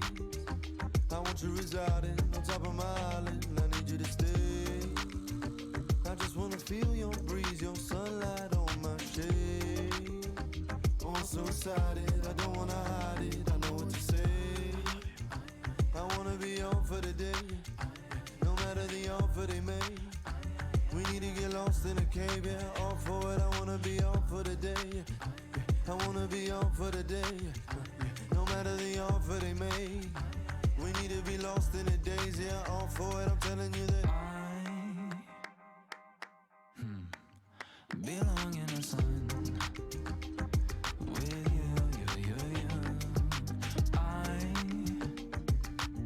I belong in the sun with you. Sing for me. One for my love, two for the rhythm, three for the body, and some four with your little lady. One for my love, two for the rhythm, three for the body, and some more like momentum. All right. Before we get to this latest Kanye West yapping on Instagram, I just have to say again, I don't care if you think Anthony Fantano is being a hypocrite in saying that he doesn't want to review Kanye's album because of the anti-Semitism, whatever. Whatever you think of Anthony Fantano and his opinions on music, his opinions on Kanye, it does not merit death threats, okay? It does not merit people wishing for him to be murdered. Like, I don't know enough about Anthony Fantano, but I also, like, don't care to learn what his opinions are in order to assess the situation, which is that it's fucking crazy to wish death on someone who has criticism of an artist. That's insane. And what's crazier is like, okay, yes, obviously you have the psychos who are toxic stans, like we covered, what was it, yesterday? But then you have people who in response to those people are like, yeah, but Fantano. I'm like, no, there's no but Fantano. There's no but. Like, some of the comments on my tweet of people like, yeah, but Fantano's a hypocrite. I'm like, okay, I don't care. I don't care what you think of Anthony Fantano. I know you're not the one who's giving him the death threats, but to add any like try to add any context to the death threats is crazy.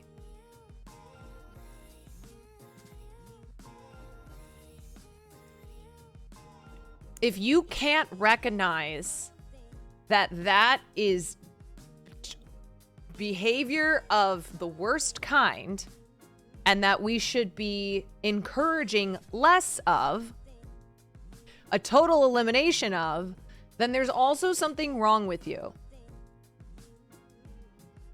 I don't want to be rude, but I believe his last name is pronounced Fantano. Anthony Fantano. People who think being slightly hypocritical is like checkmate your entire argument is bullshit now is so annoying. I just also think it doesn't matter what his opinions are. It doesn't matter what anyone's opinions are on artists, on anything to do with pop culture. Like, people have wished death on me.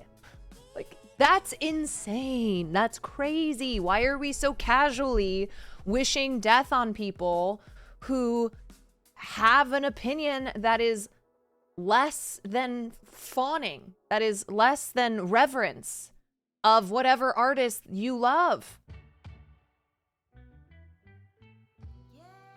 I don't care if you disagree with what I have to say. It's fine, whatever. But to then like either to then think I should die, or to not, or to like not get that people wishing for me to die because of my pop culture opinions is so fucked up. To not get that because you're like, yeah, but she said that this and this. It doesn't matter what I say.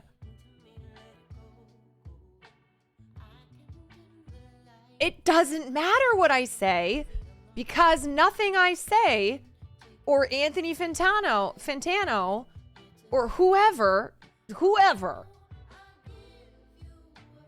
and whatever they say, there should be no follow-up of, I'm gonna fucking murder you. That's crazy. All right, anywho, let's look at Kanye's Instagram comments. So what's happening is that the Swifties have mobilized again, which Swifties, that's what they're known for. They mobilize. And of course, Swifties hate Kanye West because of the long history between Kanye and Taylor Swift and how we're just stuck in a circle. It is an Ouroboros. It is a pop culture cycle that doesn't end. I mean, I know it's not pop culture, but we've got Joe and Trump running against each other again. We've got the 49ers and the Chiefs who faced off again in the Super Bowl. And we've got the continuation of Taylor Swift and Kanye West. Never ending. The snake eating its own ass, truly an icon. Yep. Here we go. Okay. So Kanye posted this random Swifties tweet that said, Swiftie emergency, Beyonce's new single Texas Hold'em is challenging Kanye West for a #1 debut on the Billboard Hot 100. Let's buy and stream Texas Hold'em to block him from the top spot. Remember, he just dragged Taylor on his latest Instagram story. It is never ending. All right. So Kanye says, in all caps, and if there's one thing that's going to make you look crazy, it's writing a bunch of tangential things in all capital letters. When I said that I'm the new Jesus bitch, I wasn't even thinking about Taylor Swift. That was a whole line before, but I appreciate the free promo. Lil Wayne actually mentions Travis Kelce on Vultures too. This album is actually super positive and fun. It's all about triumphant. Last year was incredibly challenging for me, my wife, my children, friends, and family. I've been banned from hotels, kicked out of companies, and even not allowed to eat in some restaurants. Okay, I'd just like to put a little asterisk there. I would just like to provide a little context there. The reason for that, A, Kanye West declaring himself to be a Nazi and his violent anti-Semitism, and B, Kanye West doing really inappropriate things in public, like having Bianca Censori, his wife who looks just like Kim Kardashian, giving him a blowjob on the Venice canals. Like, Kanye, that's what's going on there, is that your behavior in public is unhinged. Last year was incredibly challenging for you? Yes. You want to know who's responsible for that? You, yourself, and you. Everyone saw Vultures 1 get taken off of platforms to limit our first week numbers. That's also not true. We'll get to what's going on there. This reminds me of the mistreatment of my people because of the color of our skin. Boo, Kanye, boo. Remember, I was on Taylor's side when Scooter bought her masters behind her back. She and Beyonce are big inspirations to all musicians. We always say how both sell out tours and movies. Who's this we? Who is this we always say how both sell out tours and movies? Also, I'm sure I've been far more helpful to Taylor Swift's career than harmful. To all Taylor Swift fans, I am not your enemy. I'm not your friend either though. LOL. Also, I didn't get kicked out of the Super Bowl. We left our seats to go to YG's box and see different friends. My wife had never been to a Super Bowl, so I wanted to walk around and have a nice time. We had such a fun day. Oh, and to Shaq, I grew up looking up to you. I would love to hang with you and Jamie sometime. Jamie Salter is like a father figure to me. The media may control the narrative, but the people have spoken. Okay, Grandpa. Why are we shouting?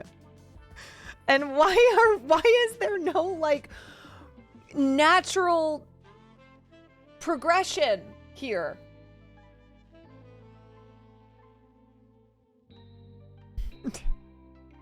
All right, so let's talk about Vultures and why it got taken down. Last year, Kanye was looking for a distribution deal to release his new album. Vultures 1, which is a full-length collab with Ty Dolla $ign, came out on Saturday, and it was through Fuga, a business-to-business tech and distribution platform for labels, according to information available in YouTube's content management system. Fuga was not pleased, according to a company spokesman. Late last year, Fuga was presented with the opportunity to release Vultures 1. Exercising our judgment in the ordinary course of business, we declined to do so. Yeah, they're allowed to do that. They don't want to release Vultures 1, Kanye West's new album. They don't have to do that. The spokesperson continued, on Friday, February 9th, 2024, a long-standing Fuga client delivered the album Vultures 1 through the platform's automated processes, violating our service agreement. Therefore, Fuga is actively working with its DSP partners and the client to remove Vultures 1 from our systems. Distributors are typically able to pull down content uploaded through their systems at their discretion. The Fuga spokesperson did not clarify whether the company would take this action or help facilitate a transfer to another distributor.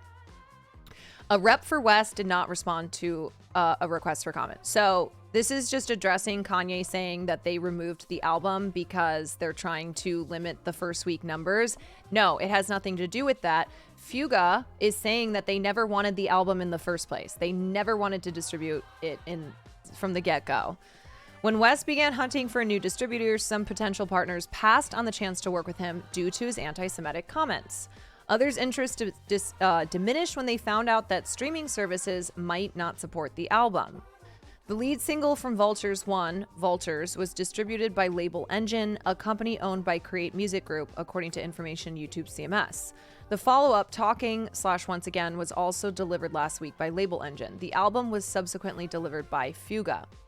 Fuga's plan to remove Vultures 1 from its platform is just the latest hiccup for the album. Its release was repeatedly delayed.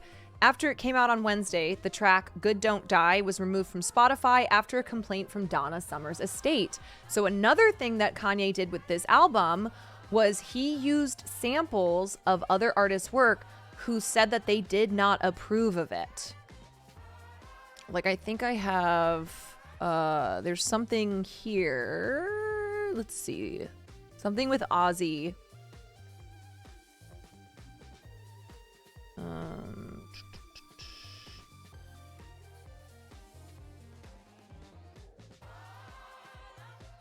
See, I can't find the part. Is it in this? I don't remember. Wait, where is?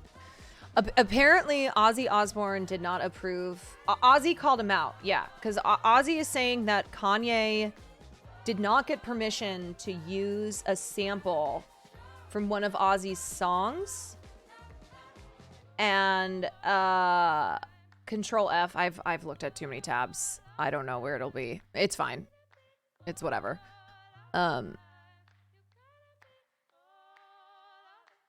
And so Ozzy called him out as well. And so the reason that the song got removed from this song, Talking Once Again, was removed, or sorry, Good Don't Die was removed because Donna Summer's estate also was like, we didn't give permission for this.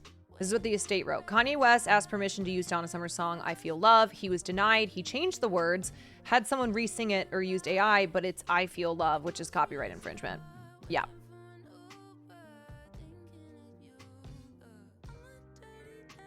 Oh, thank you.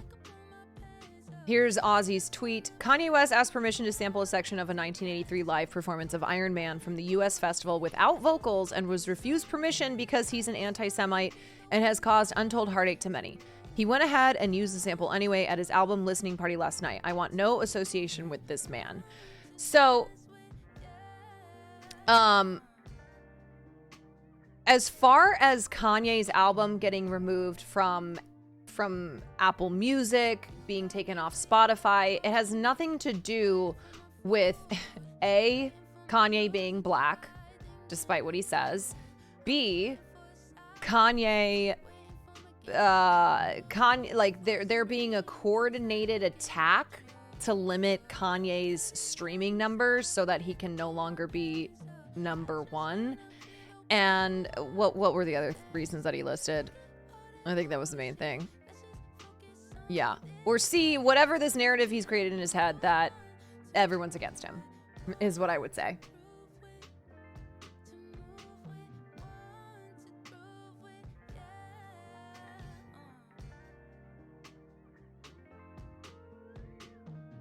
Yeah.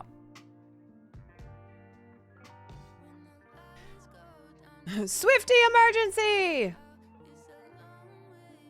Swifties who have,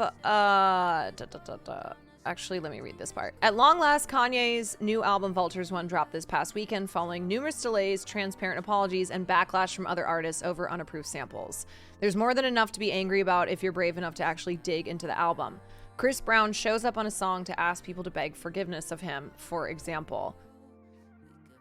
Is this? I haven't listened to the full album. I didn't know Chris... Oh my god. Chris Brown shows up on a song asking people to beg forgiveness of him? Like, not that he's begging forgiveness of them, but that people need to beg forgiveness of Chris Brown. Am I getting that correct? What song is it? Forgive Me, Chris?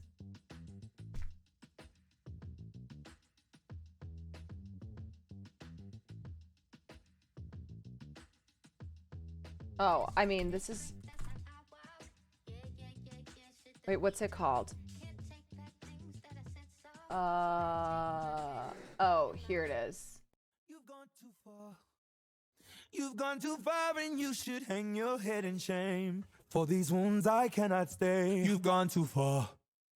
You've gone too far. Who's gone too far?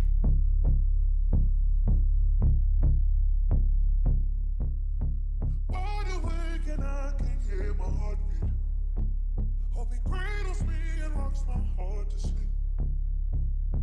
Protector in the night and a stranger in the dark. Don't say anything more. Gone by suffocating secrets I must keep. You've gone too far. You've gone too far and you should hang your head in shame. For these wounds I cannot stay. You've gone too far. You've gone too far. This is a 6-minute song? No, fuck that. Goodness of me. Wide awake and I can hear my heartbeat. Hope it cradles these secrets I must keep. You've gone too far. You've gone too far and you should hang your head in shame. For these wounds I cannot stay. You've gone too far. You've gone too far. You can't stay. What you want? I'm reading the signs. Wait, is that Chris? Is that muted voice Chris Brown? Don't let your moment pass. Lights. Cut off the lights. Covered in ice.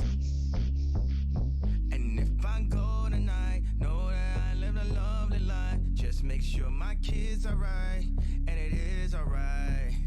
And if I go tonight, just know I lived a lovely life. Tell my kids to live their life how they want to live their life. This is not very good.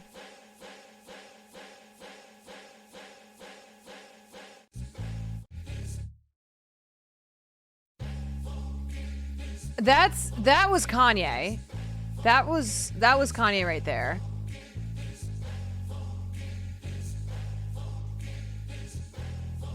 This is really not good. Now you wanna put your heart on the line. I will wait. Yeah, you know I'm still waking up with murder on my mind. And you know. All right, anyway, that's enough. I don't need to listen to more. I just wanted to I was confused. I was confused how Chris Brown could be on a song. Asking people to beg for forgiveness. That makes no sense at all. Very self-indulgent. 6 minutes of that on an entire album. Okay. Swifties who have hated Kanye for over a decade now would likely boycott the album regardless of Brown's presence or even the relatively more recent revelation of West's anti-Semitism and general awfulness. Remember, the rapper was also the one who kicked off Swift's Reputation tour by rapping, "I feel like me and Taylor might still have sex. I made that bitch famous," on his 2016 track, Famous. The whole relationship between the two artists and their fans is a giant wasp nest that, Ye, if he knew what was good for him at all, would do better to never poke again. But Kanye West famously doesn't know what's good for him, and poke he did, writing, "I mean, since Taylor Swift, since I had the rollie on my wrist, I'm the new Jesus, bitch." You know what's interesting? If you really do consider everything Kanye does from the perspective of he considers himself to be on par with the Messiah, okay? Kanye views himself as messianic. A lot of what he does, like, makes sense. It's narcissism. Yeah. He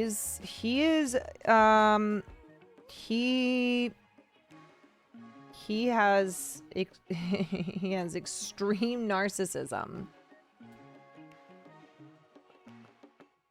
I mean, I think a perfect example of that is how controlling he is when it comes to the fashion of women who he dates.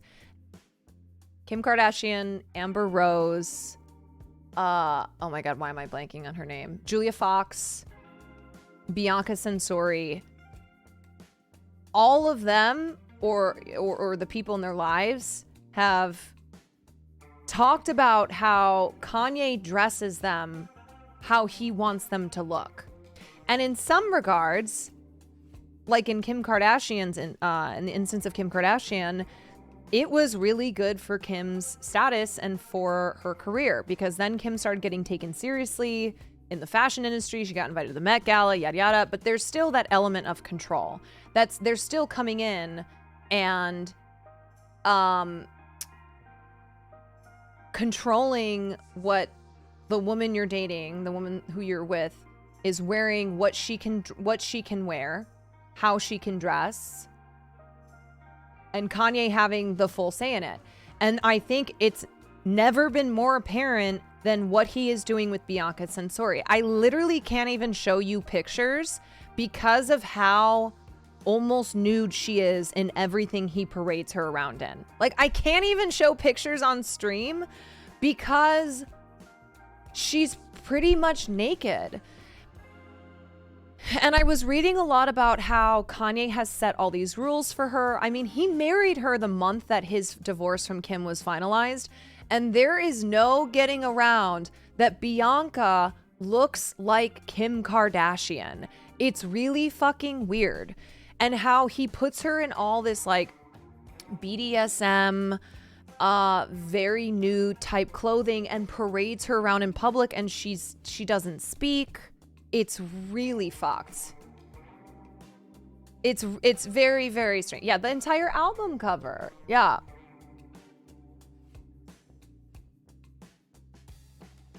Anyway. Okay.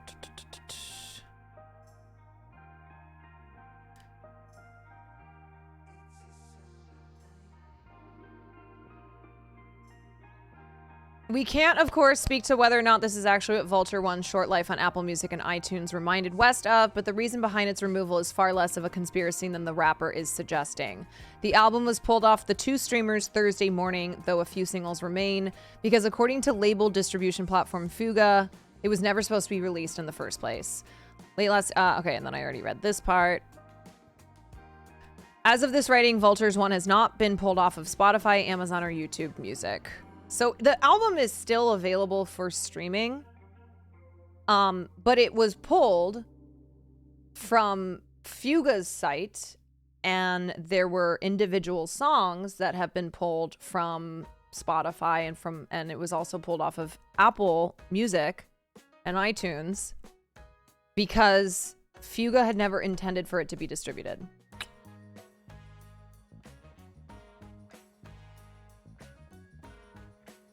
He literally calls her a replica of Kim on the album. Yeah, it's so fucking weird.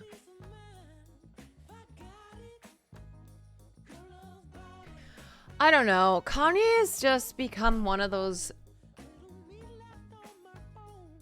Kanye has just become a figure now where it's kind of like a fly buzzing around. I mean, I know I'm covering him on stream, but it's like, I don't... Oh, here goes Kanye again. I don't know.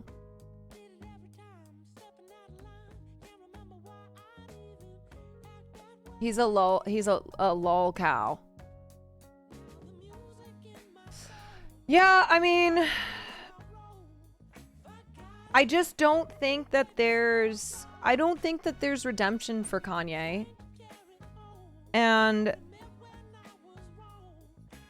I'm also like, oh, thank you for the raid. I also just don't think that his art is reminiscent of what it used to be.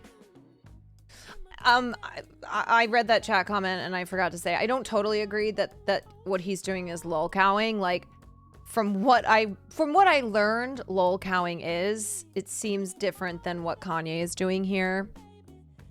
I just recently learned that term. As a former Yeezy fan, it's so tiresome to see an artist I loved and influenced me to move left in politics has become this. Yeah.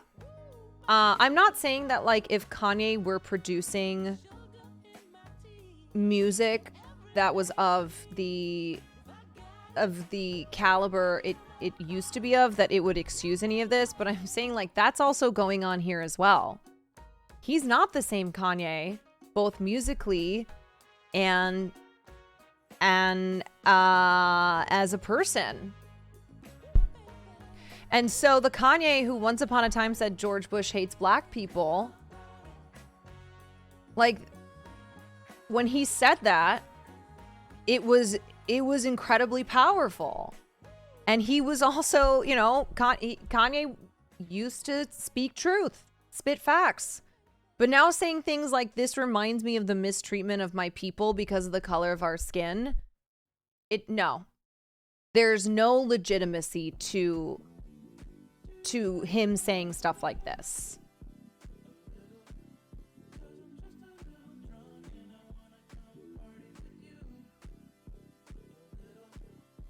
Is what I will say on that.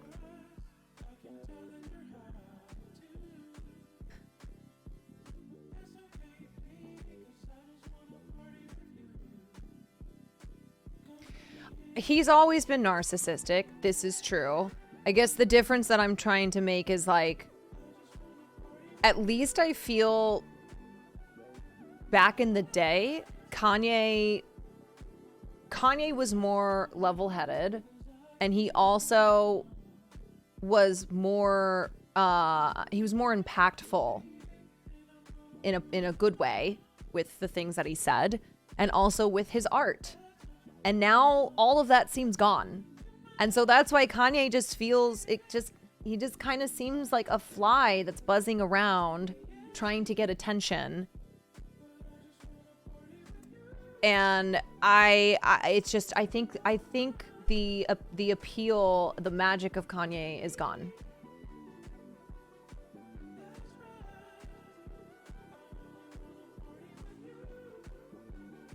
Like, as a fellow black person, him invoking that it's because I'm black in this situation is disgusting. Yeah, it's nasty. It's like when anybody weaponizes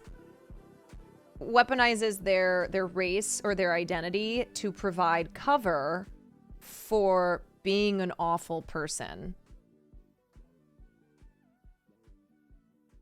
You know?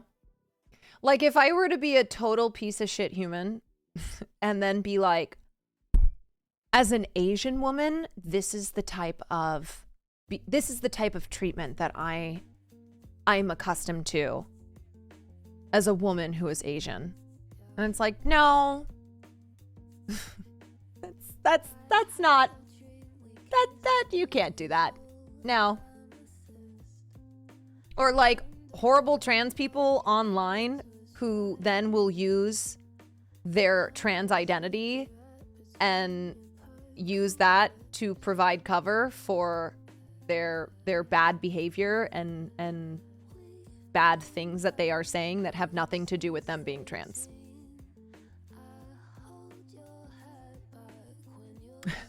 Period. As a woman who is Asian, I can say whatever I want and should face no consequences for it. Because do you know what I've been through?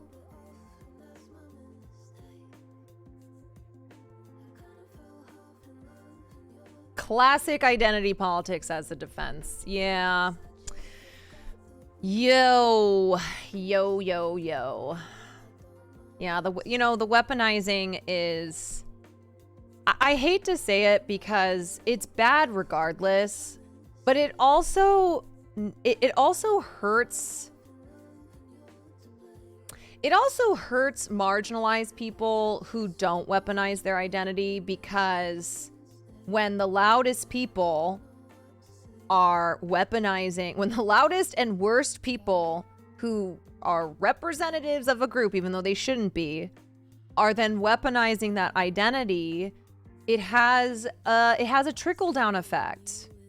And same with weaponizing mental illness. Just like, we gotta stop with the weaponizing, because it hurts actual people who are not weaponizing their identity or not weaponizing having mental illness, who are like speaking truth to something.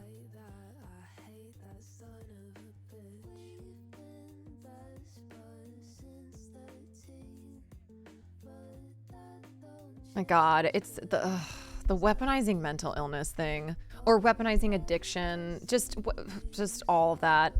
Providing excuses for being a shitty human ain't ever gonna fly. I don't care who you are. Nobody gets to be excused for being a terrible person. It doesn't matter what's happened to you in life, or like what obstacles you face because of who you are.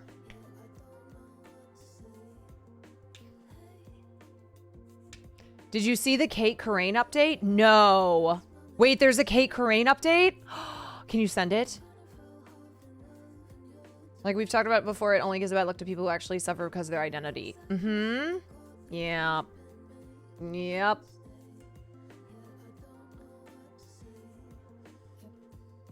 People don't take us serious when we say we're being discriminated because of our race, because Kanye is just weaponizing it. Well, look. Normal, level-headed people can look at this situation and separate it. Like, I don't see Kanye weaponizing his blackness and then go, all black people are weaponizing their blackness. But it's not to say that people then won't use this as an excuse to dismiss the very real problems of racism that happen every day, that black people experience every day. Because Kanye West is not a representative of all black people. Okay. Oh my God.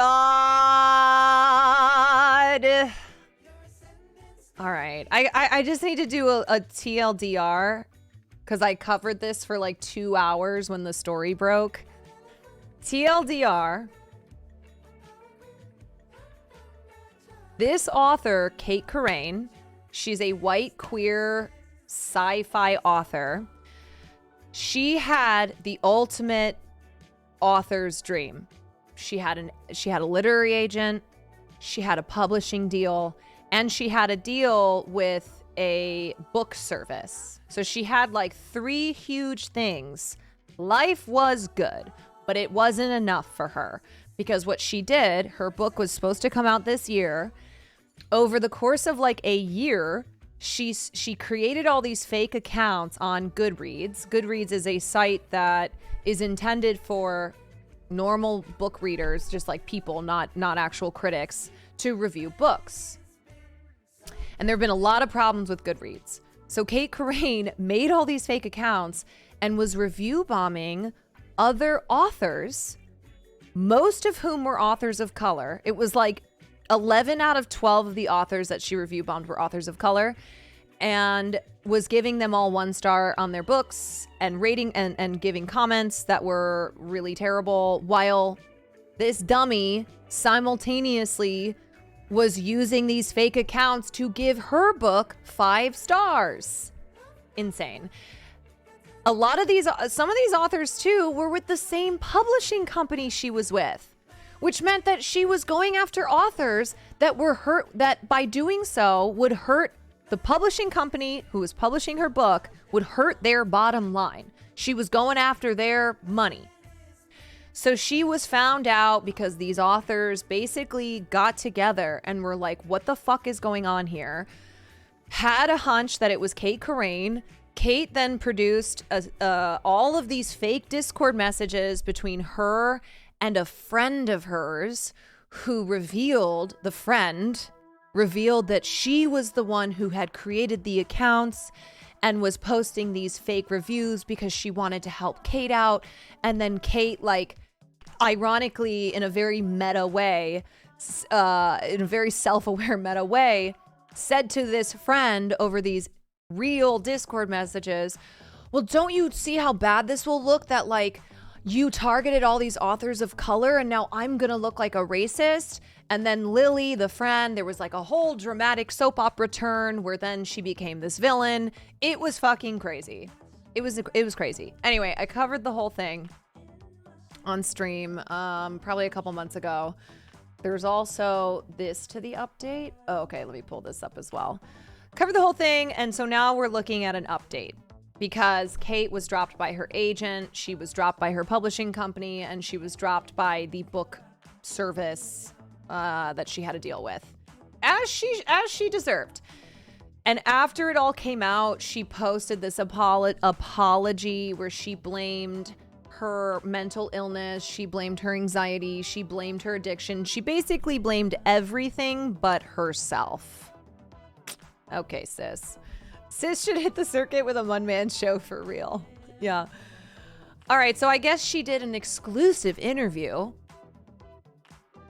with the Daily Beast, where she said that a psychotic breakdown prompted by substance abuse led to a series of uncharacteristic actions that were beyond her control, including writing scathing Goodreads reviews for books that were rated higher than hers. It was a sheer awful coincidence that the majority of those books were by writers of color. You know how any of you who have an addiction in here, or anybody who's got mental illness, which most of us do, you know how that leads you over the course of a year to create multiple accounts on a website that you then use to try and ruin who you view as your competition, to ruin their careers? You know how that's something that of course happens? Yeah. It has nothing to do with you being an insecure bitch. It has entirely to do with just mental illness and addiction, which you bear no responsibility for. Okay? Just so you guys know that. If you have addiction issues, if you have mental illness, you bear no responsibility for the things that you do. Cigarettes made me, my addiction to nicotine made me say the N-word. It has nothing to do with me being racist. It's just a coincidence that I happened to say the N-word about a black person. Like, that's, what the fuck are we doing here? But yeah, or, oh, I'm sorry, I smoked weed, so that's why I reposted that thing about how everybody in Gaza is a rapist and that they don't deserve to have water. I smoked some pot. I'm sorry, it's the weed, man. It's the weed. In case you don't know who I'm referring to, that would be Sarah Silverman. I weeded too hard. Oh man, I went on a murder spree because I played Call of Duty. Sorry. Blame it on Call of Duty. Yeah, my bad. I smoked that devil's lettuce, so it made me do the devil's work.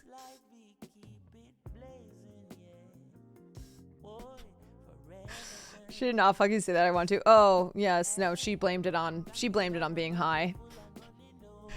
You know how when you smoke that good dope, that crazy ass dope, and then you come to the conclusion that children in Gaza should not have water to drink, that they don't deserve water. Classic genocidal weed. Come on, man. We've all been there. All right, let me read some more of this. It was a sheer awful coincidence. Shut the fuck up. I just want to be extraordinarily clear that race had absolutely nothing to do with the authors that I chose to go after. The fact that there were a large number of people of color amongst the authors that I targeted is an unfortunate coincidence that happened because I was going off of Goodreads lists. You want to know, I just want to offer a little opposition there. It is known, it's a known fact. It's a very real fact that in the literary world, it's very difficult for authors of color to get published over white authors. Like, this is not a thing where when you look at the pool of authors being published, the majority of them are authors of color. Like, that's not how it works. Okay? Unfortunately, just like most things in life, there are barriers, there are obstacles, there are just systemic failings when it comes to opportunities for people of color. So the idea that like it just happened to be a coincidence that almost every single author she targeted was a person of color, I'm not buying that. No. That like let me see if I can give an example.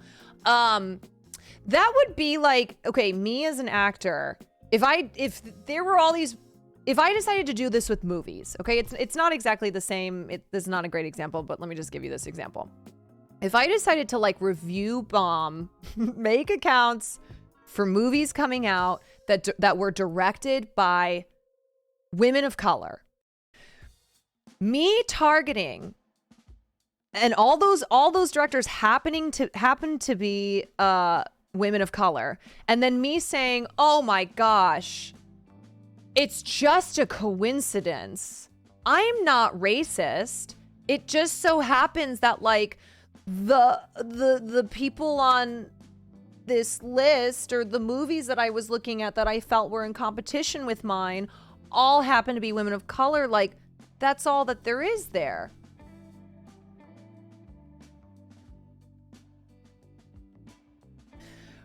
Were they just not white authors? Were they more it was from who I remember, there were quite a few black authors, Asian authors. I'm trying to remember who else. Well, one of the black authors got accused of being she got accused of being ableist. I mean, this is a whole part of the story. It's just so fucking ridiculous. She got accused of being ableist because one of Kate Corrine's friends, who is albino, was defending Kate. This is a whole long story, but anyway, this black author had made a comment about and using a black Southern saying about how like you can't trust the white snake in the hen house, and so this albino author then made it all about herself and said that this black author was being ableist because she's albino. This black author didn't even know who the fuck this Meredith woman was. So yes, there were so many parts to this book drama, this literary drama that were unbelievable. Anywho, as previously reported by the Daily Beast, Corrine 33 started trending within sci-fi and fantasy communities on social media in December after TikToker Ziron J. Zhao the author of Iron Widow, posted about a trend of negative reviews bombarding writers of color on the book website Goodreads.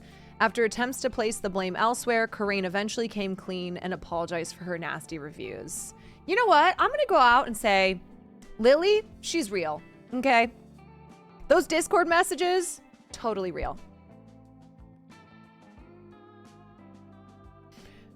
A sincere apology. I know this is long, but that's because I'm trying to own and openly address every aspect of what I did, is what Kate posted on Twitter, and then proceeded to not own any aspect of what she did. Yeah, you know who Lily is? Lily's Tyler Durden.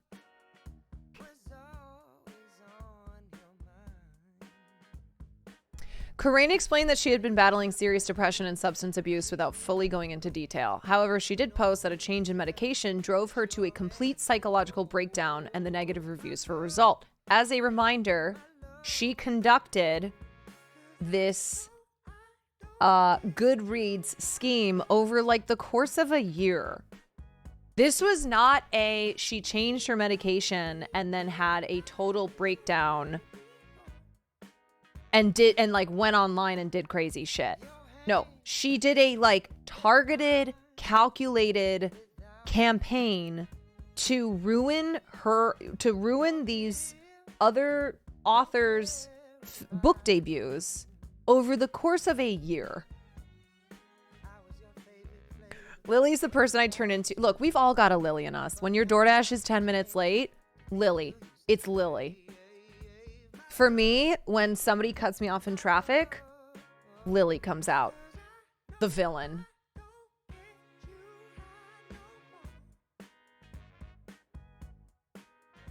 Nonetheless, writers and fans of the indie, sci-fi, and fantasy literary community did not buy Kate Corinne's reasoning. Authors of color were especially impacted by the reviews, with some saying they had to create new Goodreads accounts because their book rankings had been demolished. They said the negative reviews set them back in a corner of an industry that was already slow and not the most receptive to fantasy stories about people of color and Black people specifically. Following the incident, her agent, publisher, and book distributor all dropped her as a client. She told the Daily Beast that her publisher didn't contact her before making a public statement and learned she had been fired after reading a news headline. Guess what? They don't owe you that. Okay? They're not firing you for no reason. It's not like her publisher decided to drop her because they were like, you know what? We don't want this queer book. We don't want this queer sci-fi book. We're going to drop her, not tell her. No. They were responding to the shitstorm. They in no way owed her an email saying, by the way, peace. I understand how difficult the publishing industry is to navigate when you are marginalized, Corinne told the Daily Beast, adding that she is a Jewish neurodivergent person. You know how we just talked about weaponizing your identity? Okay. She seemingly understood and empathized with how much of a professional setback the negative reviews would cost Black authors. Really? Because being a Jewish neurodivergent person you got your own stuff there. That in no way is the same experience as being Black. Like, I'm not about to get all oppression Olympics up in here, but that's what she is doing. She's comparing them. She is being like, yes, I totally empathize and understand how these negative reviews would cost Black authors. Guess what? No, you don't. Or actually, you do. She does get that. And that's why she targeted Black authors. This is making me start to hate using neurodivergent. I know, bruh. It's the weaponization of this language and... boy. Who the fuck told her this was a good idea? She's a narcissist. If that's not clear, that's part of what's going on here. So, of course, in no way would she think that these words that she is saying during this interview would make her continue to look worse than she already has. Ahmed, thank you for the 5 months. Yes, words lose meaning when they are weaponized to provide cover for terrible behavior. Especially for people of color, there's another really serious layer on top of that I don't have to deal with. And so the fact that my actions impacted other marginalized people, and specifically a lot of people of color, in such an awful way just breaks my heart. And I would rather live and admit to a very frightening truth than allow myself to be defined by such an awful, harmful misconception. And by harmful, I don't just mean harmful to me. I mean harmful in retrospect to my friends of color who are now left thinking that this whole time I was harboring this deep, dark hatred for them. Oh, girly. Oh, girly. Corain explained that she comes from a family that has battled serious mental illness and where addiction runs rampant. She was diagnosed with dyslexia and ADHD when she was a child, but didn't realize that she had autism until January 2022. Can I say something? I know that more people are getting diagnosed with autism as our understanding of what autism is grows. You know? It's like, yes, I get that. But I do also feel as if so often, and I know that autism can lead to a lack of social awareness. It can lead to like difficulty processing emotions or understanding things like a non-autistic person would. But I do feel like every time I see someone awful getting exposed to as being an awful person, somehow they have autism that they just discovered. Like, this happens all the fucking time now. And I'm like, So there's a couple things going on here. One, I don't necessarily believe you're autistic. Could be wrong, but it's interesting that all these terrible people happen to be autistic. And two, interesting that you just recently got diagnosed, okay? And three, that you are using so clearly the autism as an excuse. Like, that to me is why so many shitty people will be like, I'm autistic. Because now it's like, and it's great. It's great that there's more empathy for people who have autism, that we have a better understanding of autism. Yes, great. But now people are using that. They're weaponizing it. And like, was she diagnosed? Because this just says she didn't realize that she had autism until January 2022. So is this now a like, oh, I think I have autism, so I have autism?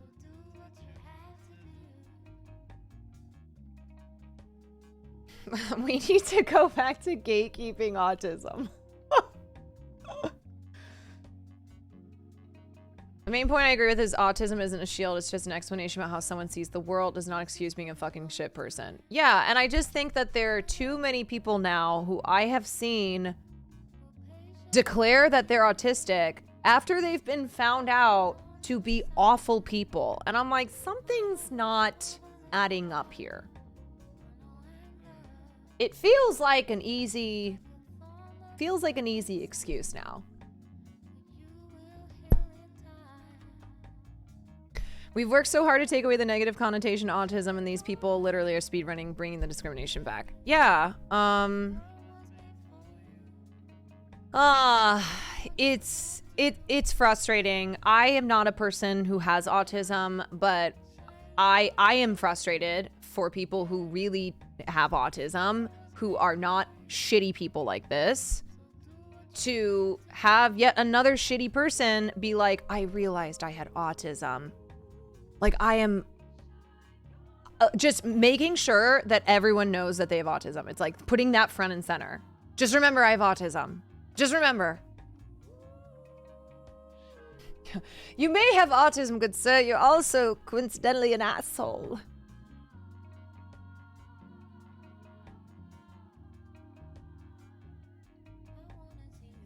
Yep, I'm autistic. People using it to mitigate bad behavior, especially prolonged, is completely out of pocket. We're not talking an insensitive joke here. Right.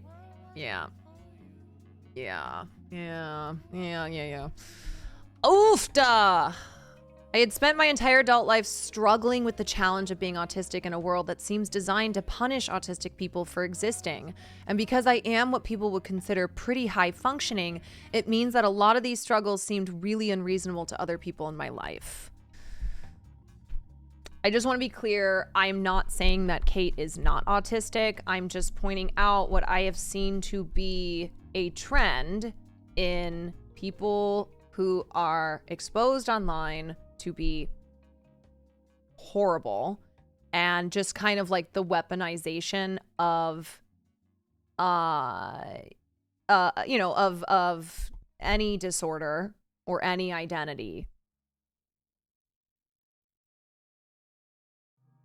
You allegedly learned you're autistic less than 2 years ago. Your whole adult... I know, it doesn't make sense. In June 2022, Corinne said she began experiencing major mental health issues while working on her novel, Crown of Starlight. As a neurodivergent person, she said the publisher's editing notes put her in a state of panic along with increasing feelings of self-doubt due to all the visual noise. Can I be honest too? Again, I don't want to dismiss how it feels to deal with autism and be in a high stress environment, but like, I am not neurodivergent and I get this. I understand that. Publishing your first novel, being panicked, having self-doubt. Yeah, that's like a normal response. And another thing that I want to say is that I think there's a conversation to be had about the environment of publishing in the literary world. Like, there's a shit ton of problems there, but that is, again, not an excuse for what Kate did. It's not.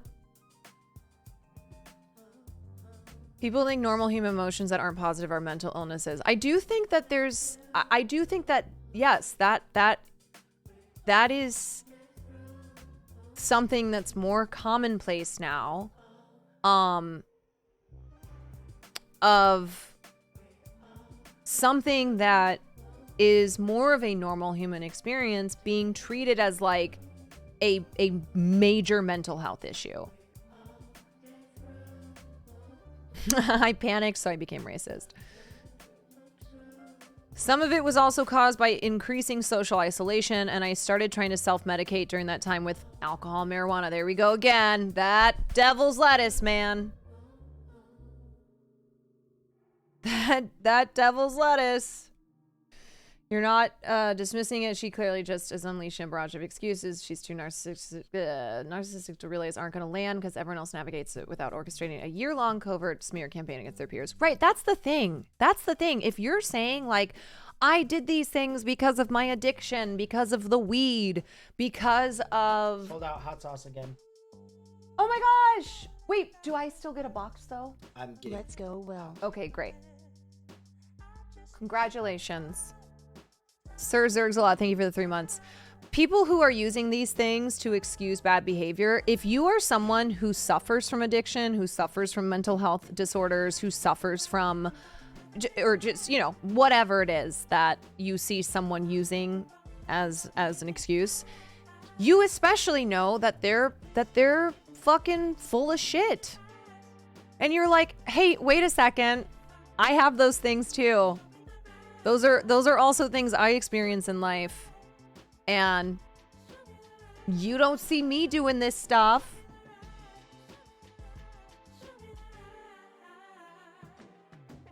Yeah, Will just came in to say he sold out his hot sauce again, which is very exciting. I am trying to get a box for myself so that I can deliver on my promise to give to do a thing with people who have a certain amount of channel points.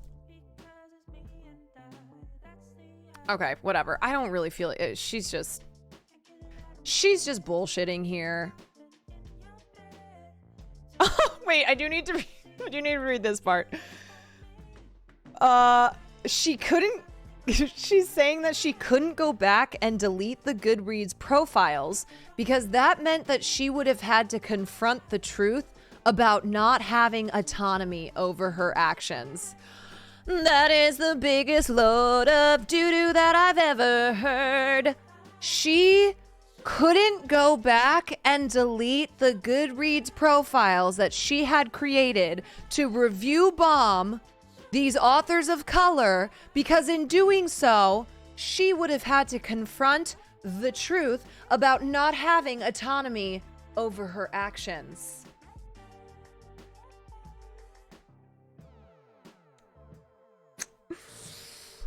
Oh, man.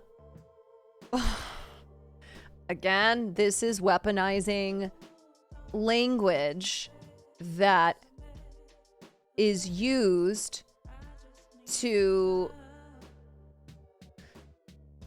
that is used for, like, progress. You know, when we talk about having autonomy, it's something that we refer to all the time when we're talking about progress.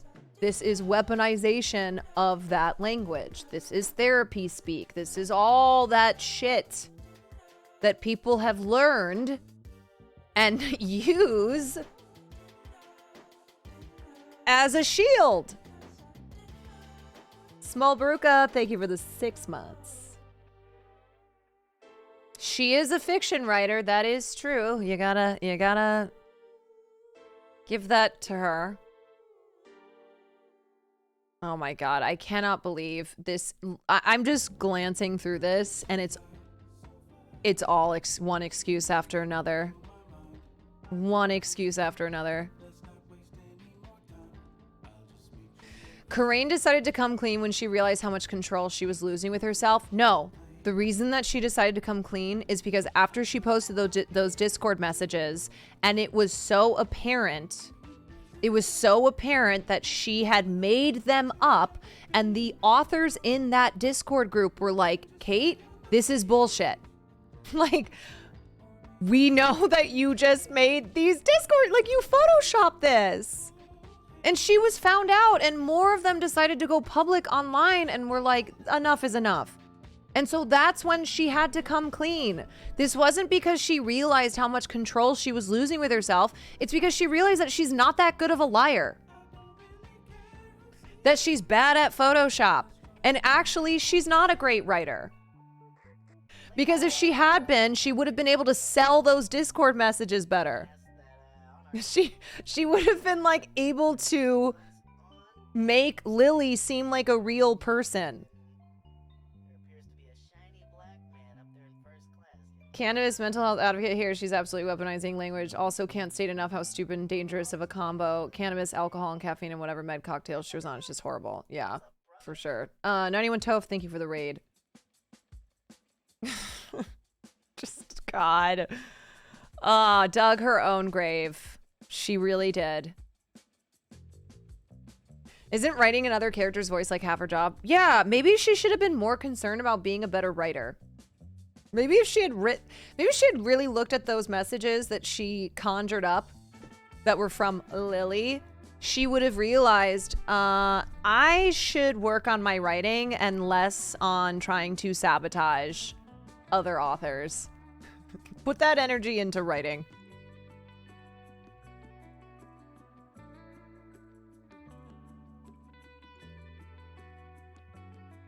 Wait! Corinne checked into an inpatient psychiatric facility to regain a sense of control. She said it was the same day that actor Matthew Perry's autopsy report was released.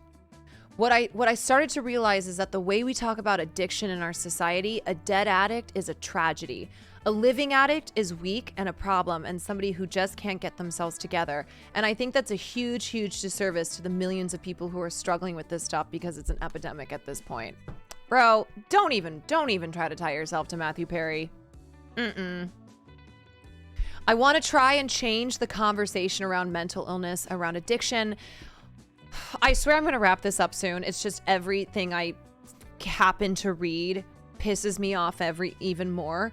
This is also out of the narcissistic turn everything around to salvage my career and my reputation handbook 101. Somebody who's been found out will always be like, I'm going to be an advocate now. I want to lead the conversation. I want to change the way that we talk about XYZ. It's still I. You narcissistic psycho. As a disabled author, I want to try to change the conversation around this. No, you shouldn't be allowed in this. Like, no. I'm sorry. You shouldn't be allowed back in. Like, this is already, what this is doing is that this is setting up her return. She's like, I had to step away. I had to seek health. I had to regain control of my autonomy. And when I return, it's going to be as a healed, better version, the best version of myself, where I will be leading these conversations to have change.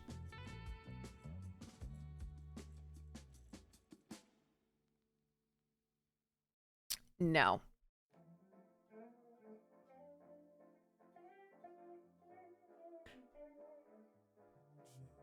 Wait, what is this? Okay, wait. So this is Cindy, who I think was one of the authors. She's Asian. She was one of the authors started by Kate. Being autistic means I am socially awkward and I have difficulty understanding social cues and I have no filter when I speak and so on, but I don't try to sabotage other people by doing shitty things. How dare she use autism as an excuse? How dare she?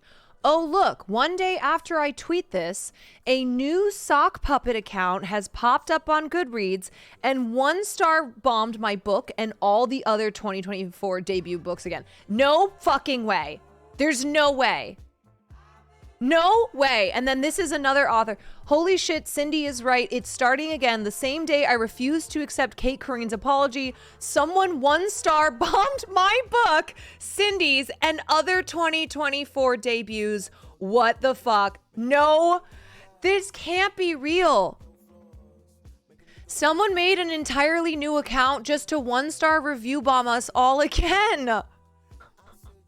This can't be real. No way! It's the same authors! What? No! God! It's the weed. It's that weed is back. Bro, this... I cannot believe... This cannot be real. This can't be real. It is real, but, like, it can't be. What the fuck? There's no. Okay, look, I want to be clear. I'm laughing at the insanity of this, but this is bad. Goodreads, get it the fuck together. This is really damaging to debut authors, especially ones who are authors of color. Like, holy shit. The obstacles that they already have to hurdle as authors of color who write in sci-fi, man, and then dealing with Goodreads who can't get their fucking shit together.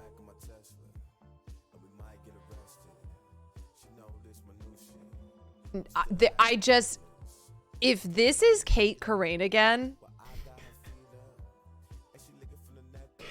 you gotta hand it to her. The girl doesn't quit. She does not give up.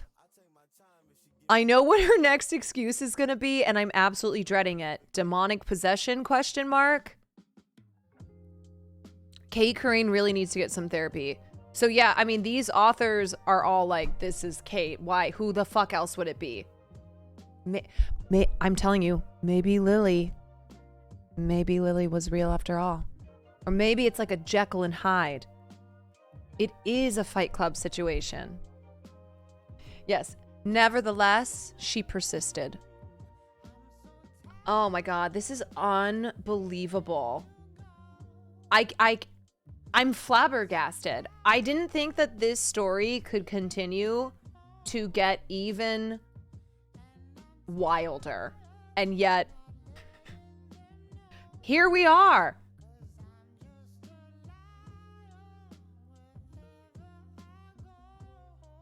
Man. My God. This, I just really feel for these authors, man. This is so shitty.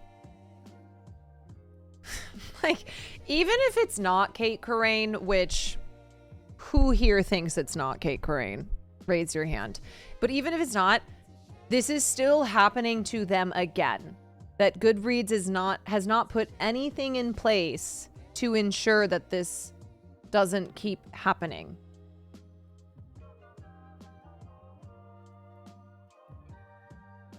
Good Lord. My God. Hoofda.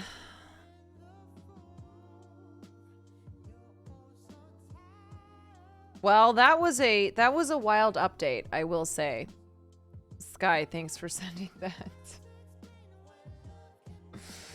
That was very, very wild. Criminy. Do you think she talks to the mirror as Lily, like the Green Goblin? It could possibly. I could see that. I could see her doing that. Yeah, from now on, when you go on Goodreads, you should have to verify that you are not Kate Corain. You should have to provide some, I don't know how that would work, some sort of verification that you are not Kate Corain. Kate Corain should be banned off Goodreads. Any Kate Corain sock accounts. Because the thing is that you can trace those things. Like, I'm not saying trace as in find their IP address, but Goodreads should be able to tell. They should be able to put something in place that easily identifies if someone is making multiple accounts. Yeah, there's a CAPTCHA just for Kate Corain. Also must verify that you are not Lily. True. Okay. I'm gonna grab a little more water because I'm trying to keep that sickness away. Be back in 2 seconds. And then we'll look at this Kristen Stewart cover.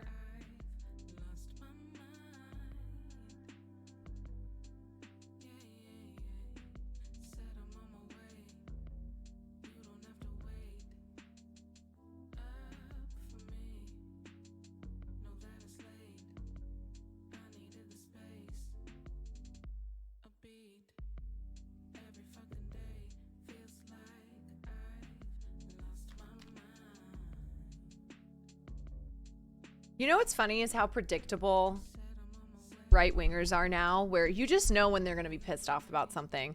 I could have predicted this. We all can predict this. There's no way that a cover with Kristen Stewart that she herself has described as the gayest thing you've ever seen in your life, which love her for that. But a cover of her like this would not incite will of course incite the ire of right-wingers, online right-wingers. Yeah. So Kristen Stewart has totally embraced her gay as fuck era. She is starring in the film Love Lies Bleeding, which is a lesbian love story that has thrills, that has crime, that has romance, that has bodybuilding. I cannot wait to see this movie. I'm so fucking gay. I cannot wait to see this. So she appeared on the cover of Rolling Stone magazine. After more than 2 decades in the spotlight, Kristen Stewart knows who she is and what she wants. You want to know the crazy thing? That's what happens when you get older. It's great. You know more of who you are and what you want. It has nothing to do with being brainwashed. It has nothing to do with the liberal gay agenda. It has to do with getting older and being more confident, and also living in a society where, like, you can feel more free despite the laws that are being passed, but can feel more free to love who you love, and to be, you know, to wear what you want to wear, to defy gender roles and constraints. I always say, more straight men. Paint your nails if you want to. Wear skirts if you want to. I for one am all about it. You will never hear me complaining. You will never see me ever putting down a straight man who wants to have a little fun. You know, who wants to get creative with it. Do it. Fuck yeah. are colors and pretty things not allowed if you're a straight man? If you're a straight cis man?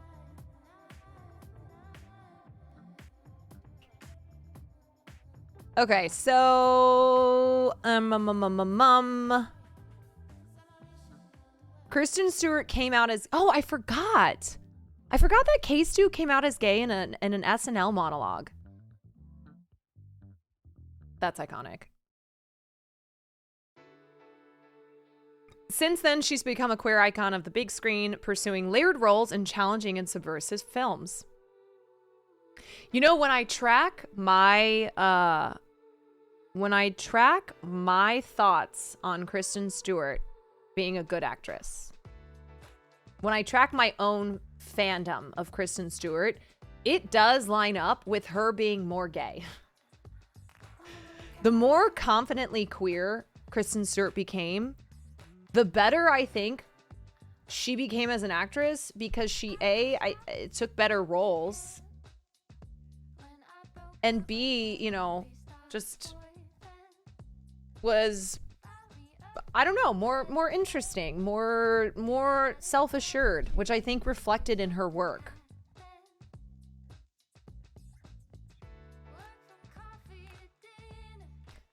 Thanks for helping Philadelphia. We have drug wars on multiple streets. How much do you actually care about the people?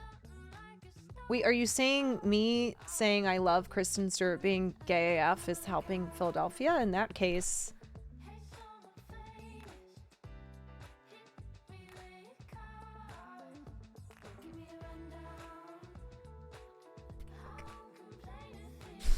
Alrighty. Someone's a little lost. Yeah. It happens. It happens. Oftentimes, first-time chatters end up in here. I'm like, oh, buddy, I think you took a wrong turn. I don't think you know where you are. Most normal person from Philly. The visibility of celebrities like Stewart and lesser-known LGBTQ individuals has been interpreted by far-right agitators as evidence that young people are being groomed into adopting sexual and gender identities that fall outside a heteronormative standard. It's funny because if you look at this situation, it almost feels like there's a little jealousy here. Because young people who are choosing to not adhere to heteronormative standards, maybe there's a little jealousy going on. Like maybe these agitators wish they could. They're like, I can't paint my nails even though I want to.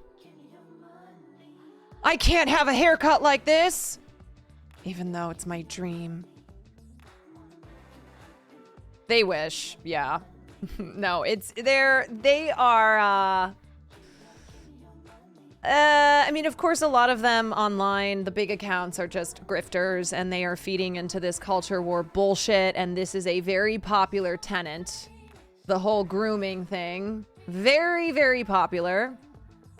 Because it is playing right into, it's riling up the base. It plays into the voters' hands. I mean, yes, of course, there's always like the classic closeted homosexual politician. When it turns out they're gay, it's like, yeah, no shit.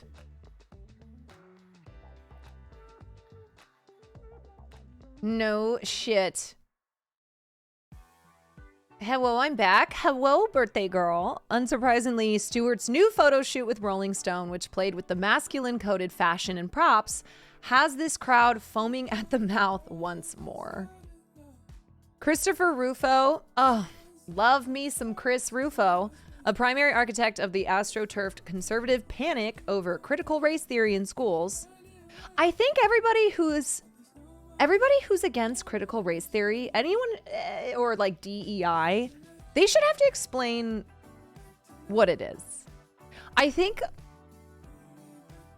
I think there should be a requirement that if you are raging against things like critical race theory and DEI, you should have to, at the very minimum, just say what it is.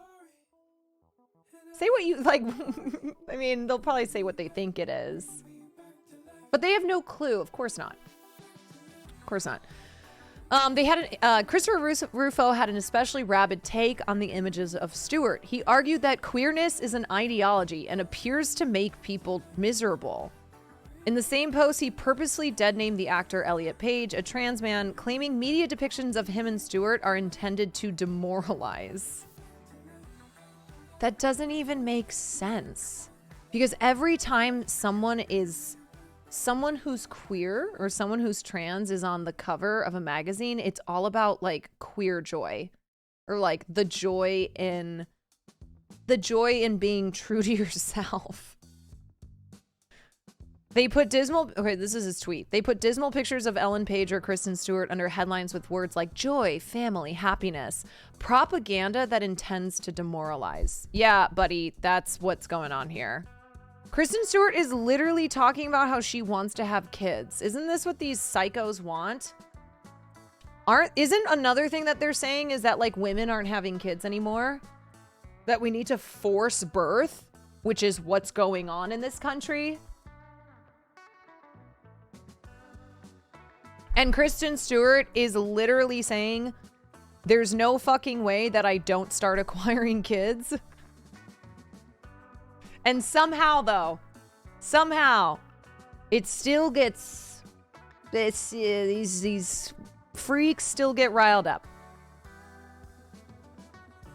She looks hot. She does.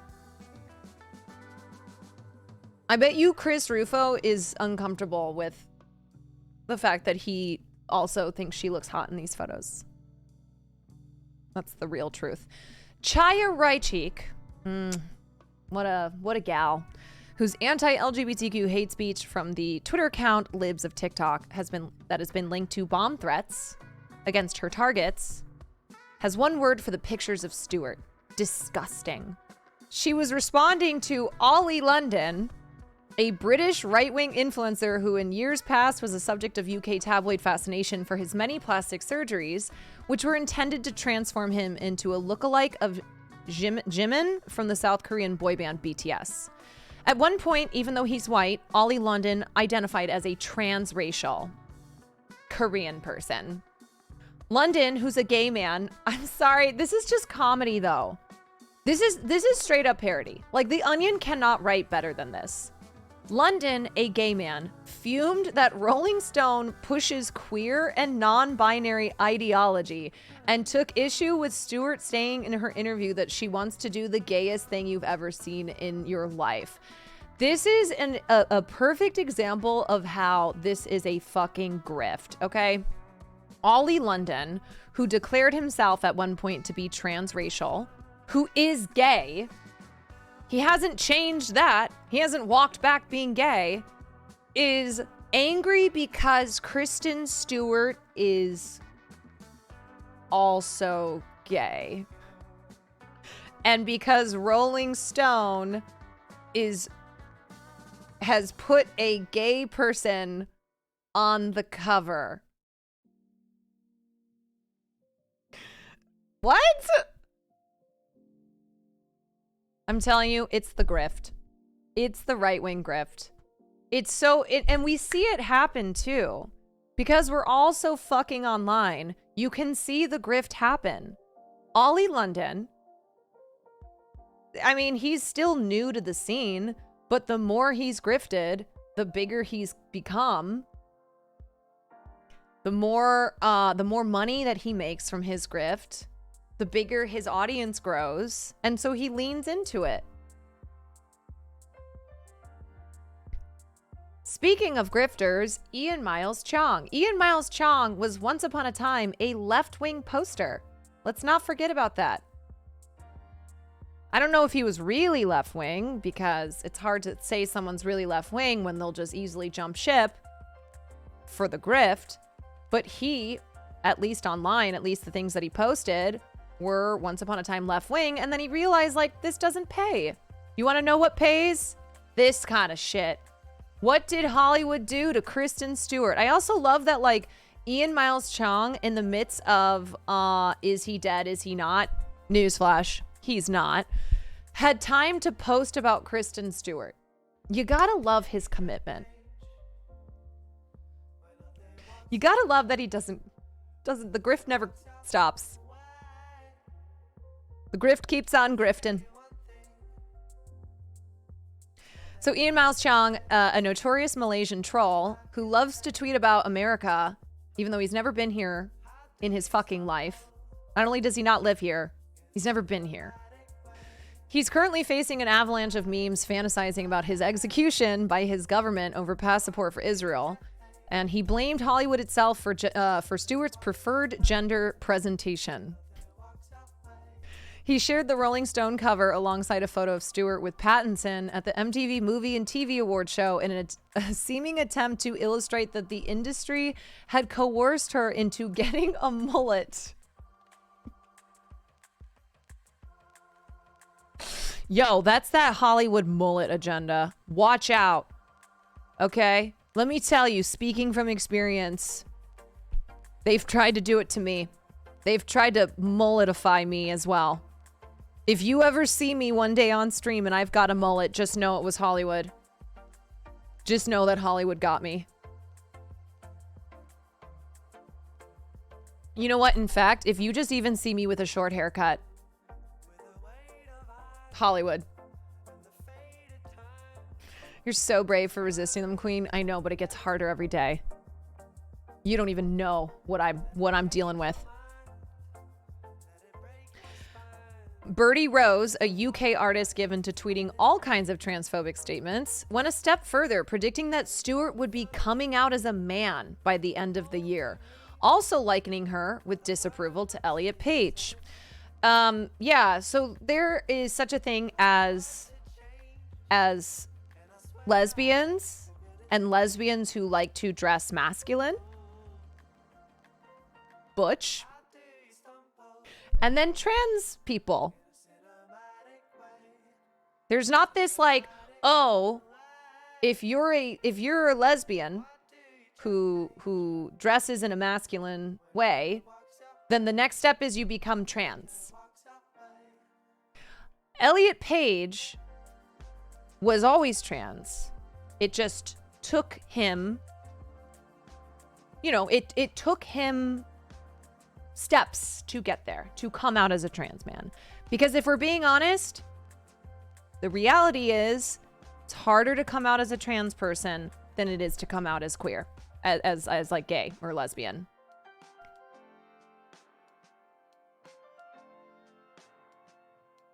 It's something that understandably, Elliot Page took time and there were, you know, different steps in his coming out with, you know, in relation to his identity.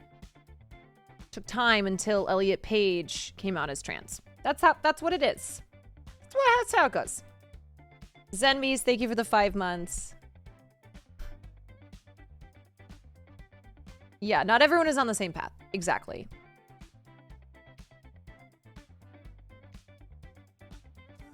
Conspiracy site InfoWars rounded up these and similar reactions from semi-anonymous paid blue check accounts on X, concluding that the transmogrification of the influential Hollywood actress sends a clear message about gender to impressionable young people, and it's not difficult to see what that message is.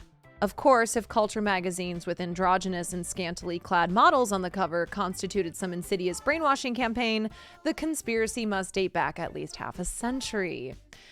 Man, how come I'm not a Victoria's Secret model? I've looked at so much Victoria's Secret model imagery. I was inundated with that when I was a kid. Why am I not a fucking Victoria's Secret model? Why have I not been brainwashed into that?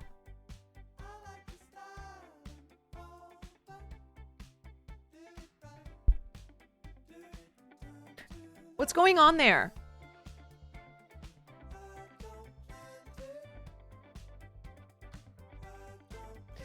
Is transmogrify a real word now? I thought it was from Calvin and Hobbes. I've never used this word.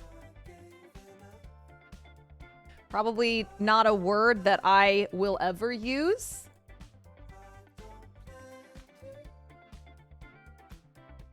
What the fuck is it? I don't know. I have no idea.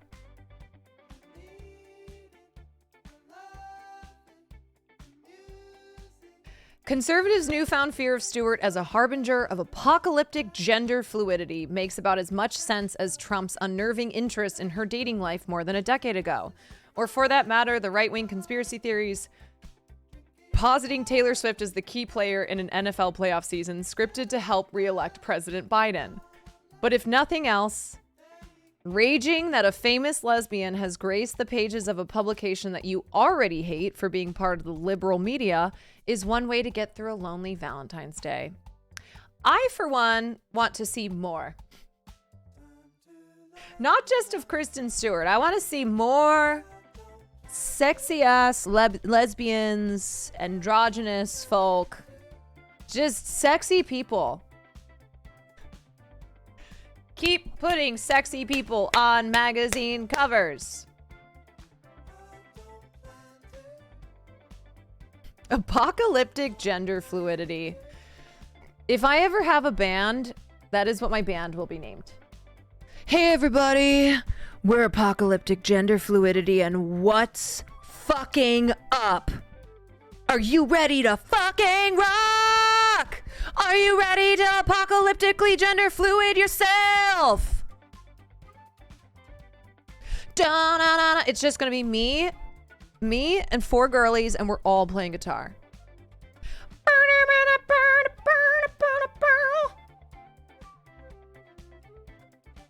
Apocalyptic gender fluidity. Yeah, we'd be rad as hell. Rad as hell. So, anywho, they're just, these people are too predictable.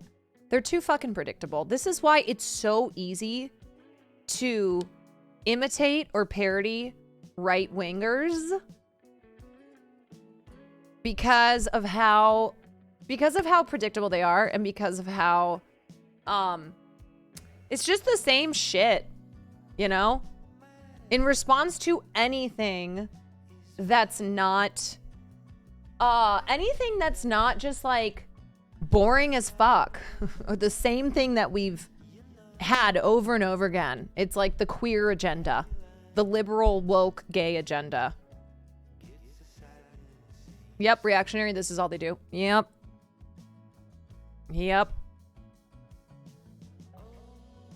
Just let people be hot and gay. That's what I'm saying, you know?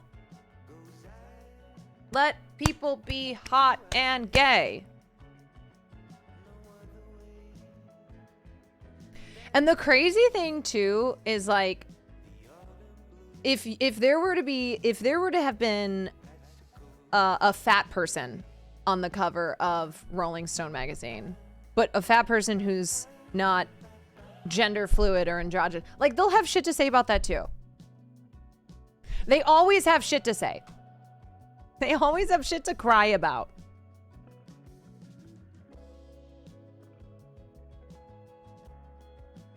Just always, like, you can just predict it, right?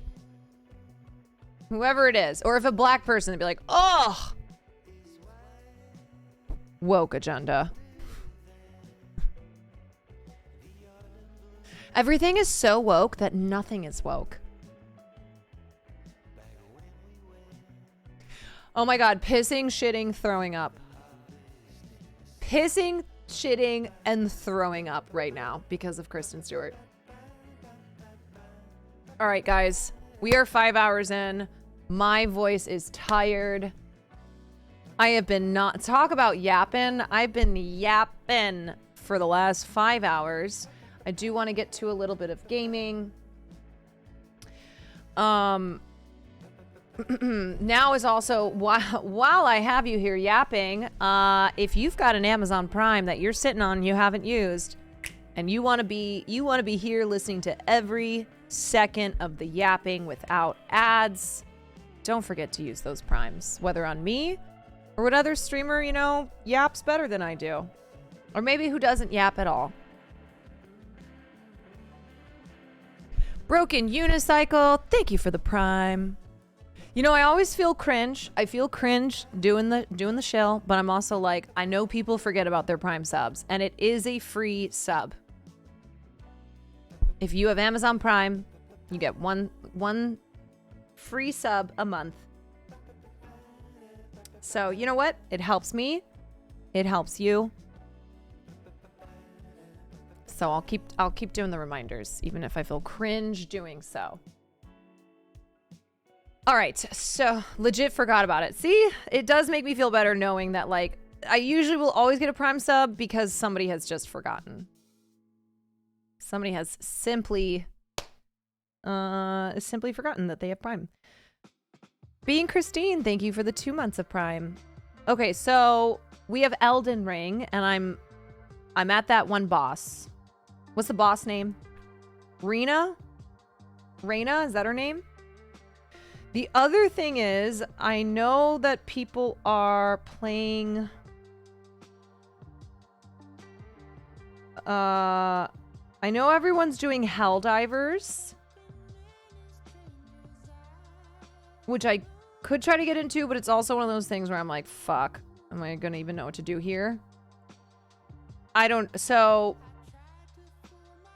The thing with Elden Ring is at least it'll be exciting because I'm right at a boss. Am I going to try the Starship Troopers game? Oh, I don't know. I didn't see anything about that. Helldivers is fun if you have a group. Yeah, I would not play Helldivers if I don't have a group. I forgot. Quiche, thank you for the 4 months of Prime. Oh, Helldivers is the Starship Troopers game? Yes, Nandre is playing. I just saw that. I don't know. I also, though, I gotta be honest, probably won't do more than an hour of gaming. So I think I should just take on the boss in Elden Ring, because who knows how long it's gonna take me. And I also don't want there to be more days where I go without playing Elden Ring, because then I get rusty. So I feel like I should just take on the boss, yeah? Nandri wants to know, okay, I'm gonna do this. I'm gonna take on the boss in Elden Ring. If I'm losing my mind because I'm getting, there's just seems to be no hope, then I will think about joining in Helldivers. Okay. And just a couple updates before, if you're gonna skedaddle out of here. Okay, I'll let him know. Thanks, dude. All right, so tomorrow I will be streaming. I will be live. We will be watching the Jennifer Lopez musical, if I can get my Amazon Prime watch party to work. So I'll be live normal time. Saturday, we have Streamer Awards. Yep. Hard to believe. They're already here. I don't think I'll have time to go live, because I'll be busy getting ready, doing shit. But if anything changes there, I will let you know. But otherwise, yeah, I'll be live tomorrow.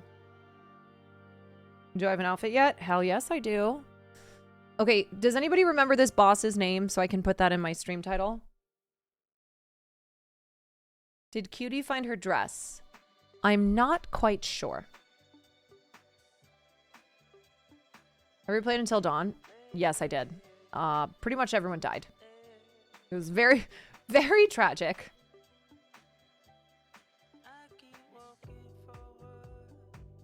Renala.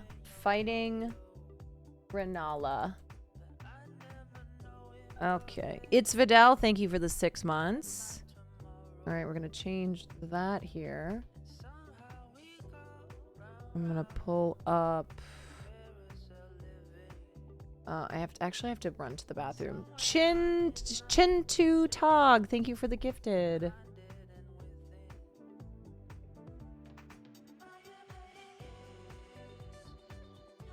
Good night, probably, Lynn. All right, no, I'm opening up some Elden Ring here. Ba da da da da da.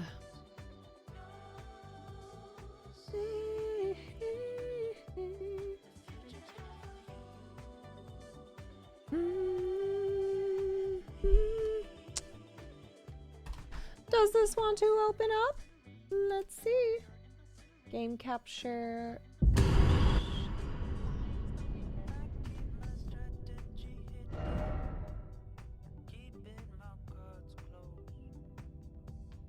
All right. Running to the bathroom and then fighting this boss.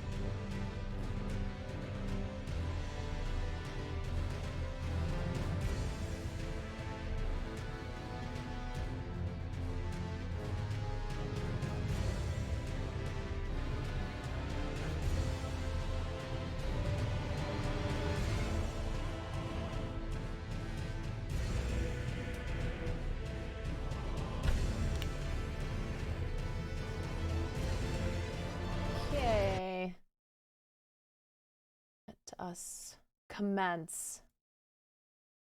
Boop. All right, plug this in. Boom. Okay, here we go. Continue. Why is this not working? Let's see.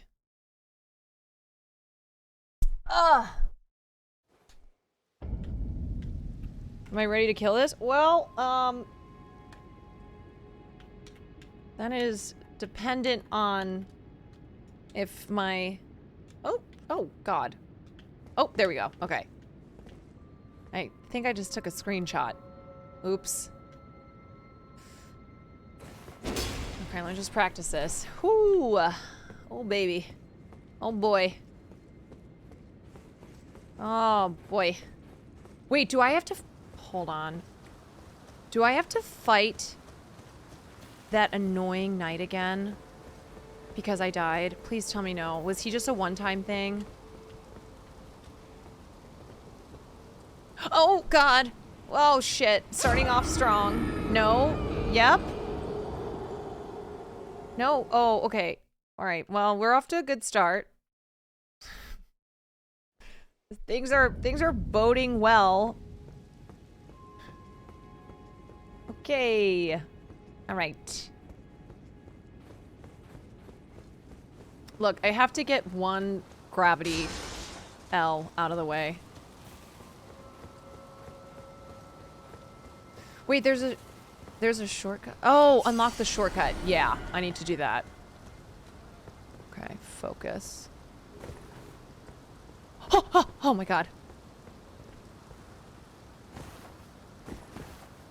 All right, here comes the fucking ball. Okay, it's gonna go this way. All right, not so bad. Now here's the second one. And then... Oh, God, why? Why? I thought... Oh, God, there's a third. Oh, Jesus, I'm dead. Oh, my God. Oh, I'm off off to the races, man. 2 deaths. 2 deaths and I haven't even gotten back to the boss. Fucking hell. Do I have a Discord to watch? Yes. Yeah, we'll get that all set up in there. I think if you do !Discord. Oh, ah, ah! Oh my god! Jesus Christ. Okay, so this goes to the... Yeah, boom. Okay.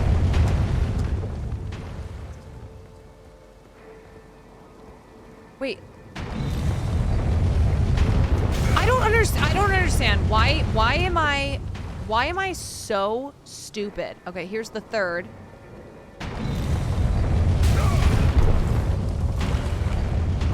What is going on?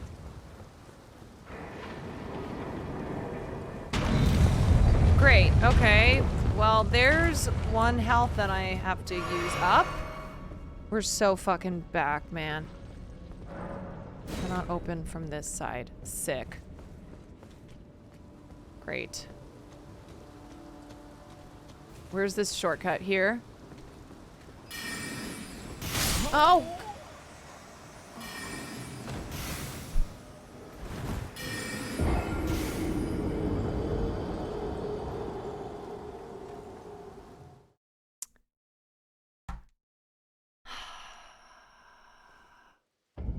Three deaths.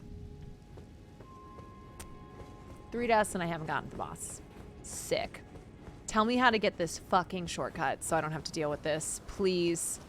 There's another door in that hallway. Okay. This is humiliating.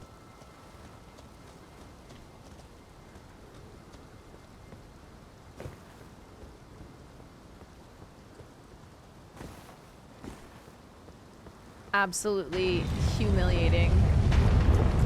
Okay, so it rolled to the left. So now it should roll to the right. Great. There we go. That was so dumb. Stay to the left. Okay, where is this?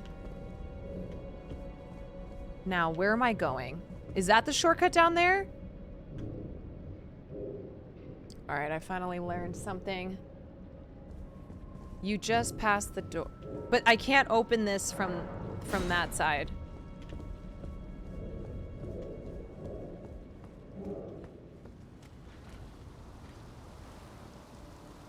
Straight. This way?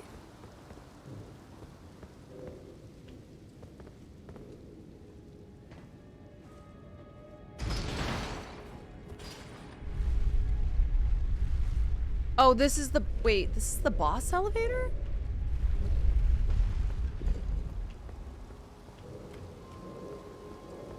Where you got killed?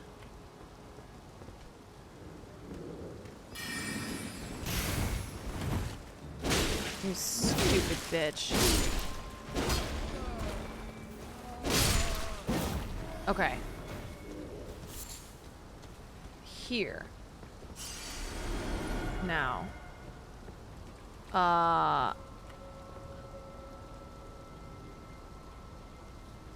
Okay, in the hallway there are 2 doors. One is left, the other one of them takes you upstairs to kill the people dropping the boulder.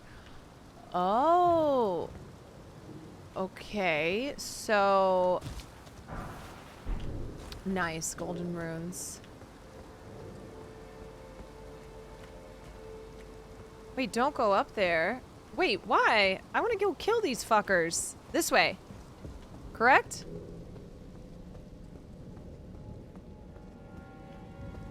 Where are they?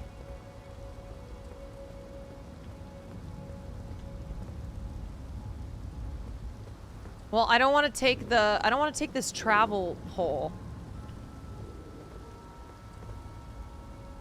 Where are the... I'm not portaling, no. Because I don't want to have to...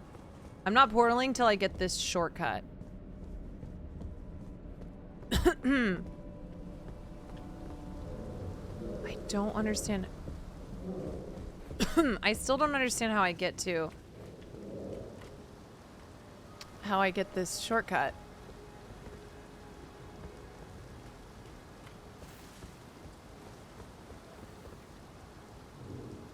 Go left. So, here? Oh god!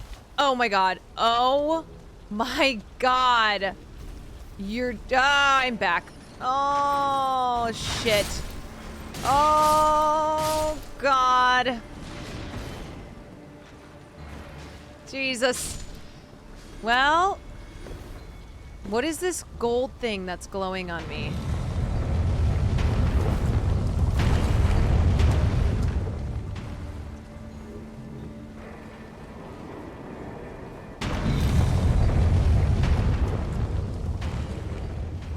Okay. Now, I'm gonna go this way. Here.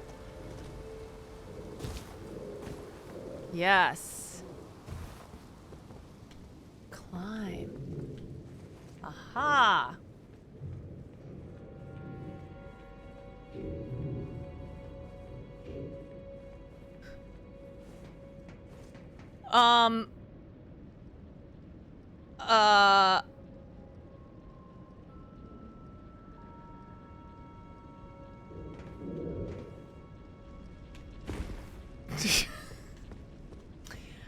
I don't know about that one. I think I'm just gonna...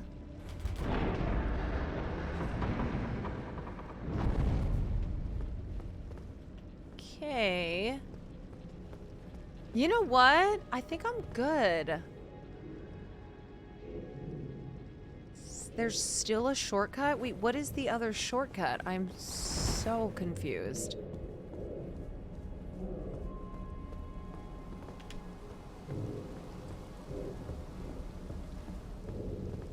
I don't understand. Go down left bath? Okay, wait. When you guys say... Fuck, I can't even get up that way.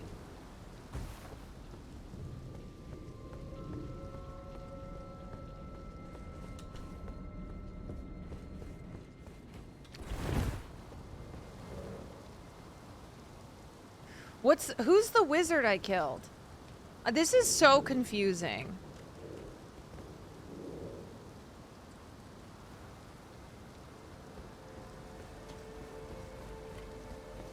This way.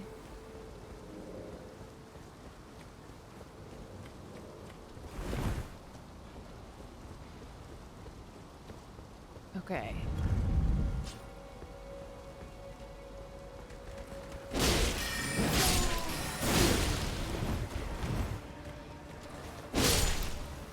See ya, sucker. Alright, so these guys are dead. That guy's dead. And then...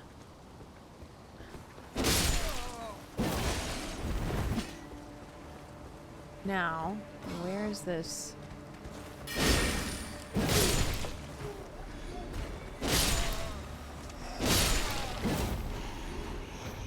Okay.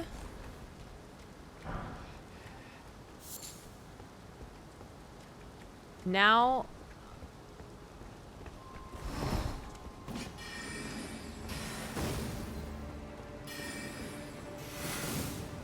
Oh, you know what? I'm gonna kill this bitch.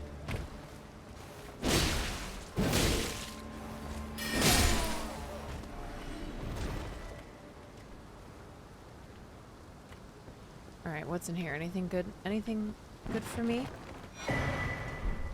A glintstone! Right, now I don't need to dodge the ball. Okie dokie. Time to go fight the boss. Finally. Here we go. What you've all been waiting for. I thought I just saw Farley. You want to know why Farley hasn't come in here to bug me? It's because I took him on a hike.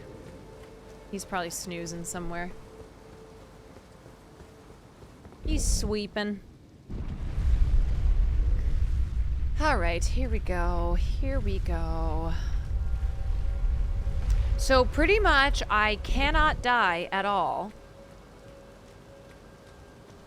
with this first yeah.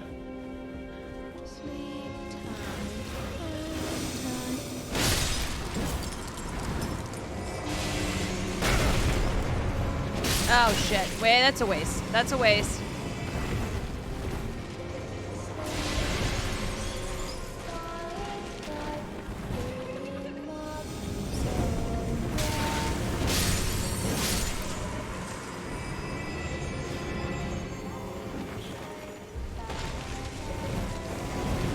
Oh god.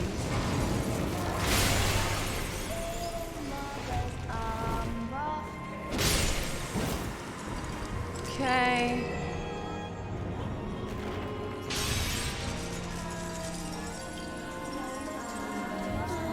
Oh, here we go.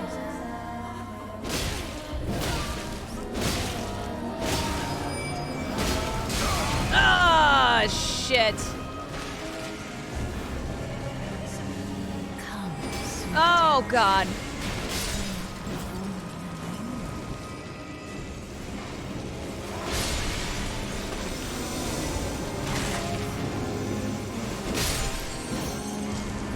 Okay.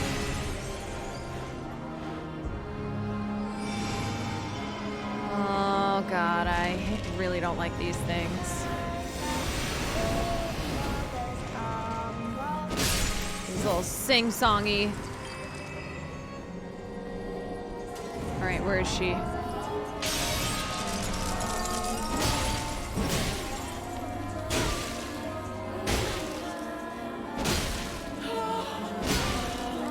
Yep. Okay, now move. Move!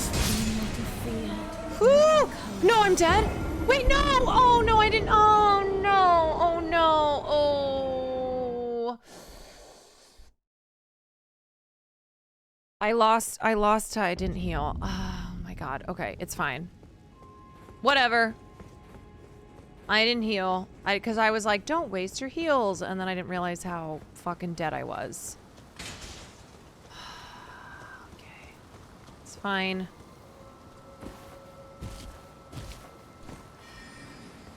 Here's me shortcut. Oh, God. God damn it. God. Fuck. Fuck, this is so annoying. Fuck you. This is like less of a shortcut than...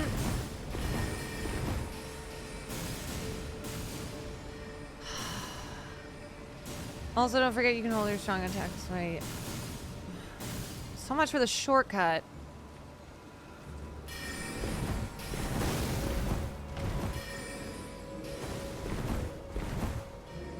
All right. Let's try this again. Why is it that... wait, why am I crouching? Why is it that you can't do the Stake of Marika thing where,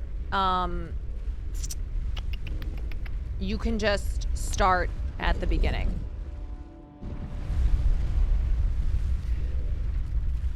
Wow, you're so much further than the last time I saw you play this. The funny thing is, besides yesterday, I hadn't played it since beginning of December.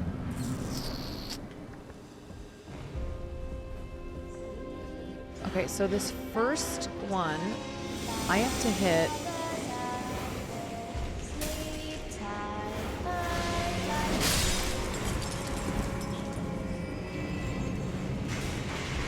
I have to hit 4 of them.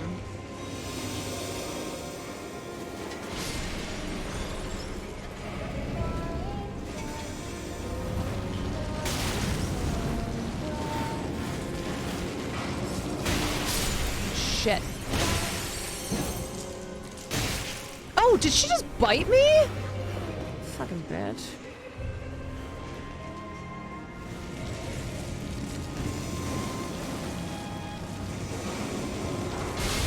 Okay. Oh, there's another glowy one.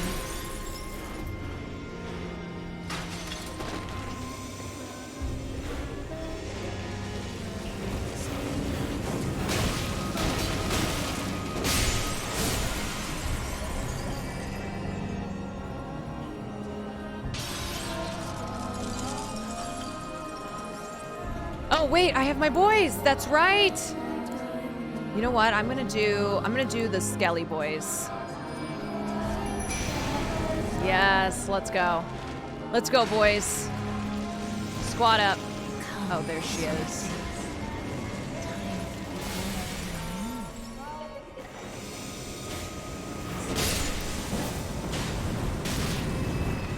I'm on fire.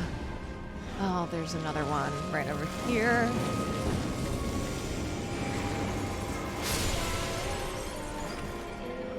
The boys are back in town.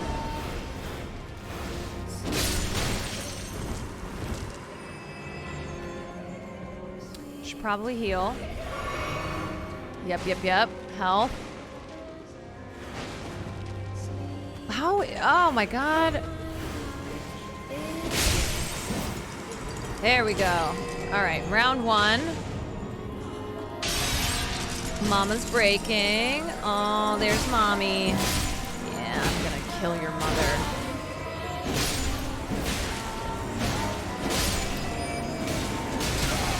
Oh, yeah, okay. Come, sweeting. Come, little darling.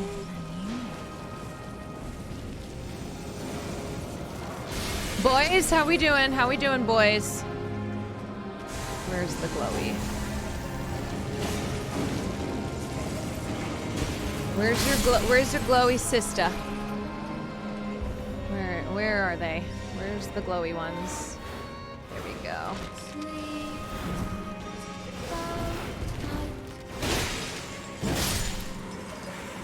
You little nerd. Mugahit, thank you for the 4 months.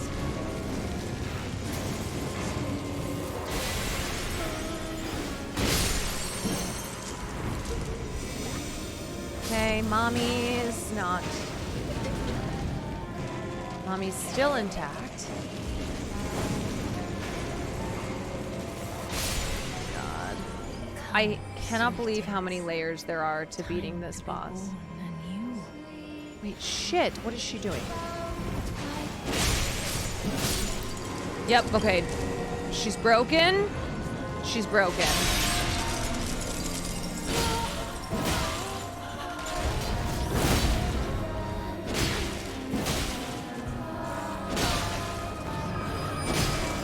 Move! Fudge. Come, sweetings. Time to run away from these crazy ass bitches. Yo, how my boys doing? This should hopefully be easy for them. Okay, there's one.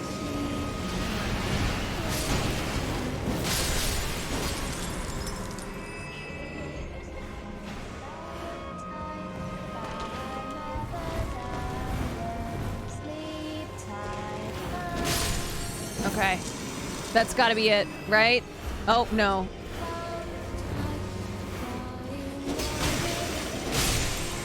That's it. Now she's cracking. Yup. Okay. Okay, Renala. Whew. Round one down. I shouldn't have wasted my blue. I fucked up. I shouldn't have wasted it. It's okay, though. It's all good. I'm gonna skip this because I already saw this last time. Woo. Holy moly! Wait, can I not? Oh god, wait, I can't call my boys. Oh shit.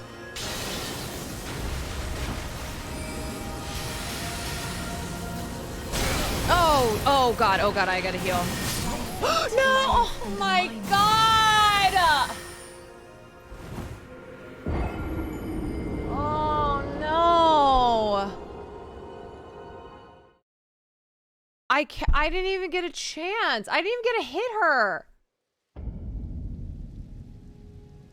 Time your dodges. Okay, wait. Can I use my boys against her, or can I only use my boys on the first go around? Oh, you suffered through this? God damn it. I have only misery ahead of me.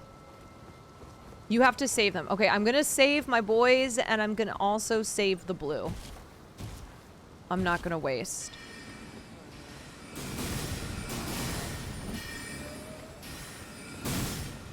Woo! Easy dodge. I'm not gonna use them. Okay, that was right in the back.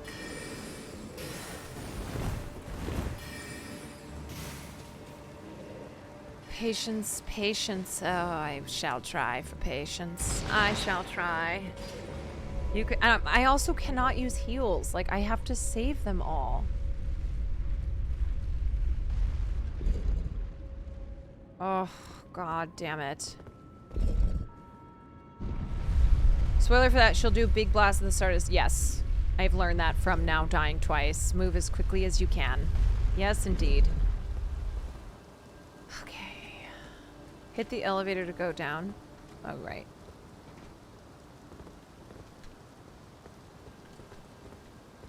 What the fuck? Okay, never mind.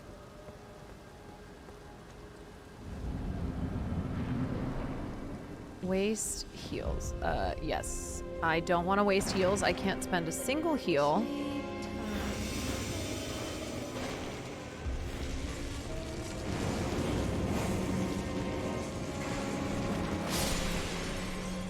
Must be smart. Must be like a ninja. We've got four of these. Where's the first one? Okay. Oh, God, I'm not a ninja. I'm on fire. Oh, Jesus. Oh, I'm almost dead. Well, that was not very ninja. Sick. Sick. I don't want to waste my heal, though. But this heal is going so quickly.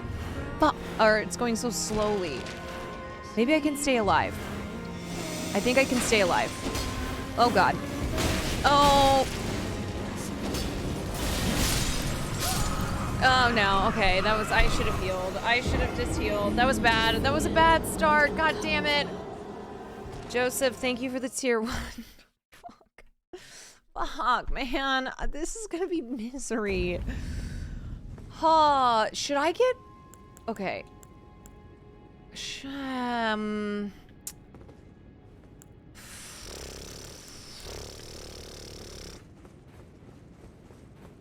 I'm not like water. I'm not flowing like water.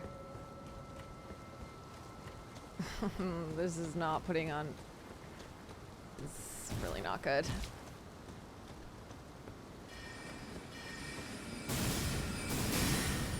Okay, dodge, duck, dip, dive, and dodge.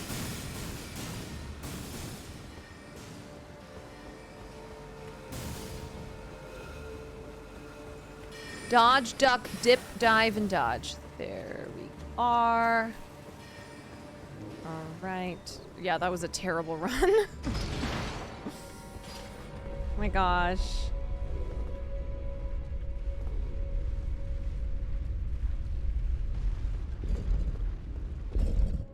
Okay. Plays and dodges, boys and goyles and NBs and cats and dogs. All right. Patience, darling. There's my first.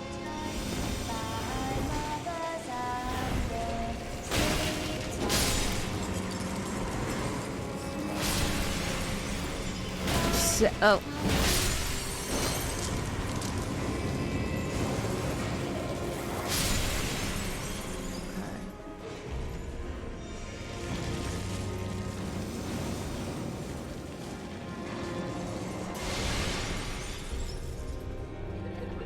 This is... Oh, there she is, all the way down there. Let's go, let's go. I'm gonna go around this way. Get it from the back. In my... It'd be nice if I could latch on, but you know, whatever. That's for another day so far. Oh, she already fell. Boom, boom. Hit, hit, hit, hit. Now move. Get out, get out. You can't do that extra hit, dummy. Fudge.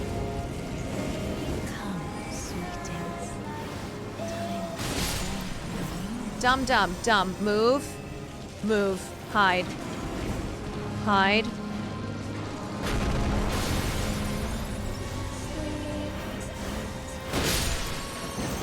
Okay. Move. Got one more.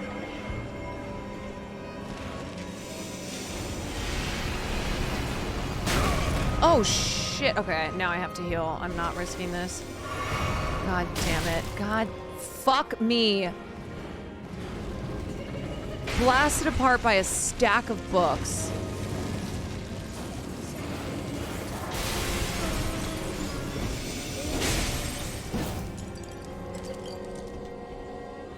All right, mommy's falling.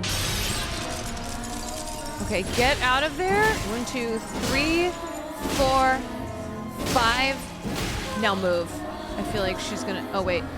Oh, God, okay. God, I still got hit.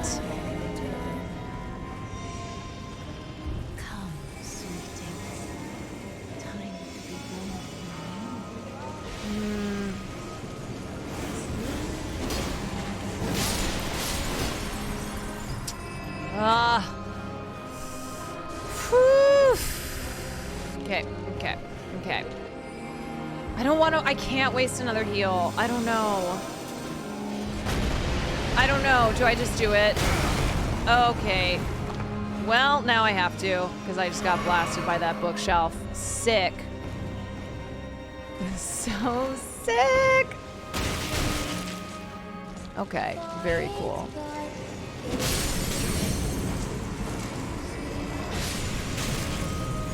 And I'm on fire. I'm getting killed in this pot. I am sucking ass. I cannot believe.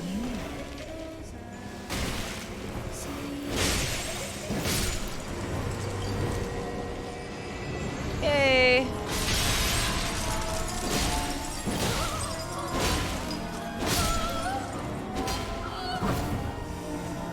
Ah. You're not wasting heals. I know. I know. I need to heal. How can I do that? Shit. I'm gonna get killed. Cause I can't heal right now. Heal when it ends. Okay. Boom. The problem is it takes like 2 seconds to heal.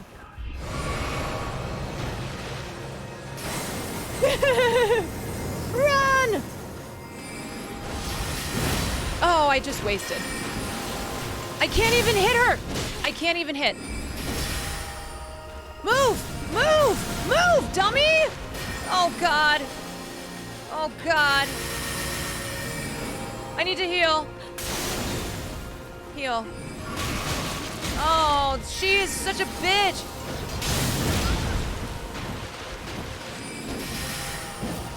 I'm dead. Okay.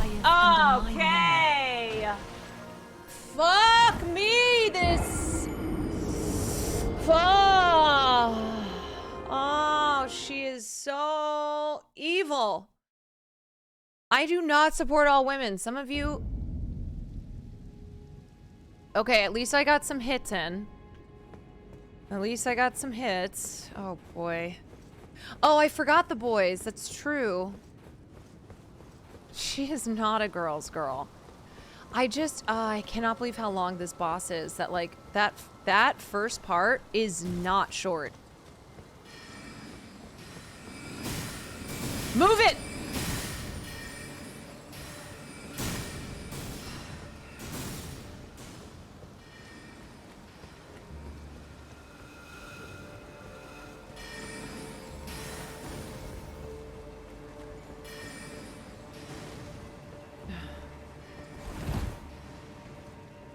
I gotta use the boys.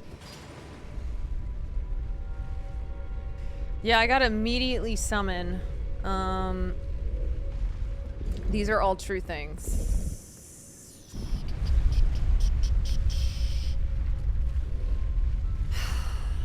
It's very defensive and requires a lot of running. Joseph, thank you for the gifted sub. Alright, let's try not to waste all my heals here.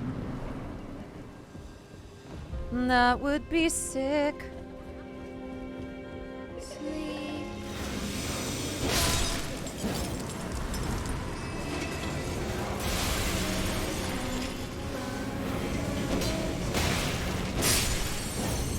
Ha ha! The fire! The fire! The fire!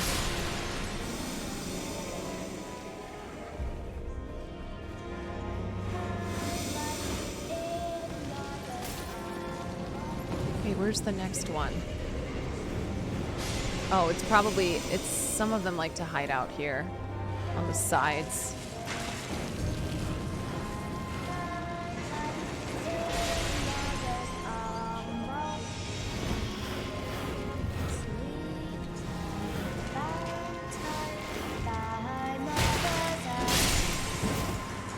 Okay.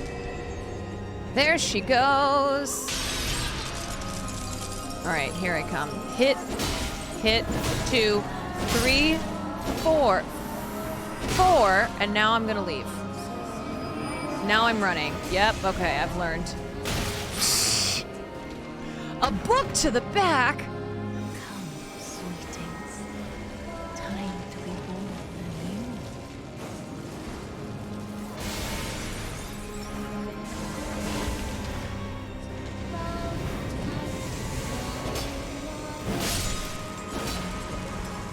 Run. Dodge, duck, dip, dive. Woo! Oh my god! That one hurts. Really losing with the camera angles here.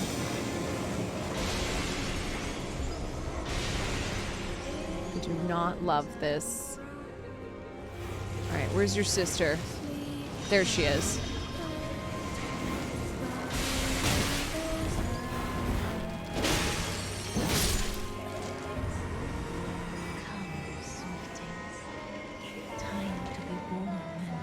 Okay, where's the last one? Oh, it's where the books are coming from. Duh. Duh. That's how I know where they are. Okay. 1, 2, 3, 4, 5. Now run. Run.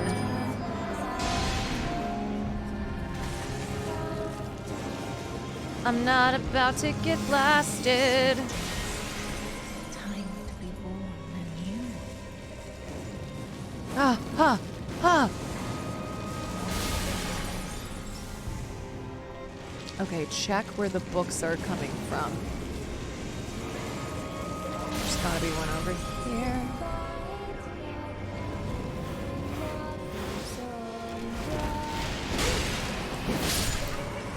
Okay. And then there's the last one.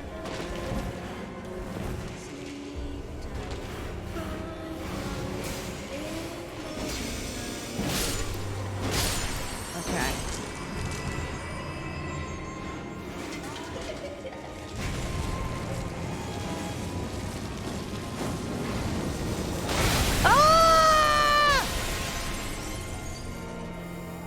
Ah, you brats! Come, sweetings. Time to be born. Such brats.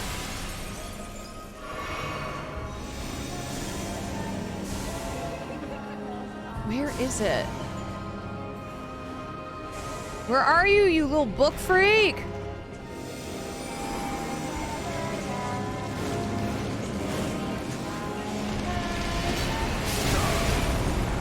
God damn it!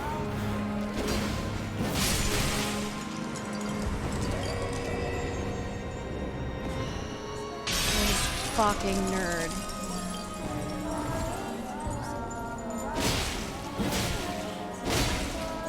Am I gonna have to do this again?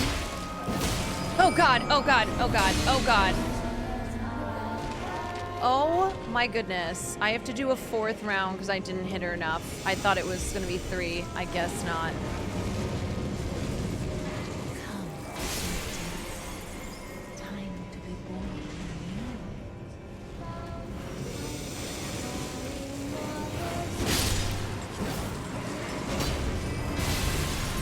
Come, sweetings, time to be born anew.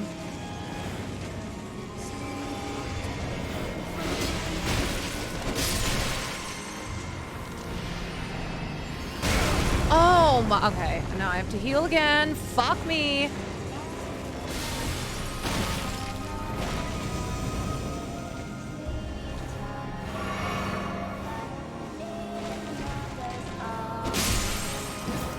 All right, here we are, here we are. Oh.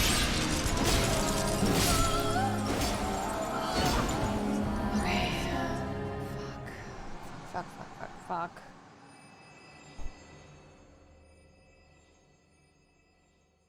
Okay. All about dodging and finding windows to attack. Okay. Alright, first thing I'm gonna do is call the boys. And I just... Oh!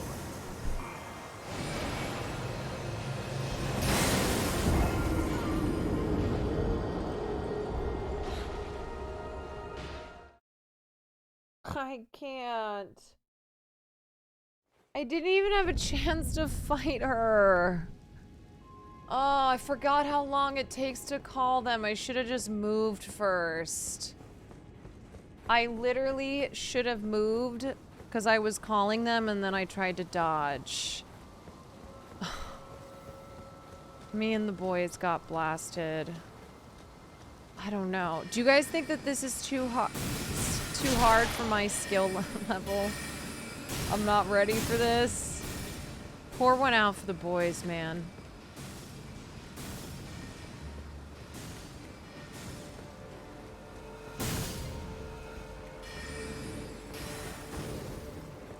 Wait, what's this durable night?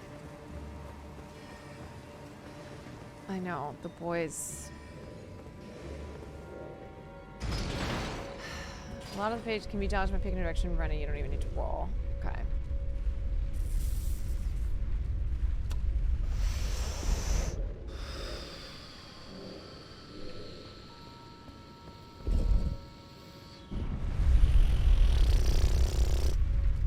Whew!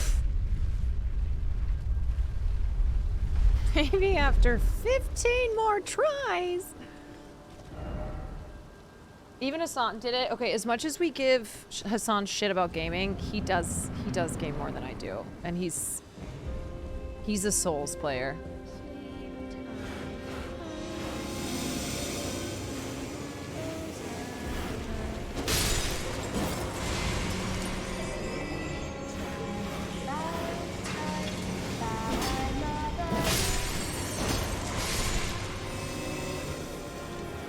I feel like I can't even hear the singing.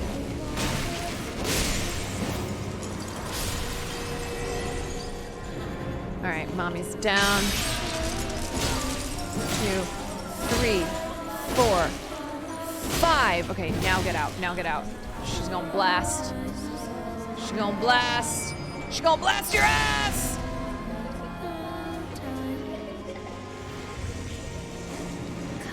Come, my children. Come, my sweet angels.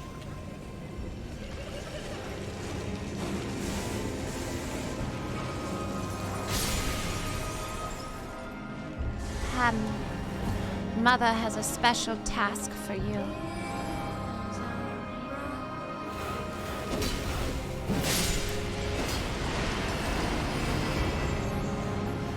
Mother needs you to protect her books.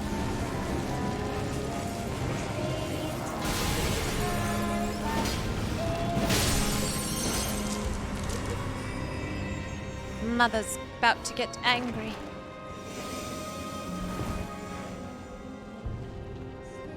Okay, where's the oh, here it is. Ah, I just got hit by 2 books.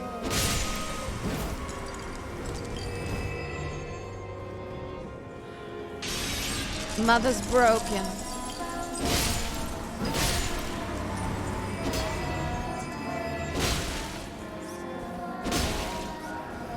Oh, get out of there. Woo! Doggy, that was close.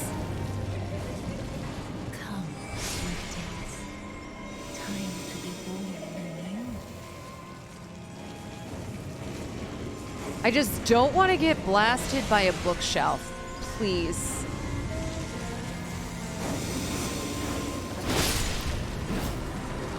I like that she hides them. She's like, my little babies. Oh, God. Oh, that's where that comes from. Just a blast to the back.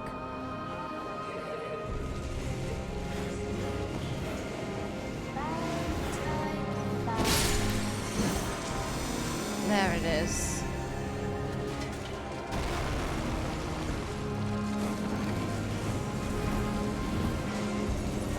Okay, where's the last one? Oh, well, I see the books. Okay.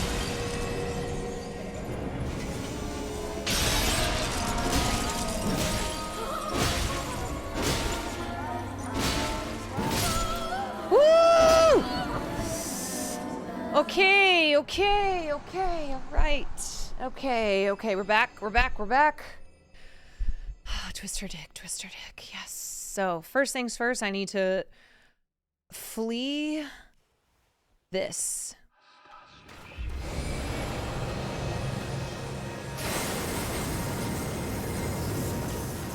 Okay, now I'm gonna call the boys.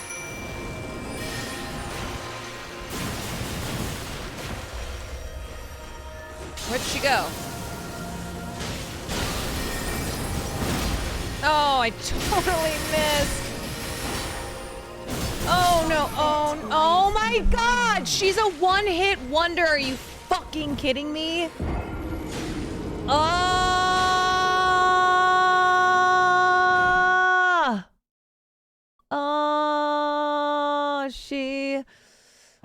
The boys have left town. Fuck. She deals so much damage. If she hits you once, you're dead. Switch to jelly or wolves. Okay, I usually have good luck with jelly. Nice. Awesome. Wait, the boys, what do we, didn't I upgrade the boys though? Okay, progress was made. That's true. That is true.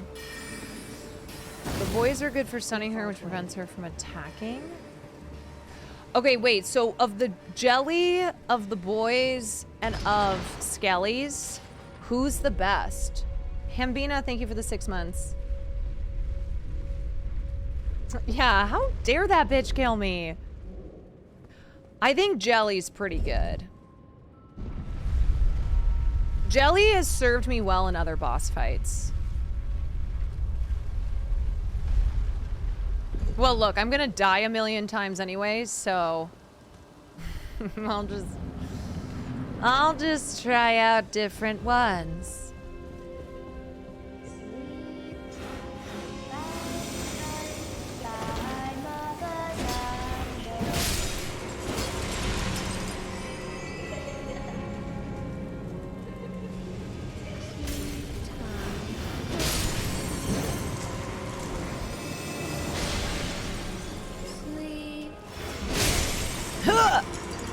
Okay, at least we're getting a little bit. I don't think she's ready for this jelly. 1, 2, 3, 4, 5, 6. No, get out.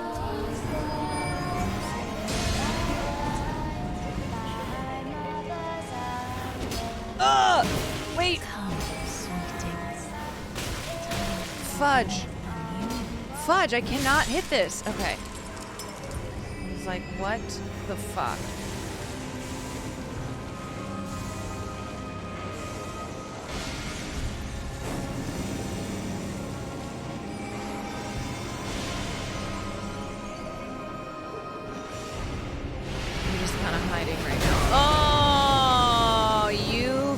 fucking bitch.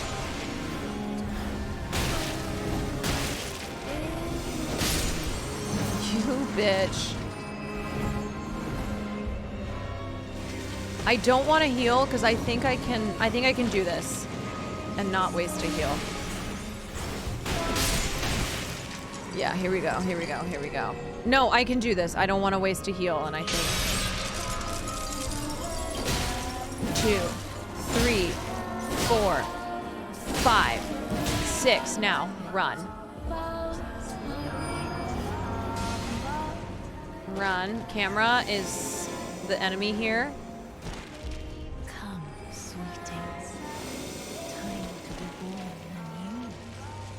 Actually, you know what? Fuck it. There's no way this is gonna... Oh no! Oh no, no, no, no, no, no! Oh no, I didn't mean to... Oh shit! God damn it. Fuck, I didn't mean it.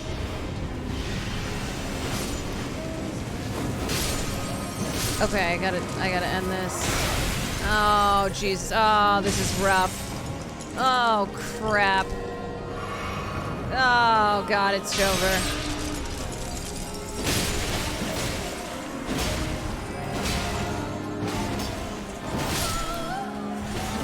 Okay, wait. I didn't mean to call them. I meant to heal. The boys arrived in town a little early. Yeah, the party hadn't started, but the boys came back to town and they got in early. Crap.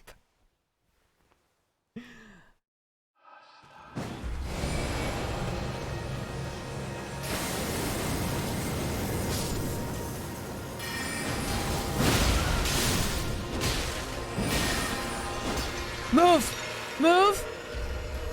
Okay.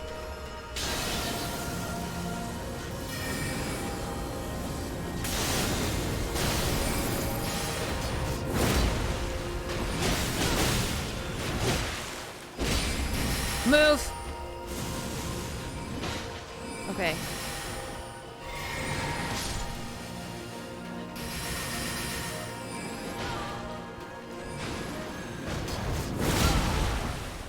Oh my god. Oh my god, oh my god, oh my god, oh my god. Heal. Fuck, fuck. Fuck. Oh god, the boys are going down.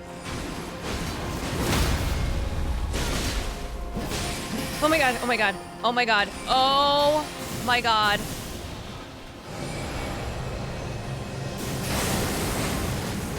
Oh my god, heal. Oh shit, I missed. Fuck. Okay, the boys are cooking. Oh no, oh no, oh no, oh no, what's happening? Oh no. Oh god, what is this firestorm? Come, O sworn giant. Oh god, oh god. Oh my god, did I just die? Oh no, oh no! Oh my god!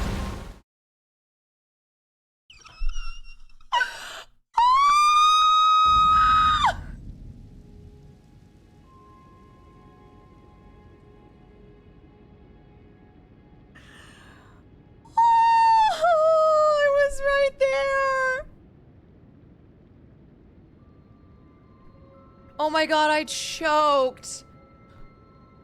I fucking choked. Ugh, I got greedy, man. Oh, man. Oh, God. Oh, I got greedy. Oh, God. I thought I could just run in there and finish her off with a little hit. Oh, feels awful. That's me. That's my fault. Okay. You know what? The Skellies didn't do too bad, if I'm being honest. They kind of... I think I'm still gonna switch to make sure I have Jelly. I gotta say, too, I think a strategy is summoning the creatures before I get into the second part. Do you know what I'm saying? So, like, before I go in for the final kill... They staggered her attacks, which is good. You're right. The Skellies were really good because they kept stunning her, and so I was able to come in and like boom.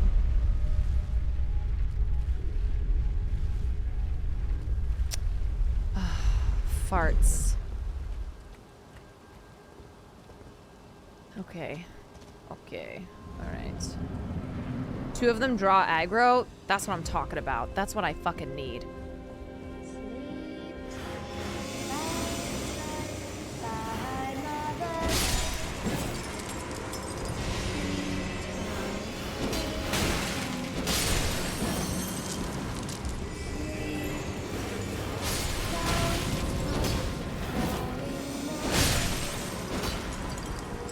That is what I goddamn need. 1, 2, 3, 4, 5, 6. Now move. Run like the wind. Mama's gonna go crazy. Come, sweetings. Time to be born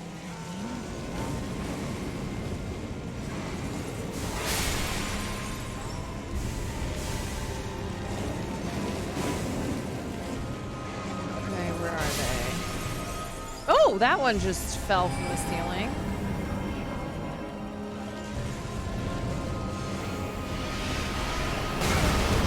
Shit, your mom just got me. Your mom's a real fucking bitch.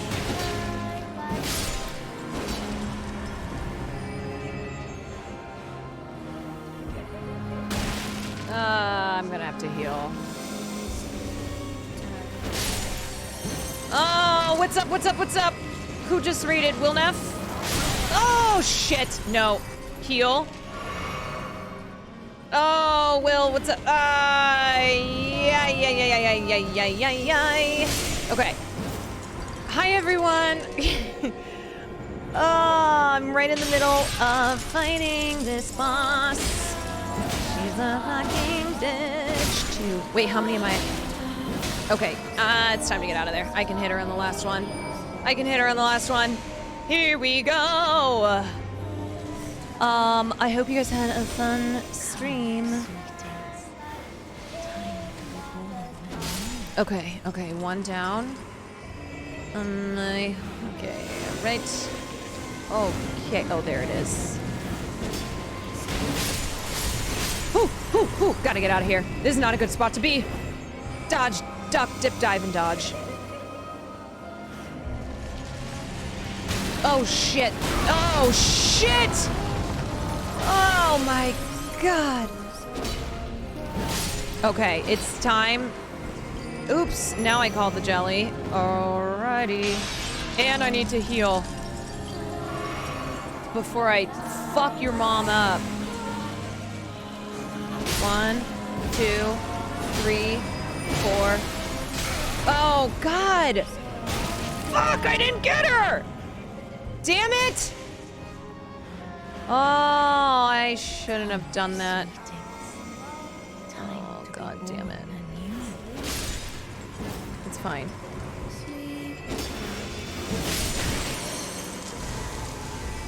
Fuck, I don't want Jelly to take any hits, though. I need to locate this third one. Jelly, look out, Jelly. This is not gonna be the run, you guys. I have a feeling. Oh my God. Yeah, I'm getting blasted by this goddamn bitch. Okay, there's the last one. Yeah, this is... the magic's not here.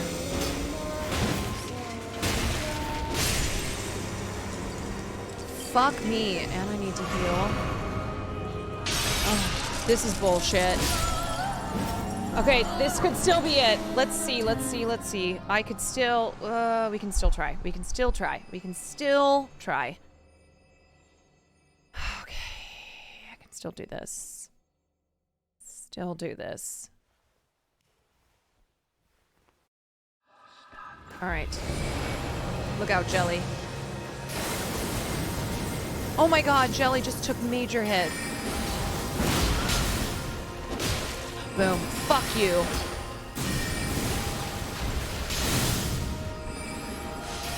Jelly is already dead.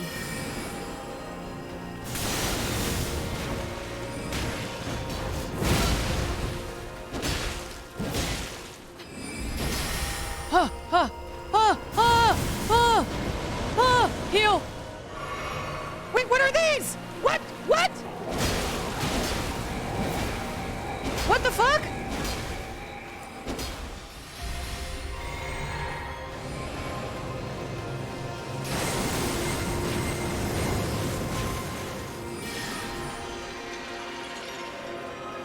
Okay.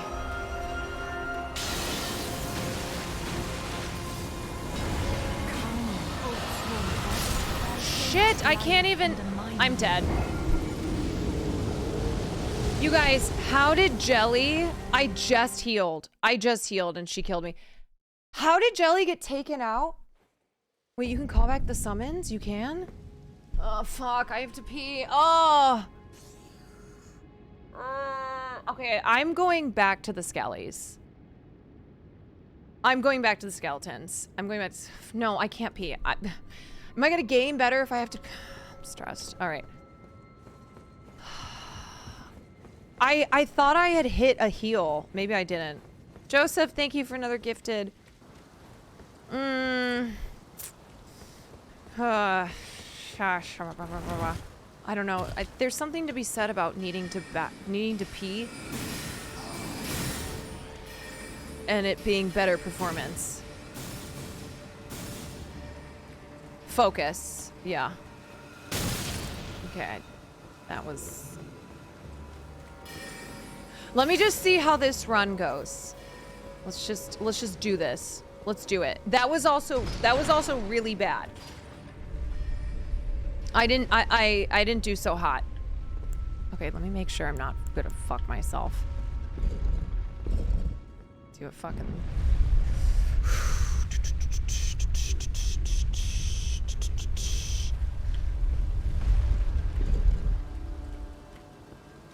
Okay, let's do this. Let's go.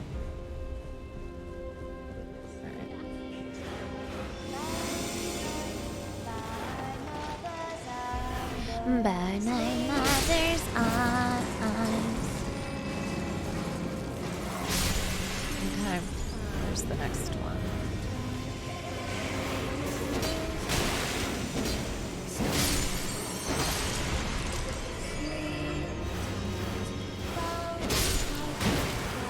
Wait, why am I... Oh my god. Oh my god!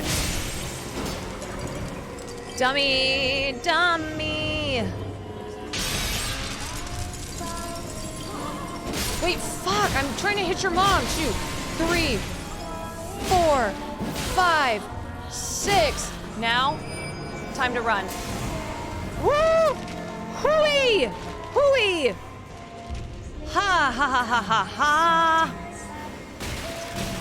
Oh, I just got hit by all 3 bucks.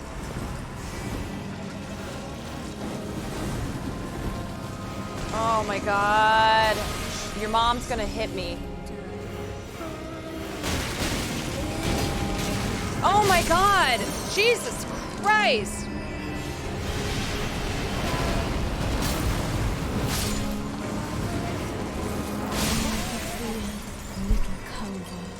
Okay, I'm going pee. I'm going pee. I'm going pee.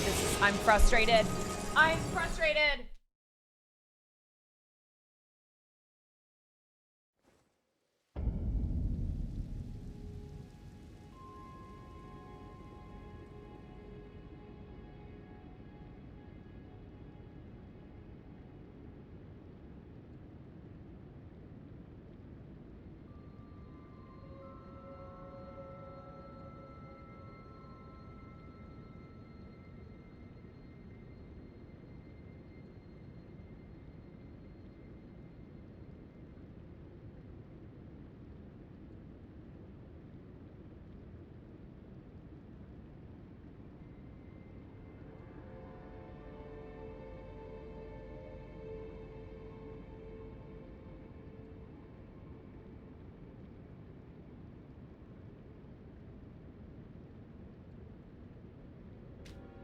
Okay. I think I need to eat this Butterfinger. Hold on. Oh! Oh, it just all fell apart on me. Oh no. Oh god. It just exploded. Oh fuck. Oh shit. Oh no. Oh god, it's everywhere. Oh man. Okay, whatever. I just look like a degenerate. Trash everywhere. Okay. I know, I'm not locking on and it's causing me to miss hits. I know. I know. I know that.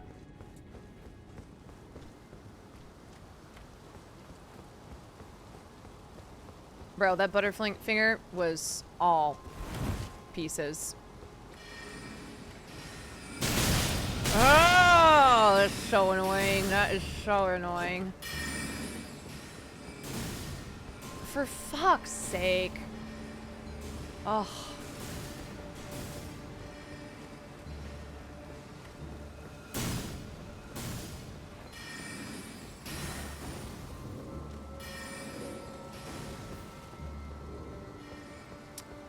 Should I reset? I don't want to lose that flask. I do not want to heal. Or do I just like... Nah? No? Okay. Fuck it. Whatever.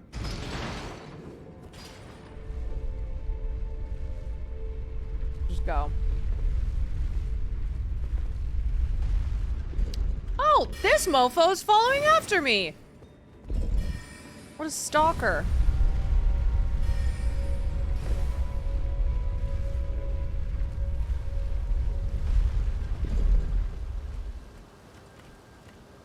Hello, Clarice.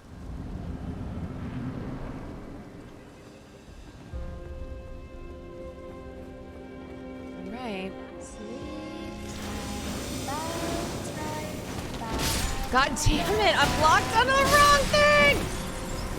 Why I yada.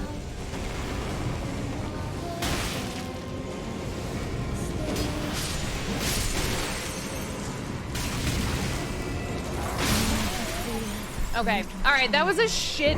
That was shit. That was doomed from the start. That was... Here's my question. I have trouble locking on. Because it like, I always lock on to the wrong thing. Yeah, that was a fake run. That was fake. Is that a common occurrence, locking onto the wrong thing? The lock-on is frustrating. Okay, I'm glad to know I'm not alone here.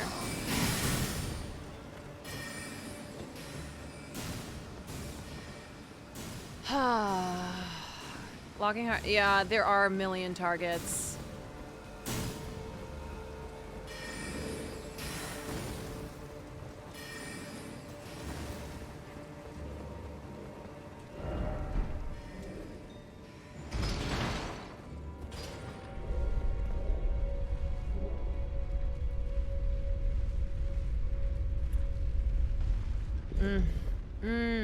All right.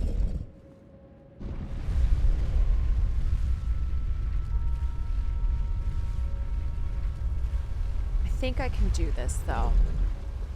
I think this is it. Come on.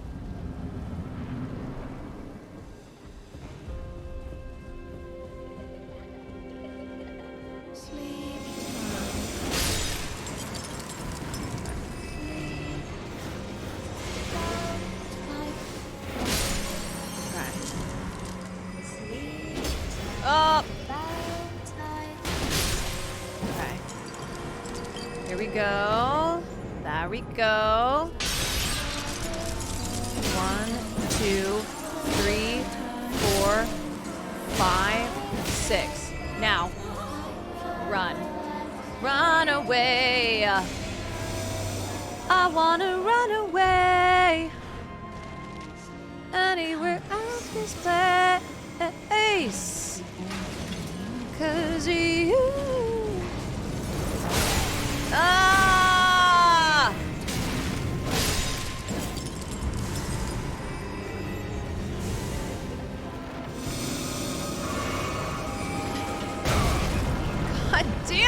I picked the worst place to fucking heal.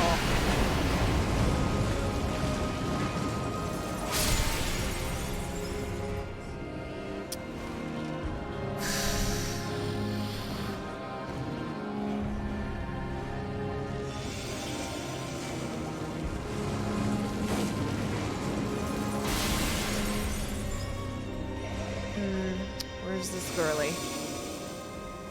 I think she's back here.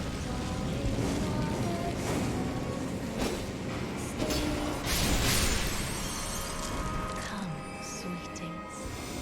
Time to be born anew. Okay. Round 2. 2,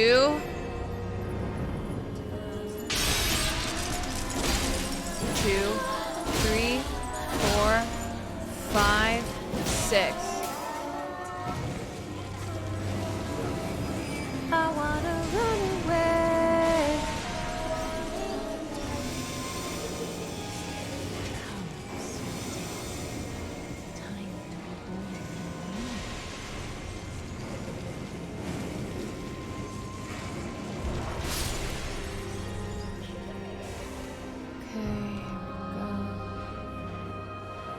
Where are they?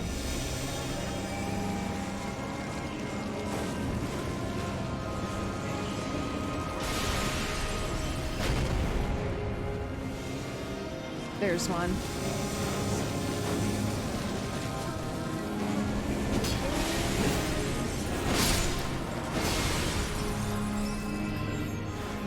There she is.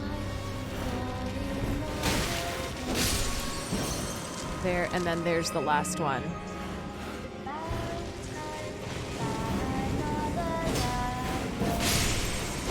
Okay.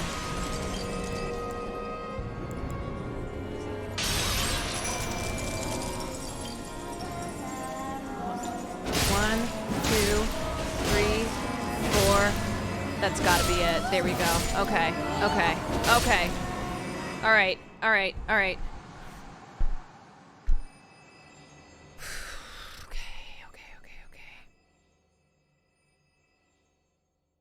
All right, I got my skellies.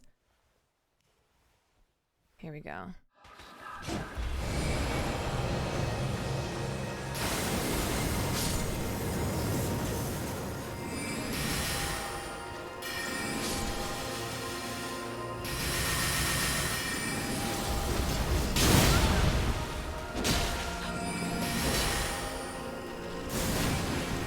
Thy fate lieth under my moon. I was just about to heal. I don't know.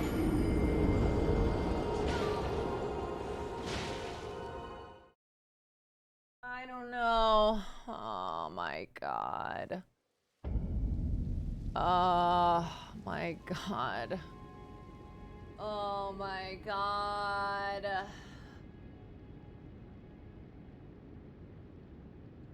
I know, I shouldn't have rolled backwards. That was my bad. That was my bad. I dodged the wrong way. Yeah. That was panic. That was I'm not even gonna try a shield because I haven't used one so far. So I feel like I don't know how to do that. I'm not gonna try something new. Let's try. I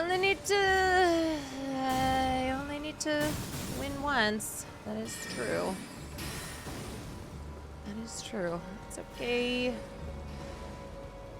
Oh, yeah, for those of you who weren't here before the raid, I literally had her down to 1 HP.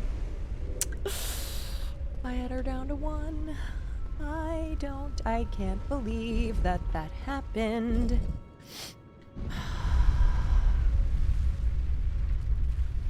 I can't believe it. I can't believe I had her down to 1 HP. Ah. Okay, here we go.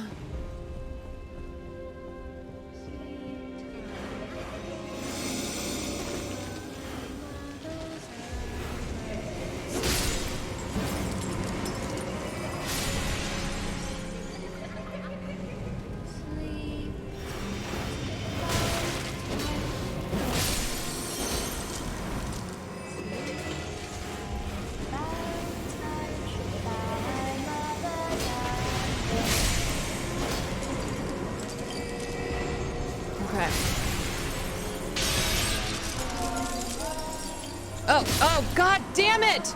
God damn it! 1, 2, 3, 4, 5. Oh, fuck. Fuck, fuck, fuck, fuck. Okay. Come, sweetings. Okay, that was so close.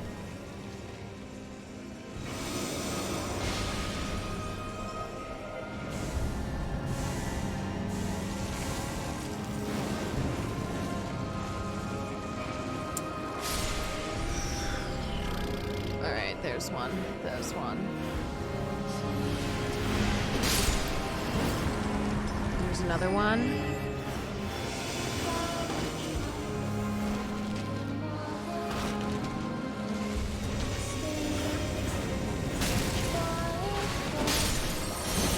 Okay, and there's the third one.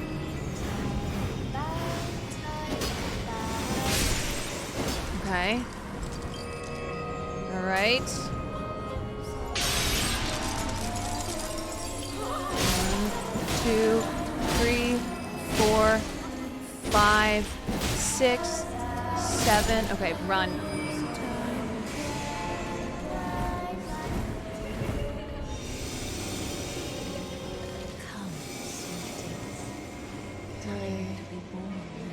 Oh, okay, well, at least I know where you are. 1, and here's another one. 2. Now, where's your third one? Where's your sister?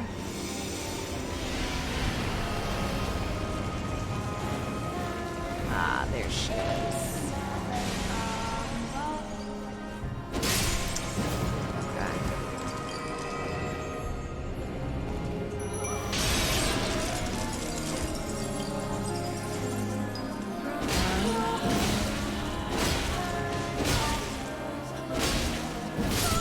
Okay. All right. Okay. Okay. All right. Okay. Okay. Here, we're back. We're back.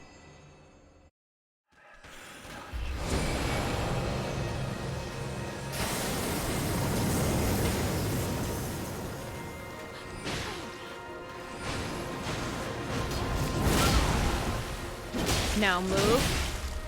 Move.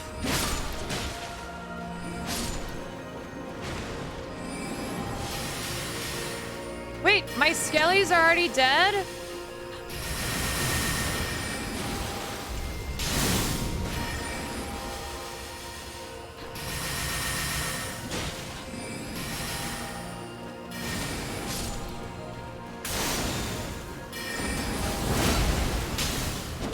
Come over. Okay, run.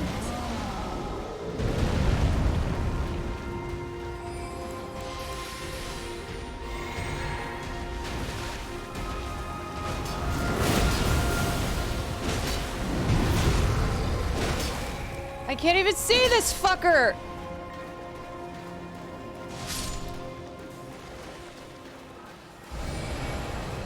Fuck, what? Oh no, I wasted my blue. Oh, I'm getting... Oh, she annihilated me. Oh.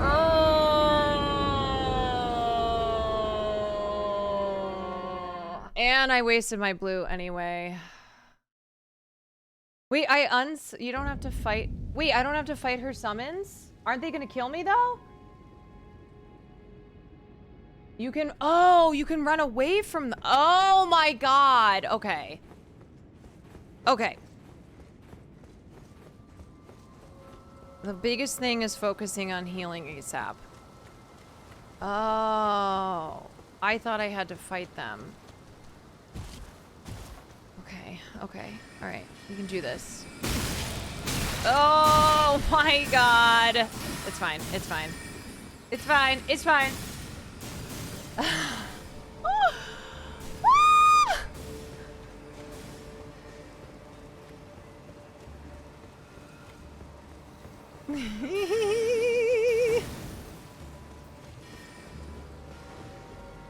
Your skeletons? Okay.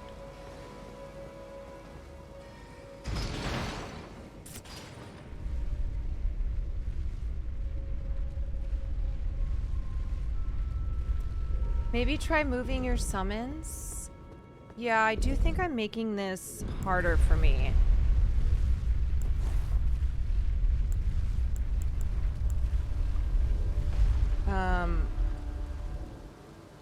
Switch to heals. Yep, that's true.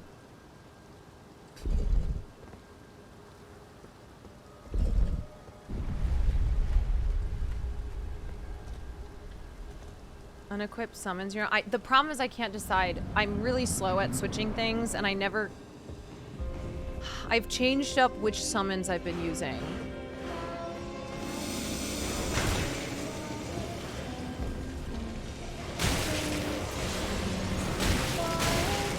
Oh my god!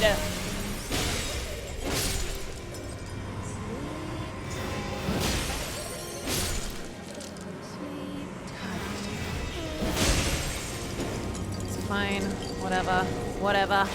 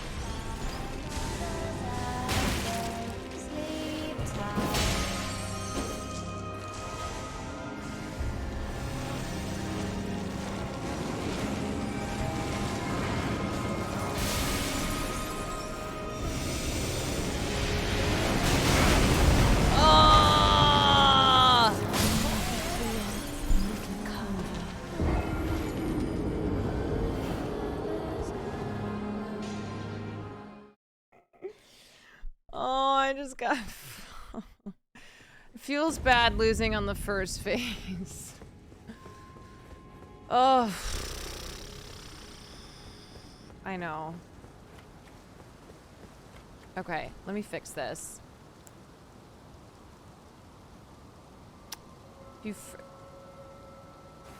Oh, I didn't even two-hand it. That's why. I wasn't even two-handing my sword. God damn it. I don't understand why I un-two-hand it. Like, why?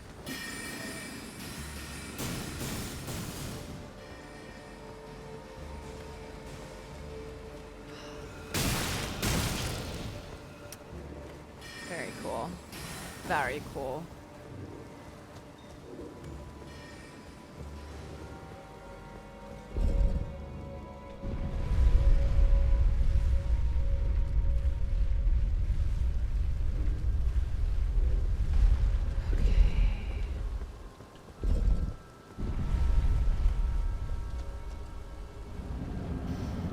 I feel you. I recently did this fight and died like 20 times. It's just insane because it was like what run was it?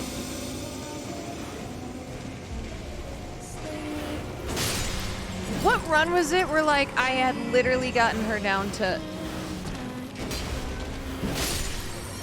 1 HP?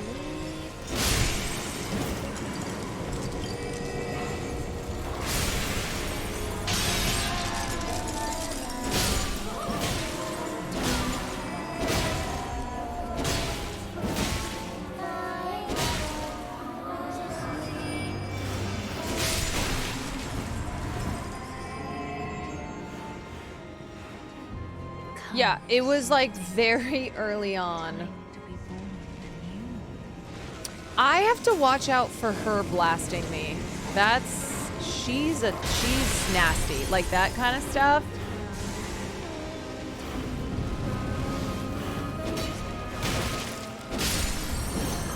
Like here she comes. She's gonna try and blast me. Woo! Woo!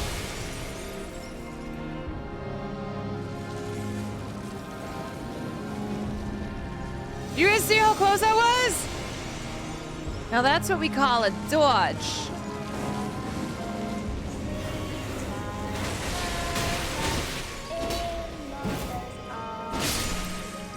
That is what we do call a dodge, folks.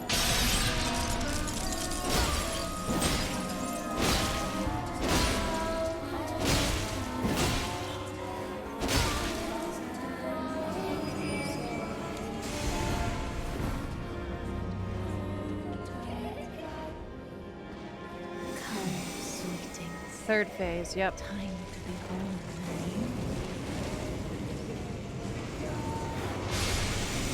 Oh, she's gearing up. She's gearing up. Oh god, she's gonna try to hit me with something.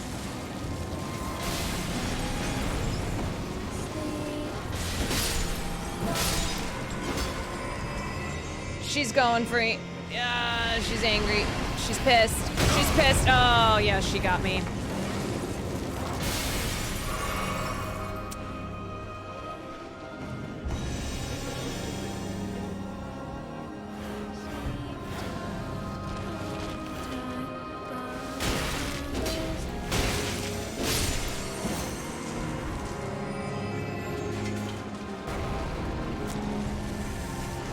Well, she got me on that one, I will say.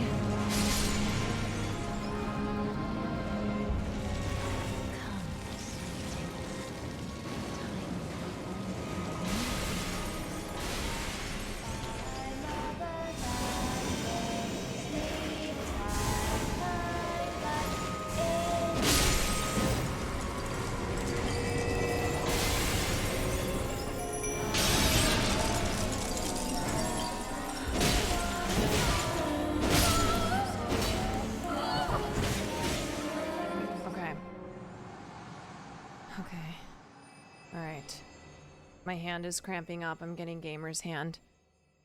I switched to heals. I did. I got it. Okay.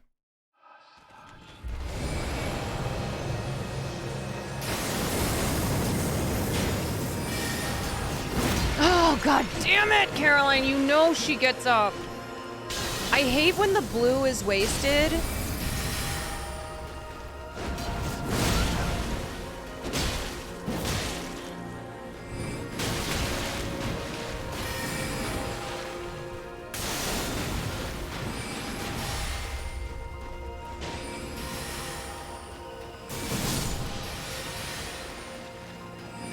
Come on. Fuck me. Okay.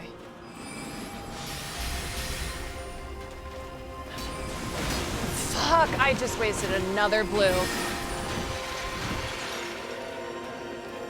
I just wasted.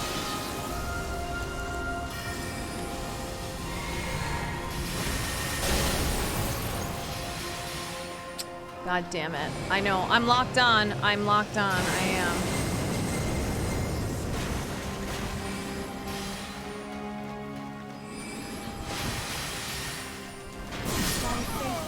Wait, what?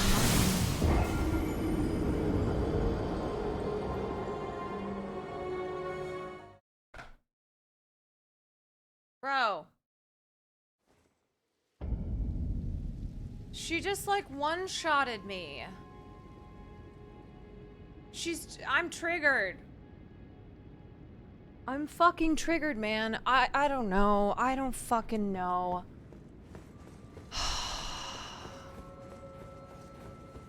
I was at half health, really? I thought I was at full. Ugh.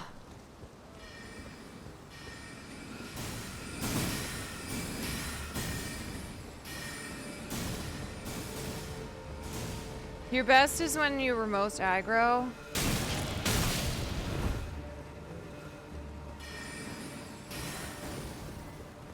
I know, because like I feel like I was getting further away from her. And I missed, you know what it is? I can't miss when I have my magic hits. Because the magic hits do big damage to her.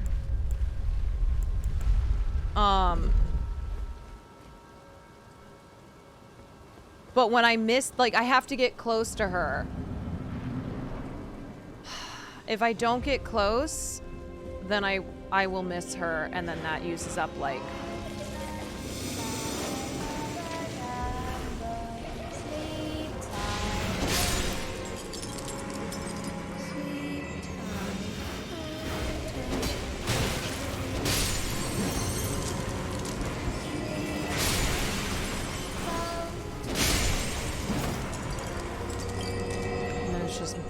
Bad.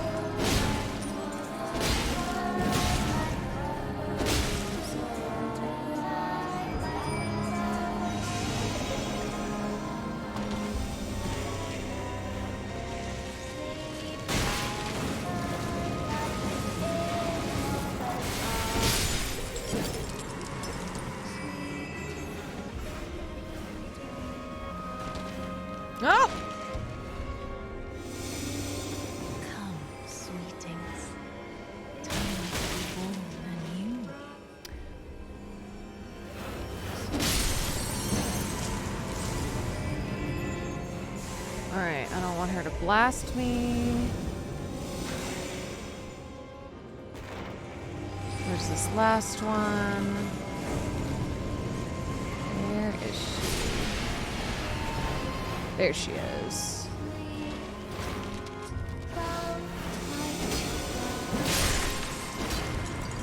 You know what? I'm gonna no, I'm gonna stick to these. Fuck.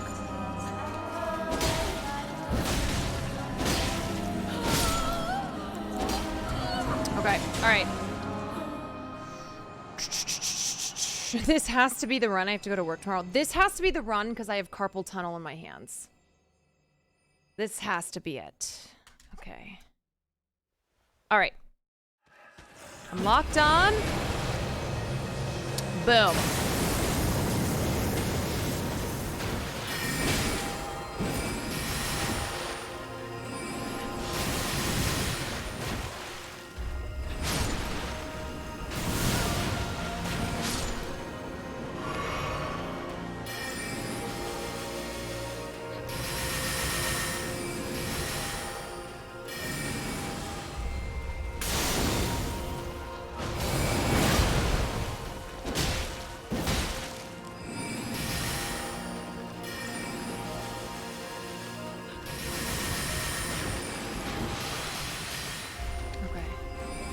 Are my skellies dead?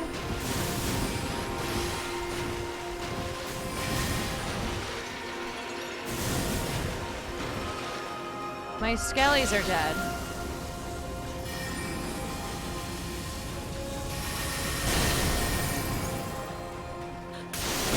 Oh, fuck. Heal. Fuck. Oh, shit. Oh, fuck. Come on, can I please get... I need to get one hit on her. Nope, nope, nope. Heal. Fudge.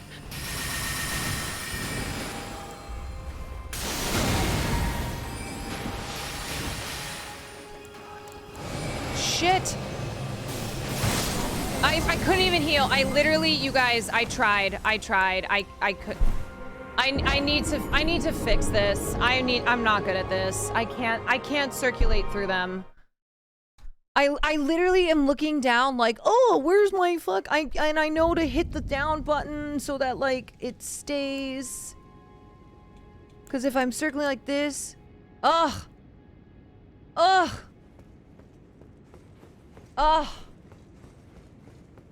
I know, I'm backing away because I'm scared. Might be better to summon the skeletons after the second phase starts. I know, and I know the like hold the one button. God damn it, get out of my fucking face. I don't know why. I just couldn't do it. I couldn't do it.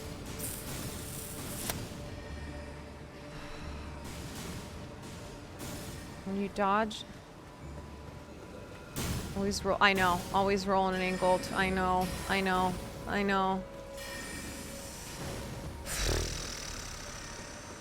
Oh, I forgot to hit the thing when I was leaving. God damn it.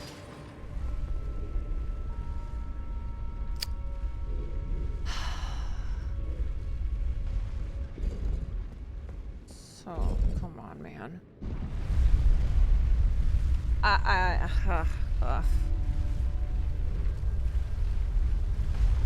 I know. I need to be closer to her because then I'm running towards her to try to hit her and then I'm using up my stamina and then it's just... It's not good, mate.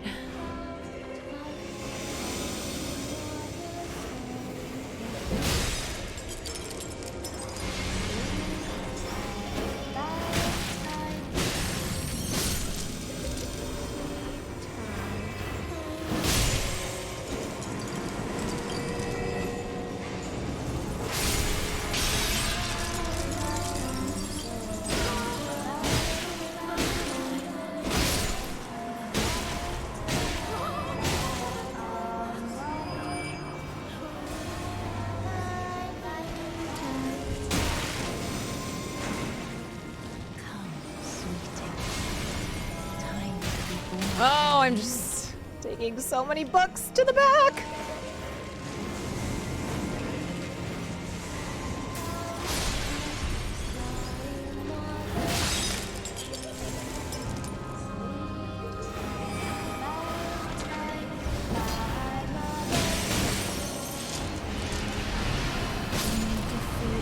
Wait, what happened? What the fuck? What the fuck? What the fuck? What the fuck? Bro, how? How, man? Oh, I can't. I know I'm one-handing my weapon. I just realized that. Oh my god, I can't.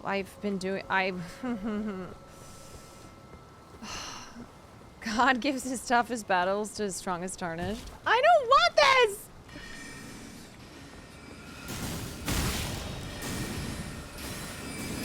I don't want his toughest battle!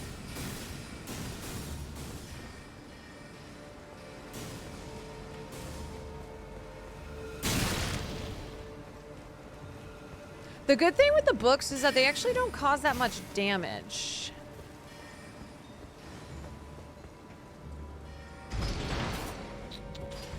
Yeah, basically don't stand under chandeliers. Oh gosh. Nandre, thanks for the raid. Oh, I'm fucking miserable, mate.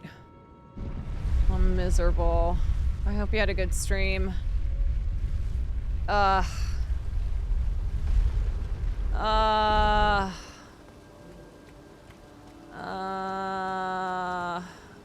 you played Elden Ring?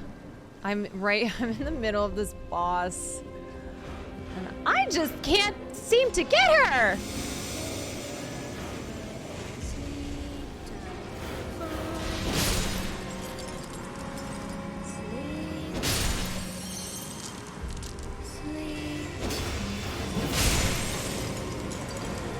You beat it 3 times? Fuck you! 2, 3, yep, 7 hit. 4, 5, 6, 7. Okay, run.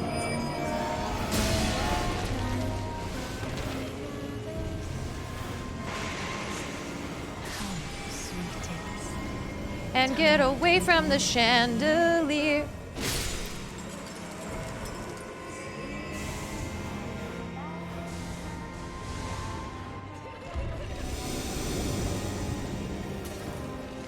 Let me recoup over here. Get away!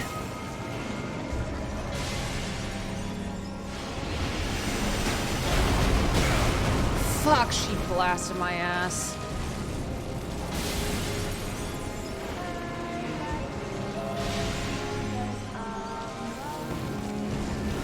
Oh yeah, well I'm about to fuck your daughter up. Oh shit!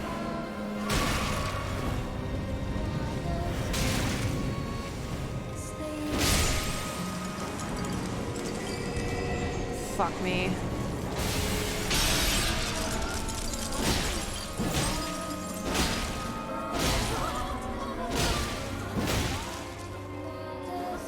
Oh! What am I doing? I think I just need to hide out a little bit. I just need to recoup. Sweetings, time to be born anew. Where are they? Where are they?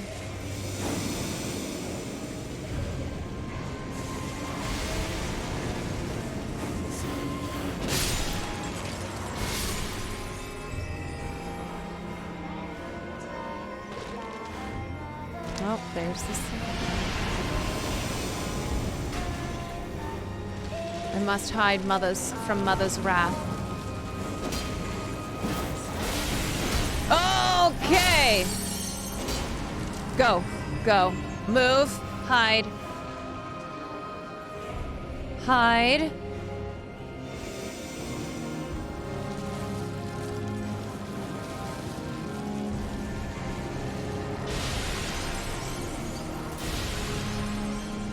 There's the last one. I see her books. Oh, wait. shit. Wait, where the oh, there she is. There she is. There she is. Okay, I'm gonna wait to summon my Skellies until I get...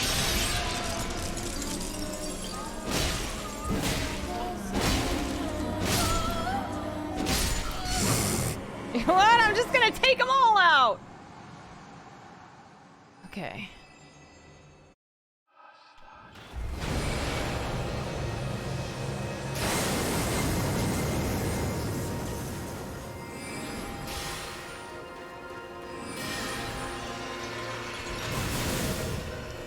Hold on. I'm gonna give it a second. Let me see if I can get any hits on her. Okay, I did take a hit on that.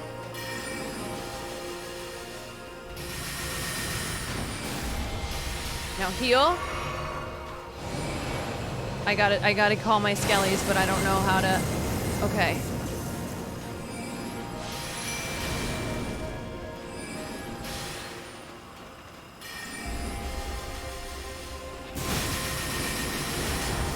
God damn it, Caroline! You can't be doing that!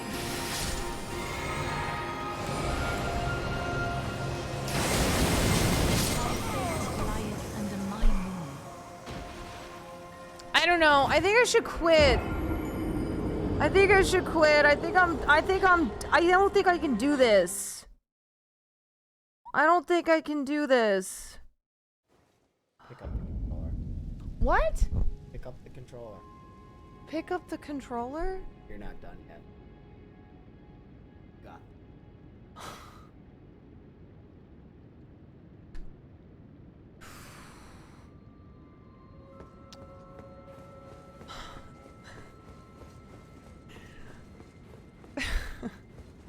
Job's not finished.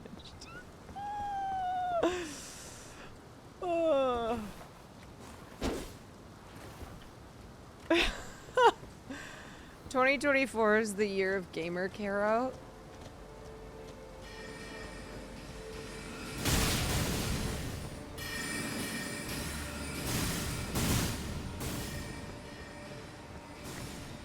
Okay. I know. I had her 1 HP. I have to remember that. I literally had her down to 1 hit.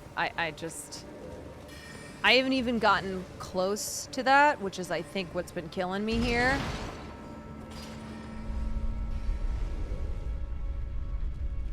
I'm gonna try the wolves this time.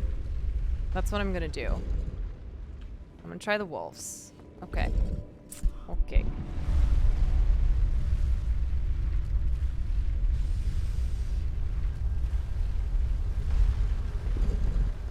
Just in case, I'm gonna send that back down.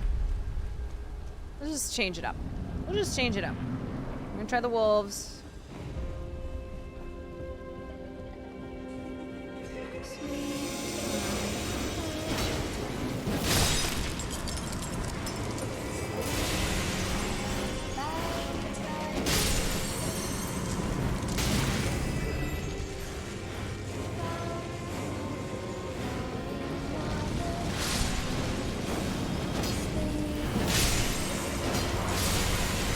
Oh my god, that chandelier almost had me!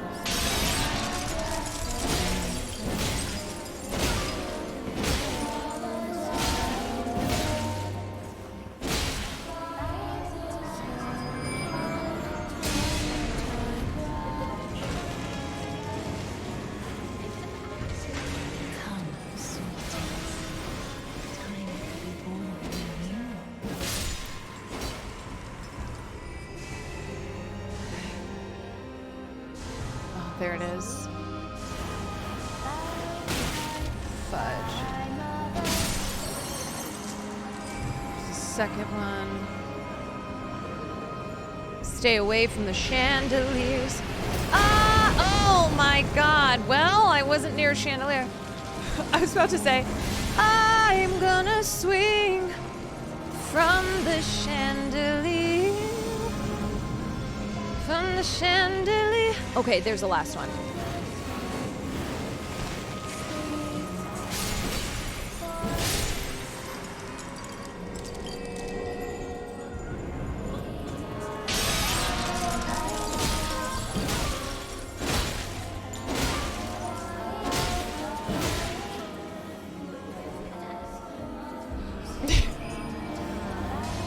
hits.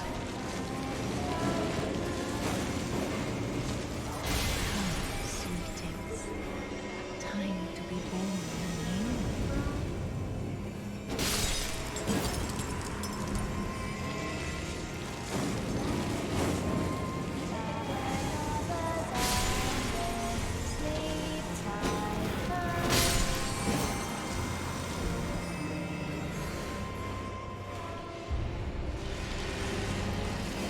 Oh shit. Okay, I'm gonna have to heal.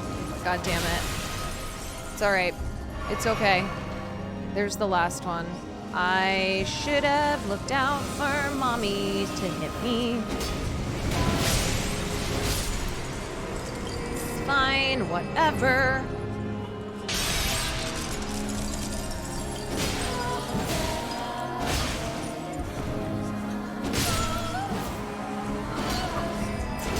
Alright, there's my wolves. I'm gonna summon them when I get in.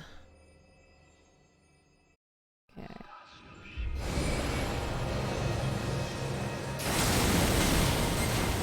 Holy shit! Holy shit! Oh my god, I literally...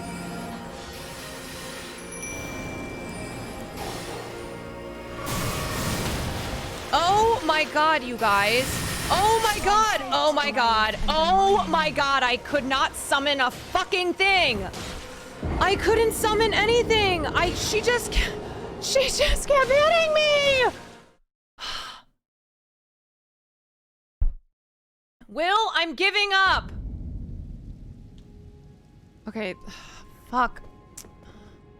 Oh boy.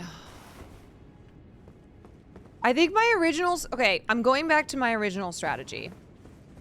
Nope, I'm summoning them while I'm there because I literally cannot summon them in phase 2. It's too hard. It takes too long. She hits me with that fat stack. She hits me with that fat stack. And it's impossible.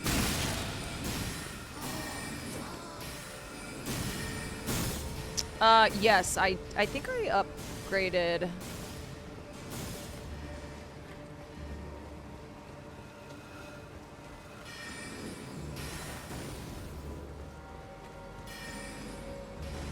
Fuck it, mate. Did you, Will? Did you ever beat this boss? Oh, it's already down here. Go, Carolyn, go. It is hard. I've probably done this 20 times now. Ghetto Bill, thank you for the 18 months. Sorry if no help, you gotta I know, I have died enough times to know I do need to dodge. I don't know, maybe I just fight her ass and save my... Okay, well, we're just gonna do this again.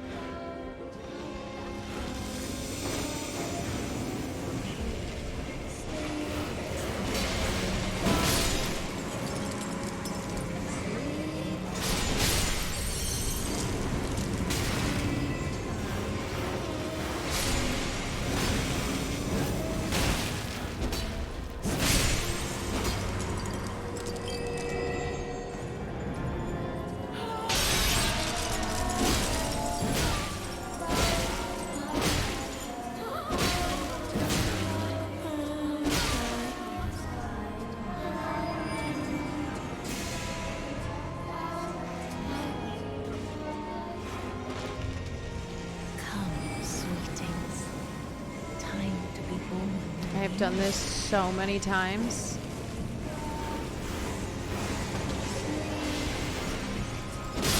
It kind of sounds like they're saying Sweet Caroline.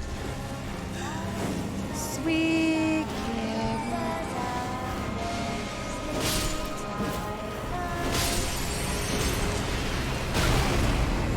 Nandre, I just went to look at your message and I got hit in the fucking back. But thank you for the bits.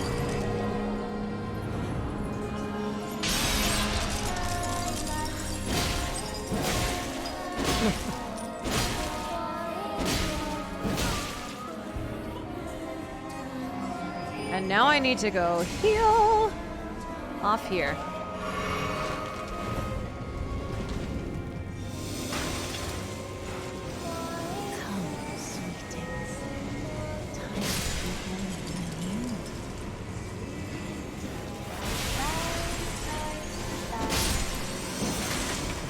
Move. I bet she's gonna hit me. I bet she's gonna hit me. Yep, there's the last one. Wait, okay, I can speed run this. Oh my god! Oh my fucking god. You're joking me. I have to use another fucking heal.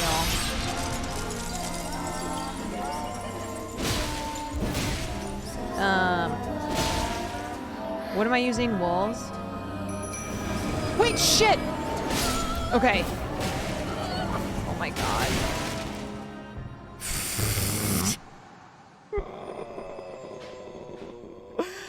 I didn't even kill her! Okay. Okay. Alrighty! Here we go, darling!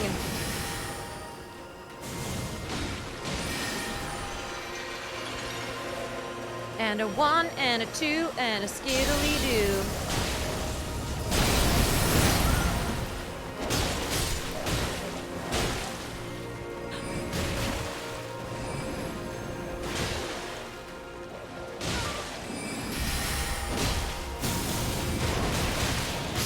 Oh no! Fuck me!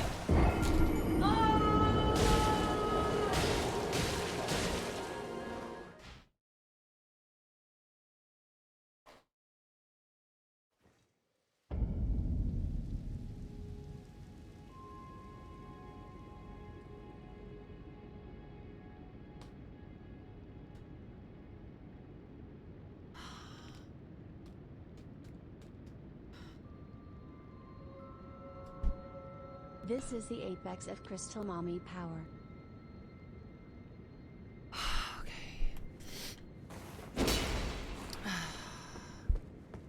No, I don't. I know I can do this. I know I can do this with my equipment because I literally almost had her one time. I almost had her. Connor, thank you for the 9 months. I literally, I don't need to fix things because I know I had it. I know I had it, and now I'm just like doing stupid shit. Okay.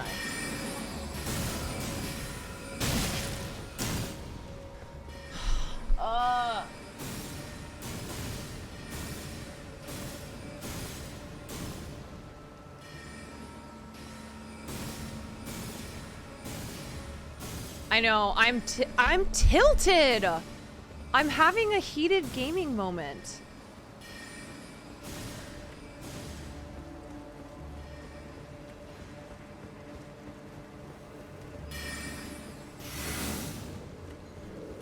I am.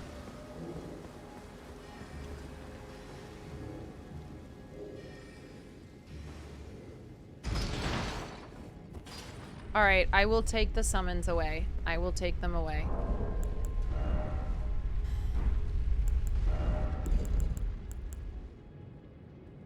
I'm gonna get rid of this.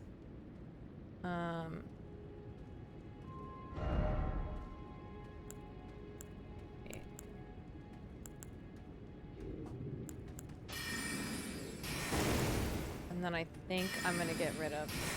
Oh, fuck. This guy's on my ass. And I'm gonna take away the lantern. Yes.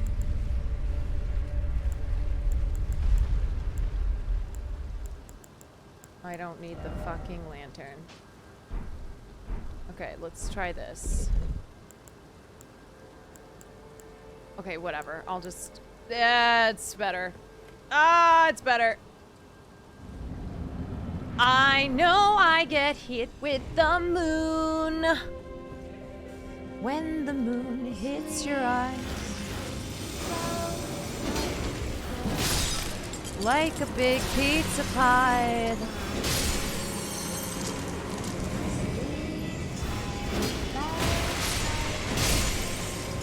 That's amore. Nandre, thank you for the bits. I will not get distracted. 4, 5, 6, 7. Now run.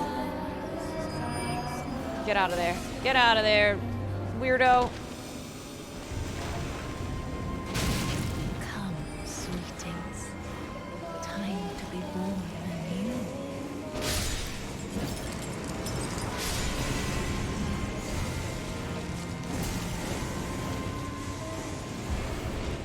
Woo, these books.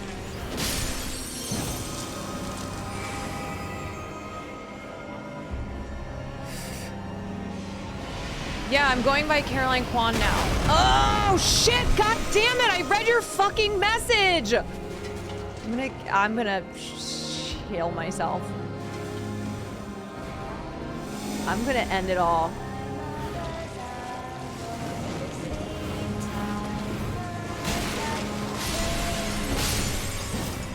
I'm gonna end it all. Every time I look up for 2 seconds, I can't reach chat.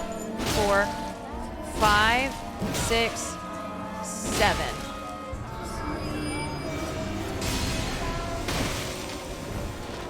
Oh my god. Oh my god. Oh my god. Oh my god. Dracula, thank you. Thank you, Dracula.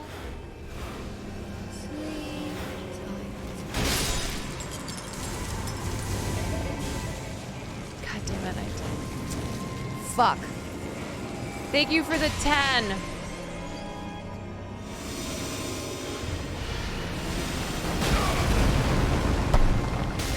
Idiot!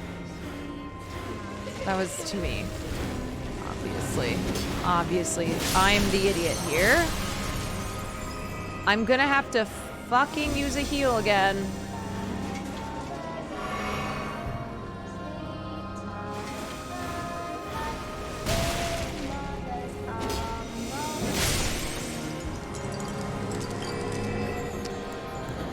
Have you ever seen someone as dumb as me?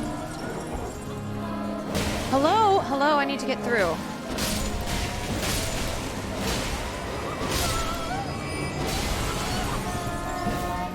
Okay. Alright. Okay. I already used 2 heals. It's fine. It's alright. Whatever. It's fine.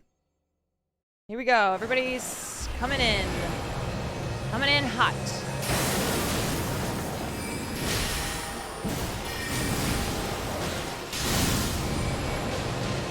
Okay, she's gonna turn into the ball, and she got me on that one.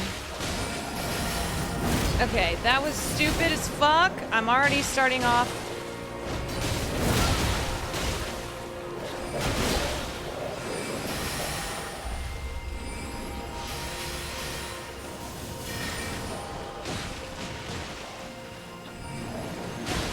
Really need to heal.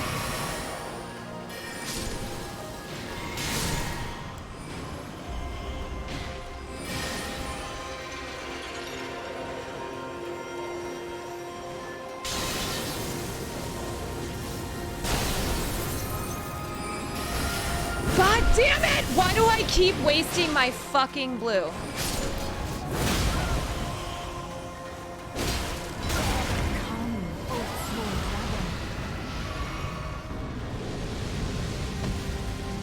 Here I go running away.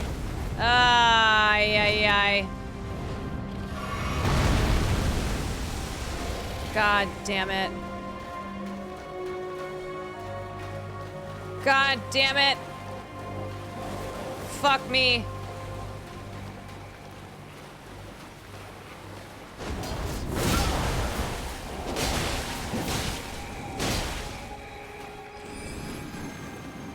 Okay, move. This could be the one.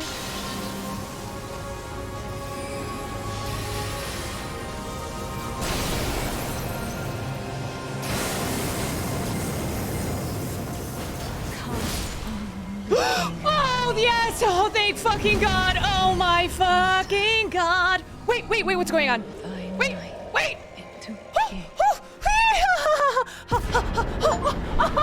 Okay, okay, it's done. It's done. It's done. It's done. Oh my god. Okay. Okay. I did it. Oh, my hands are shriveled. Oh. Oh my god.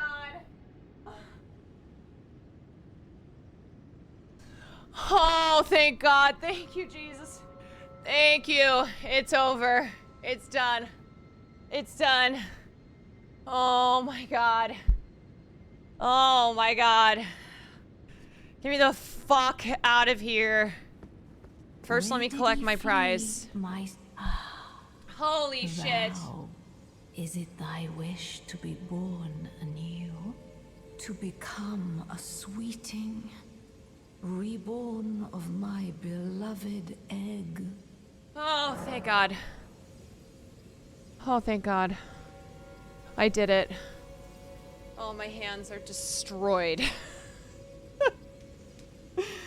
My hands are destroyed. I can't even hold the controller anymore. Okay, what do I want? Rebirth, cosmetics? I don't know. I can't even think. I can't think. Oh my God.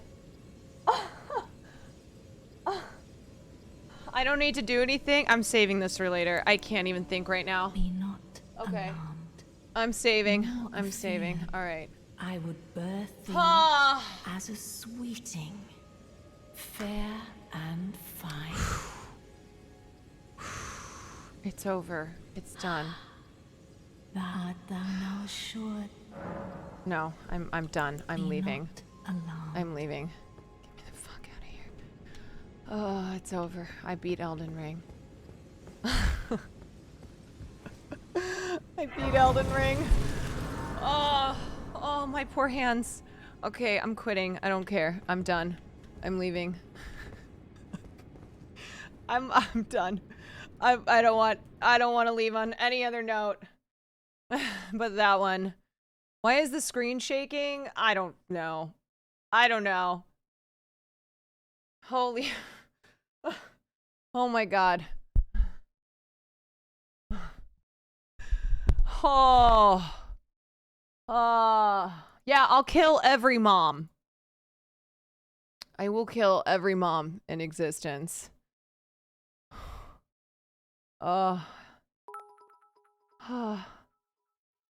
Blarthel, thanks for the bits.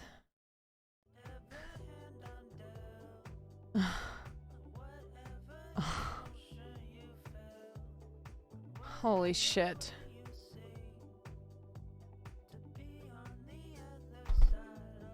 My hands. My claws.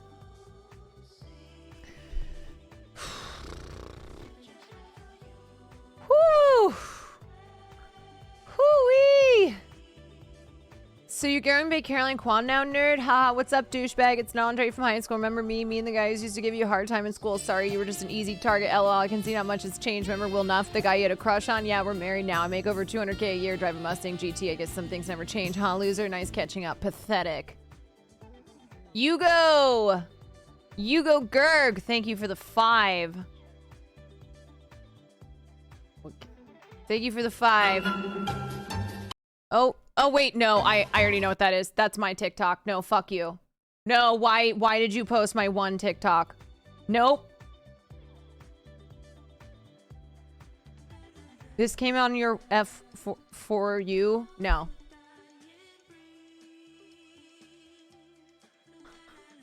No, I'm not watching it.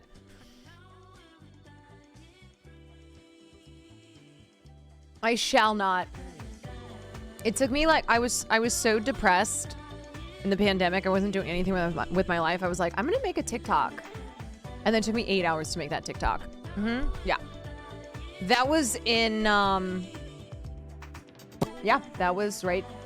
I was losing my mind. Losing my mind, living by myself in my dead grandmother's house where there were ghosts. To be fair, it's funny. Yeah, I have a hard time looking at myself in that TikTok though, because I feel like I look really, it just takes me back to like depression. I had gained weight, depression. I was like, everything's done. That's it. That's over. Whoo! Nandre is the funniest. Yes, yes. We love Nandre. And Nandre, y'all, and I are going to Streamer Awards together. Because Will's busy doing red carpet shit. So, Nandre and I are going together.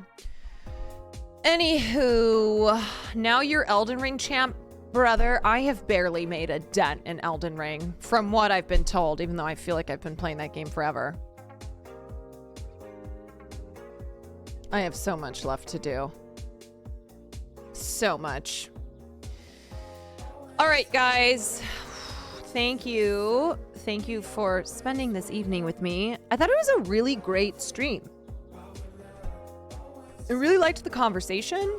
I thought it just really flowed. I thought I was on point. I'm not having one of those streams where I finish and I'm like, what was I saying? Who was that speaking? I felt good about that stream. Real good. Anywho, I'll be back here tomorrow.